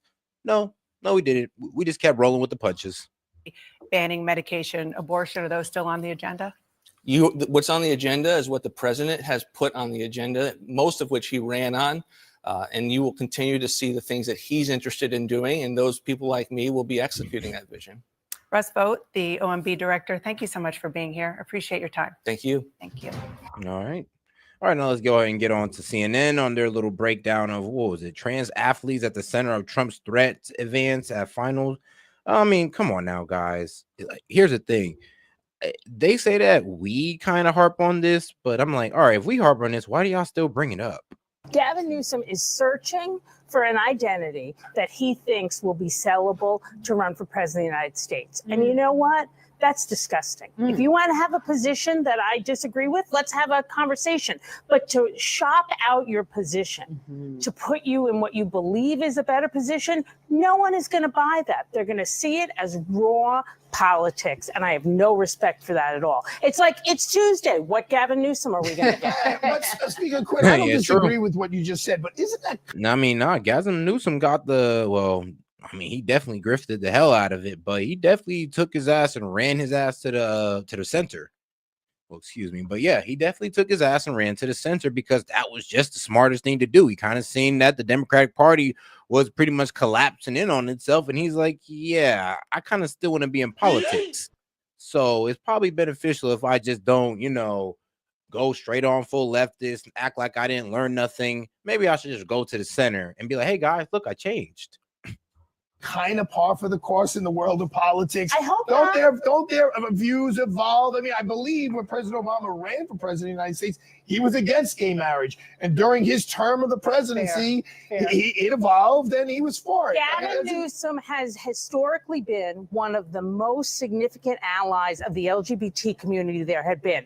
To do this kind of a shift isn't an evolution. There's a difference between an evolution, which I support. I call it a regaining of common sense. I mean, that's what I call it. Isn't he right? It's not an evolution, but it is a regaining of common sense. Say that about a lot of people. Chuck Schumer, Hillary Clinton. This isn't that. This is a 180-degree flip, clearly for political I don't want to steal Scott's thunder here, but one of the reasons that Gavin Newsom may have switched is because of the polling on this issue. 25% of Americans agree that trans women should be allowed to participate in female sports, but 75% disagree. Yeah. Who are you? Who are you people, bro? Like 25%. That's why Trump says, like, they say it's an 80-20 issue, but I mean, it is an 80-20 issue, but it does feel like it's a 90-10. who is this mysterious 25%? Like, bro, I mean, like, please, I want to hear your arguments. The politics, the public opinion on this is in a completely different place. I agree. And one more thing, and I'll let you get in, but the accommodation that they announced in California seems to acknowledge a sense of unfairness in the process. It's deeply unfair. And oh yeah, and that is right. Like with Medicaid, also, like all you gotta do is work 80 hours a month and you can keep your Medicaid. You lazy bastards.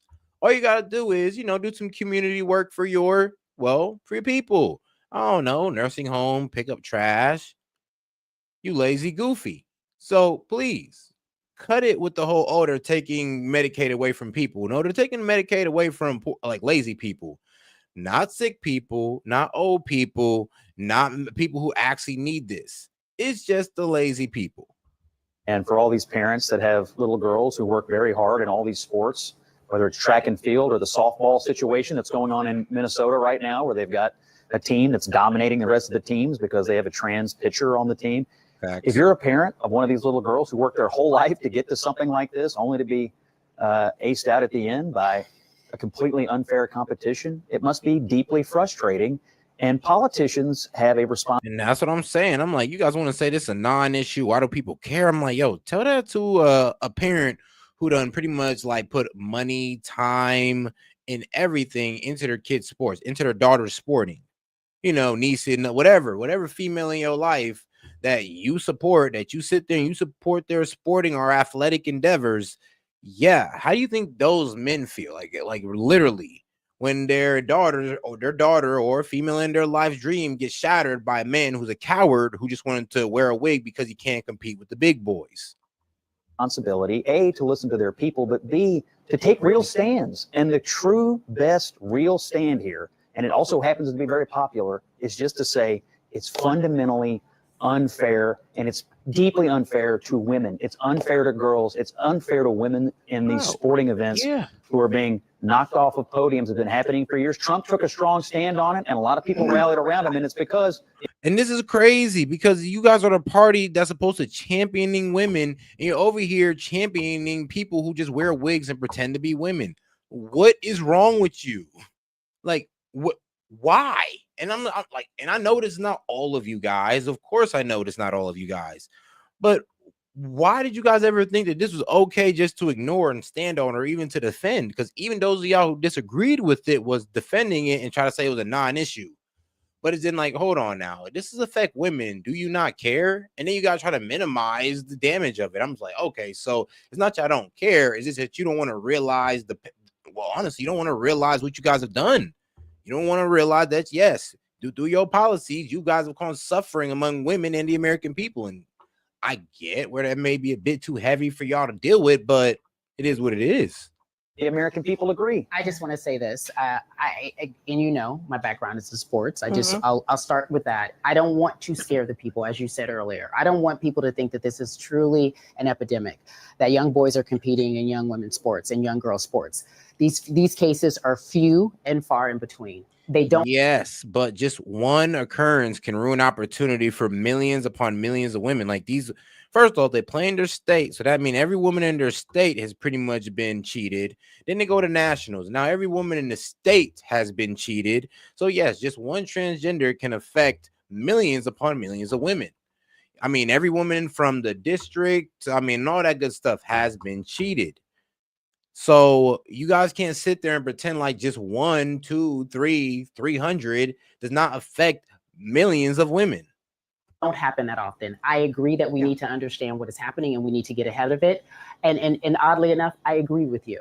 Scott, oddly enough, I agree with you, which is why is it odd? Because I don't normally agree with you. Oddly. He said, oddly enough, I agree with you. He's like, wait, why? Like, what? What you mean? It's like, come on, man. This is an obvious one. Even when I sit there with the Dems, it's like, come on now. We all agree that this trans stuff got a bit crazy. And even you guys will be like, okay, yeah, said, I don't know what they was really going with that. But, hey, man, F Trump, right? Hold on, let's let her finish. The science behind this hasn't been studied enough or talked about enough for us to make a real full opinion. I do agree. Girls' sports are for girls. Wait. I do. Hold on. She's listening. Okay, Just I have a give her a question. second to finish. You please. stop, friend. Just give her a second to finish. And my whole point is this. I don't want us to act like there are a ton of trans athletes trying to compete in little girl sports, women's sports, girls' sports, whatever the case may be. That is not the case. And we know that. It's minuscule. Yes, but one trans athlete or two trans athletes in every sport ruins it for millions of women in that district, state, and the entire United States as well, because there's something called nationals, guys. Remember, nationals. And what's going to happen? But I did hear you say you believe that girls' sports. I for those of us who performed on a higher level in sports, should be for girls. Biological. Biologically, I think there's an unfair advantage. They talk about the fairness issue. We go back and forth with, Gavin Newsom. Who is he today? I agree. Perhaps he did evolve and he did change his mind. But public opinion, if you ask people in the quiet corners how they feel about it, they don't either want to discuss it or they understand that it is unfair. There is an unfair competitive edge, and that needs to be addressed. I want to stand up for the trans kids. Now, what do you do? Isn't this a good compromise where they're saying that you can participate? I don't know. You can't tell those kids, well, now you Arthur, just we're can't not going to solve that. bruh. Yes, you can. See, it's this bleeding heart argument. So you're just going to turn your back on the trans kids? Well, we're just going to tell them they just can't perform when they want to. We're just going to tell them that, yes, that's exactly what we're going to tell them. We're going to tell them code. We're going to get code about it. Yeah, you cannot perform in here. You're going to go with the boys. You're going to play with the boys. Okay. You're not going to sit here and cheat every girl in here and in this goddamn state out of an opportunity. You got to break it down to them and let them know, yo, you doing this ruins it for women. I'm sorry, but you are not a woman. Not a woman enough to be playing in women's sports. Not a woman enough to be in the bathrooms. None of that. Sorry, but we got to tell them how it is and stop trying to placate to their feelings.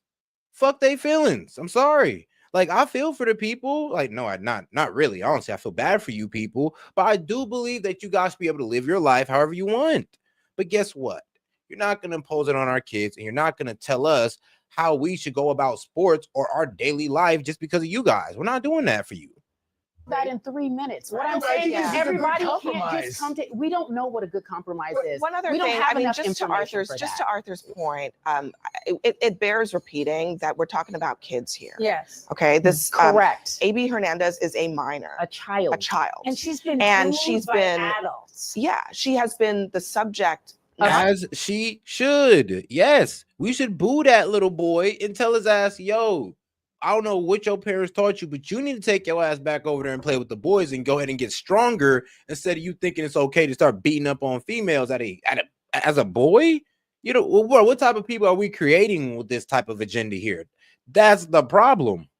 Oh, well, I don't want to tell this young boy that thinks he's a woman. No. We got to tell him. Because we don't tell them early and they think this BS is okay. What you think they're going to do in the future when this young boy grows up to be a grown-ass man, all the testosterone, with that wig on, with a beard, and he think it's okay to what? Beat up on women? Dems, are you creating an environment that's fair for women, safe for women? Like, I thought that's what you guys are all about. Well, all of a sudden, the conservatives come along and take up that pitch or that mantle that you guys stood on for so long. Not just intense scrutiny in her community, but the president of the United States is threatening one child. One child who is 16 in the state years of California. old, and it's not fair. You forget threatening the school district over a this child. one child. And I don't think that people are intelligent enough to realize the humanity of a 16-year-old child being bullied and talked about and protested. Understand? Bro, I'm not sure if maybe no, fuck it.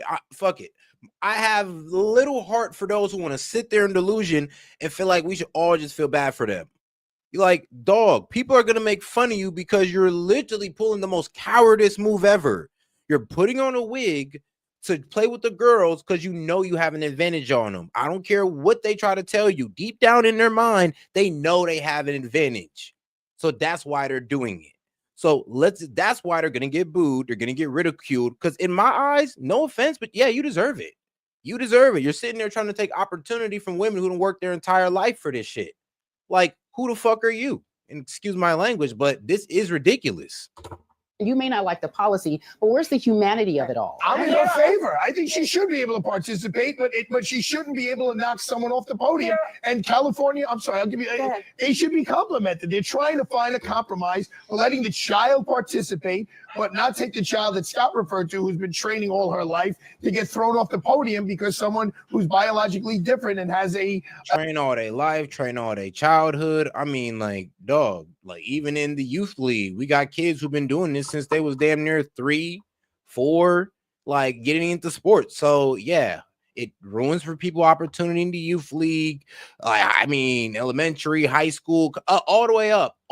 It ruins it for women everywhere in all levels of sport, in all ages in sports. When are you guys going to realize that and stop trying to pull on people's heartstrings? Talking about the missing opportunity for them. No. We just need to cut the delusion and let them know that, yeah, look, your delusion is not, we're not going to just try to match reality to your illusion. We're not just going to make these girls miss out on the opportunity to be great in athletics for your delusion. We're not doing that. An advantage won. So they're trying to figure it out. You know, there are, by reports from California, thousands of student athletes in California. That makes sense. There are documented single-digit number of trans athletes. And this one particular athlete. And that's the problem. All you need is one, guys. That's all you need is one. That's the problem. All you need is, all right, let's just take it into, okay, volleyball. Let's say there's a trans athlete in volleyball. So in a certain district, and she's dominating that certain district. That means she took away all that opportunity for every girl in that district. She goes, now this team goes to state. She dominates in state. That girl then took away every opportunity from them girls in that state. She goes to nationals. And now, and we're talking about the transgender, by the way. So there you go, by she. But yes, now this trainee goes to nationals. And what happens? Dominates. And now then what? Took opportunity from every girl in the entire country. So it just takes one. Not at the meet right before this one, was screamed at by adults in the stands, booed, jeered, whatever you think. Threatened, all the things. We have to remember these are children and that adults should be setting the tone. You want to debate this? Debate this, but don't yell at this person. Exactly. I think adults should set the tone, and they should not put these kids in this situation. Yeah. Unfortunately, you said this hasn't We been. should sit those kids down and be like, I'm sorry, but yeah, we're not accepting the delusion no more. I don't know why you guys force this on your kids. Some of y'all need to get y'all kids taken away from you for this, but that's besides the point. Yeah, y'all fit y'all kid to a delusion, and we're no longer going for it because we're not going to take opportunity away from these women because we want to fit your kid's delusion. Nope. Not here, not there, not anywhere. Well, maybe except Maine, since they want to fight it. Studied enough to know that, look, we've got millions of years of study. Men and women are different, and that's why it's unfair to put boys in girls' sports. We don't need to have any more biological studies. It is fundamentally unfair. But do you see, genuinely curious, any accommodations that are reasonable? You have a 16-year-old who wants to participate in sports. In your mind, is there any way that can happen that is fair? Of course, have the people participate with their own biological sex. Boys in boys sports, girls in girls sports. It's worked for a very long time in this country. But it's not that simple anymore, Scott. That's what we're Worked for a very long time, and the only women that usually gain the advantage were biological women who just so happen to have higher amount of testosterone, and it just dominated. You know what? That's God's picking his favorites among women, and we're okay with that. But what we're not going to do is let a man with a wig walk in there and just dominate, okay? High testosterone women, it is what it is. But men, nope, not doing it. We are. So what do you do when it's not 80% of the country? But it's not that anymore. So what do you do with the 20%? Do we ignore them? Yeah, do pretty we much. I mean, it's an 80-20 issue. Scott, everybody's ignoring it. And you just said it was a minuscule number. It's a minuscule. Why can't? It's kind of crazy because isn't this all CNN? Man, CNN, man, y'all got to get y'all ish together. Why do we have to upend? We don't have to. The reason why Millions I of said it people was a for minuscule a number, handful. Scott, was because I don't think it's fair that you're scaring people at home thinking that boys are trying to compete in girls' sport by the droves, They are. and that this is going to take over, and you were scaring people They at are. home. It's just not happening, Scott. But this It's is the not biggest. happening, This is and like you're the most exaggerating. competitive track meet in Christine, the can I country. ask you Stop. one? And that's what I'm saying. Like, yeah, in track. I mean, that should be even better. It just takes one. One's transgender in every district in America could fuck it up for every woman. everywhere. And for some reason, y'all don't understand that. I just don't get it. Like somebody want to talk about proportions. I mean, didn't I just make the point of, well, just one? That's all it takes. One final question before we go. I mean, for the Democratic Party, I mean, Gavin Newsom made this shift. I mean, I'm not even sure he really wanted to do it in that moment. He was sort of cornered into it. What should the Democratic Party's position be on this issue that played a fairly key role in the last election? The fact that you still got to ask that question is amazing. And where public opinion is pretty lopsided. Yeah. Look, on human and civil rights issues, you always have a period of time when people are not supporting wherever you're moving. Democrats, we shouldn't move away from positions we've long held, like support of my community. Bro, no, you guys need to move away from this or it'll be the destruction of your party. Do not listen to this white lady. She is going to sink you guys into the ground. Like, this is one that you guys just need to go ahead and give up on, agree with us on, and just dead it, and then move on to something else. This is just something that you guys lose on continuously. It's almost like how conservatives kind of lose on the Israel bait continuously, sadly. So it is what it is. You feel me? Now you guys kind of get the reference now. LGBT community. We shouldn't run away from that. That's not why we lost. We lost because we weren't strong enough fighters, because we didn't have a message that was compelling to middle-class Americans who were feeling a squeeze every day. We need to stand up and articulate a message about how we're going to make people's lives better. And we're not going to do that in a way that's believable if we run away and abandon communities that we've stood with for decades. Or just or just be honest about what you feel. Yeah. Say what it is, make it plain. If you don't think it, then say I don't want it. Not for real, hey. But they're not willing to accept that. Like, I just don't get them sometimes. It's like, come on. Can y'all please just give this up? Like, I'm almost trying to help y'all out at a certain point. Give it up. Just drop the trans BS and you guys can possibly compete again. But if you guys are gonna still stand on this, I'm gonna be real with you. There's gonna be a point that like female athletes is gonna be a voting block that you guys lose. And it, so also crazy. Like when they talk to women about, female sports and trans and female sports, why do they always talk to fat women about female sports as if that's not the adversary of every female athlete is the fat woman that hates these girls? Why do you ask them? Why do you try to get opinion from them? Why don't you never ask the women that are in shape or the women that actually, play sports? Why do you ask the fat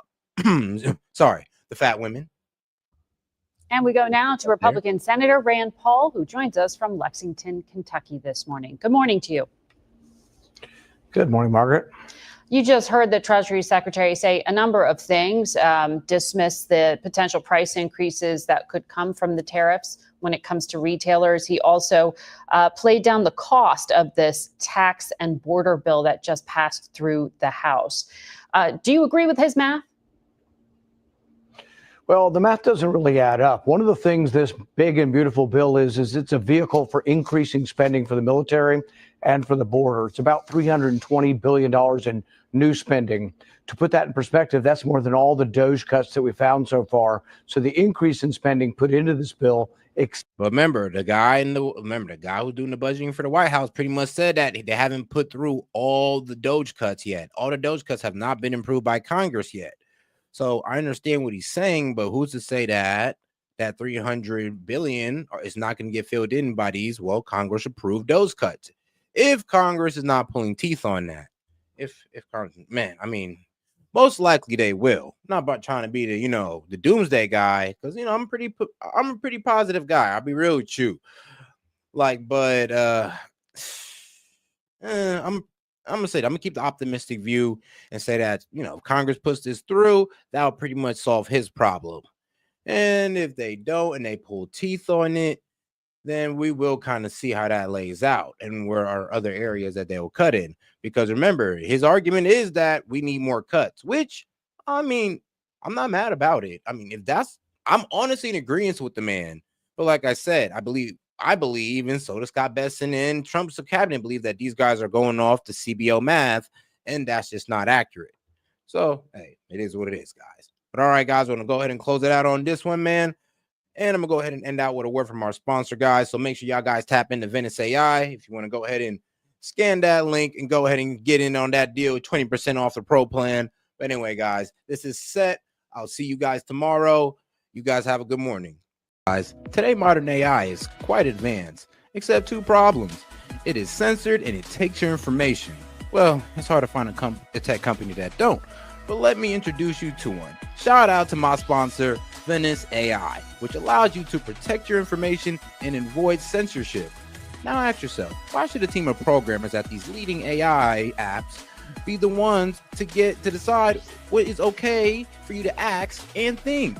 Also, would you be comfortable if the presidential administration could govern what AI tells you? Man, I know I wouldn't.